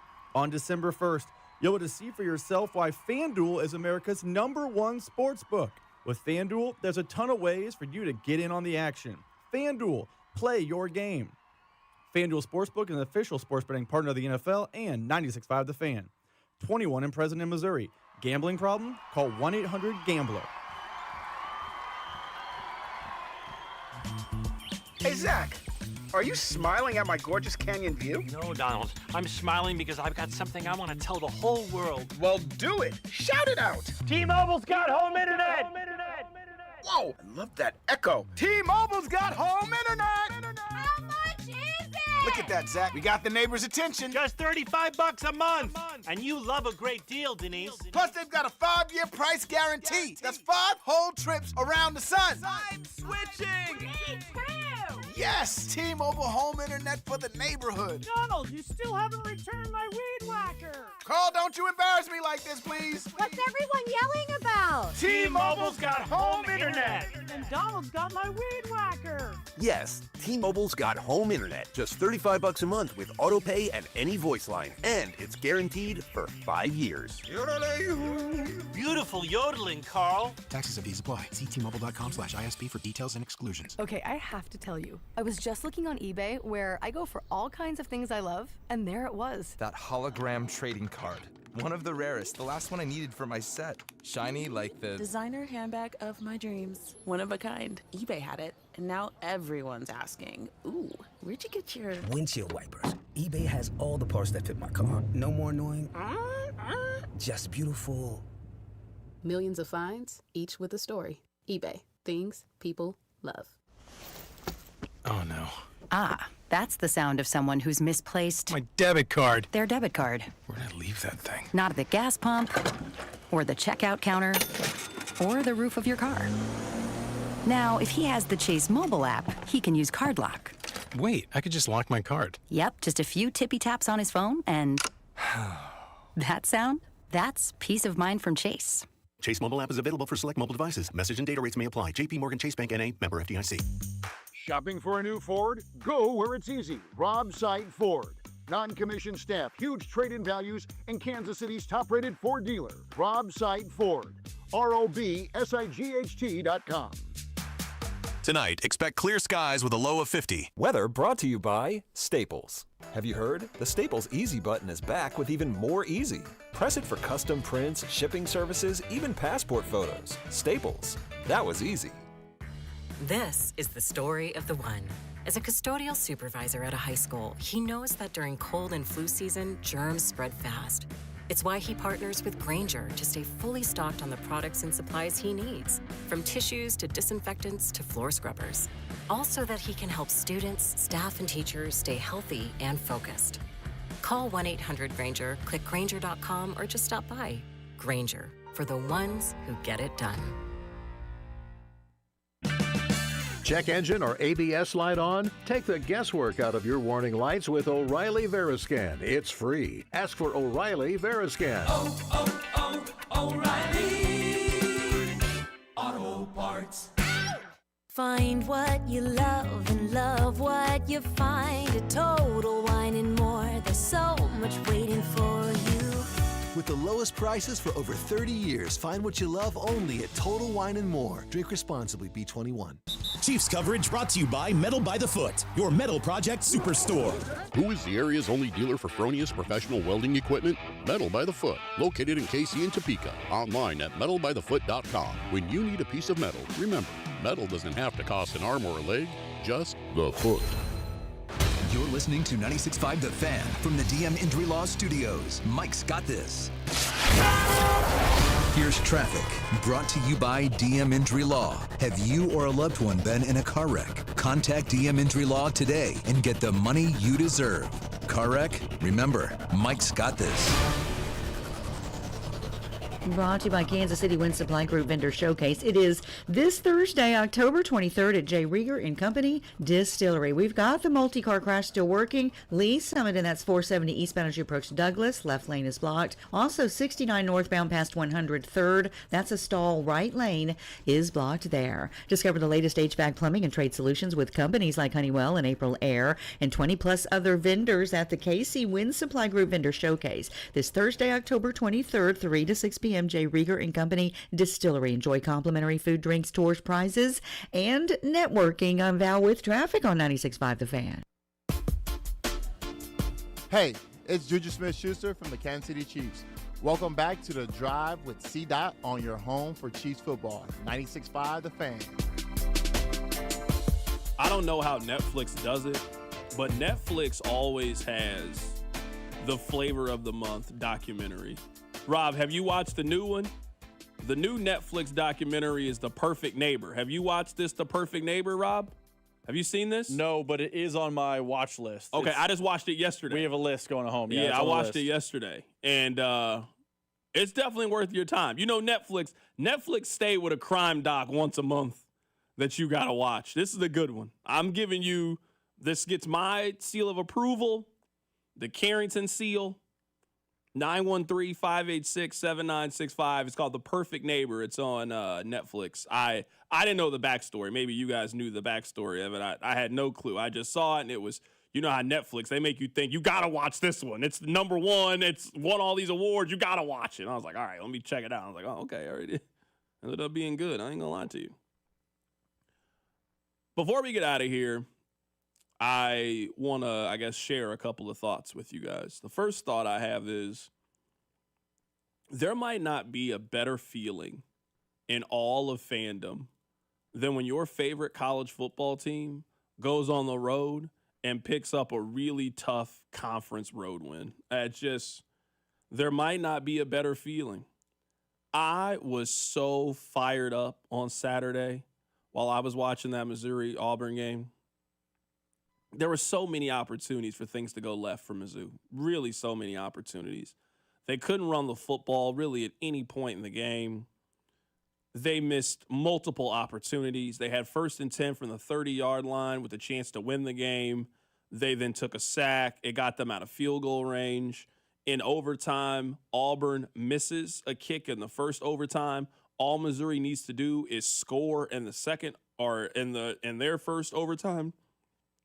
They then miss a field goal. They missed a 2-point conversion in the second overtime. I mean, they left a lot of money on the table, but it was a total, complete team win.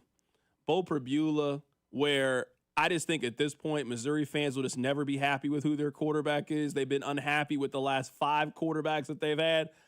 I thought Bo played pretty well. Bo does some things that frustrates me. Don't get me wrong.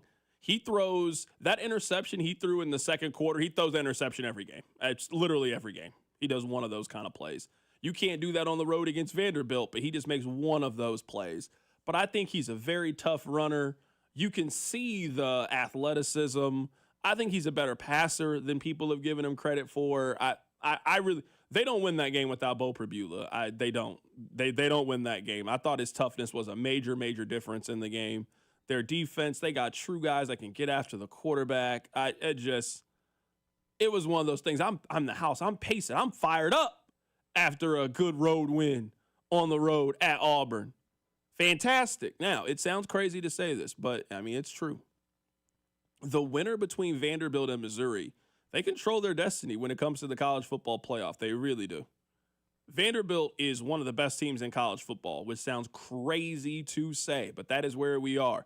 They have a legitimate Heisman candidate. I don't think he's the favorite. He should certainly be in the conversation. Like everything that the Heisman Trophy is supposed to embody, Diego Pavia embodies that.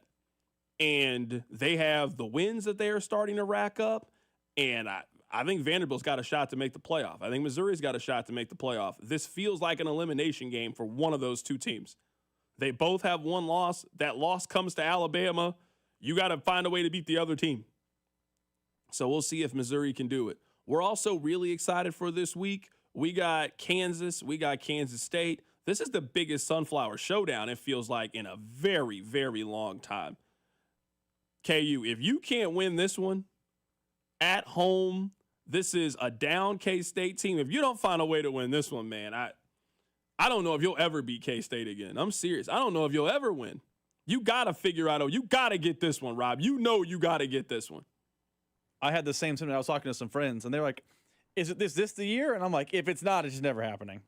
If it's not just, what conference wants Kansas? Because they got to get away from K-State football, because that team will just dominate them. But K-State looked better than KU last time both teams played. So it's 11 a.m. It's just, it's going to move to 17. It's going to break my heart. When's the last time KU was favored in that matchup between those two teams? They're favored for this one, right? They're like 2.5-point favorites. It must have been the first or second year of this streak when Mangino was still at KU. So 15 years ago. I ain't gonna lie. Watching them leave your stadium, the new stadium, with the win, oh my goodness, goodness, it's gonna break your heart. And there's gonna be a lot of K-State fans there too. Oh, for sure. They might come take over your building. I don't know. There's gonna be that many K-State fans. It's not Nebraska in '97. They travel. That's all I'm here to tell you. I'm here to tell you that they travel. They do That's travel. all I'm gonna say is that they travel. And that's an easy. By the way, I've been to some KU games where it was a road game in Memorial Stadium. Fair. Because I'm saying this is gonna feel more neutral, probably. I've seen K-State come to Faroe Field, and I've seen KU come to Faroe Field, and K-State brought way more people than I saw KU bring. KU, y'all just had a little sliver. K-State had a real contingent make that trip. So there's gonna be a lot more K-State fans than even you think are showing up for this one. You're right. I've just been at KU K-State games before where by the end of the first quarter, KU it might as well be Bill Snyder Family Stadium. It's purple. There's no one there. I can't wait. What time they play? 11? 11 a.m. TNT. 11 on where? Yeah, it's on Big 12 does some weird stuff, What kind of contract y'all got? So it's on HBO Max if you want to watch it there. What kind of contract do y'all have? Hey, we had a lot of fun today. I appreciate y'all. We'll catch y'all tomorrow. Take care of yourself. It's The Drive. The Drive with Carrington Harrison, a show that prides itself on getting it right. I don't know what I'm talking about. Brought to you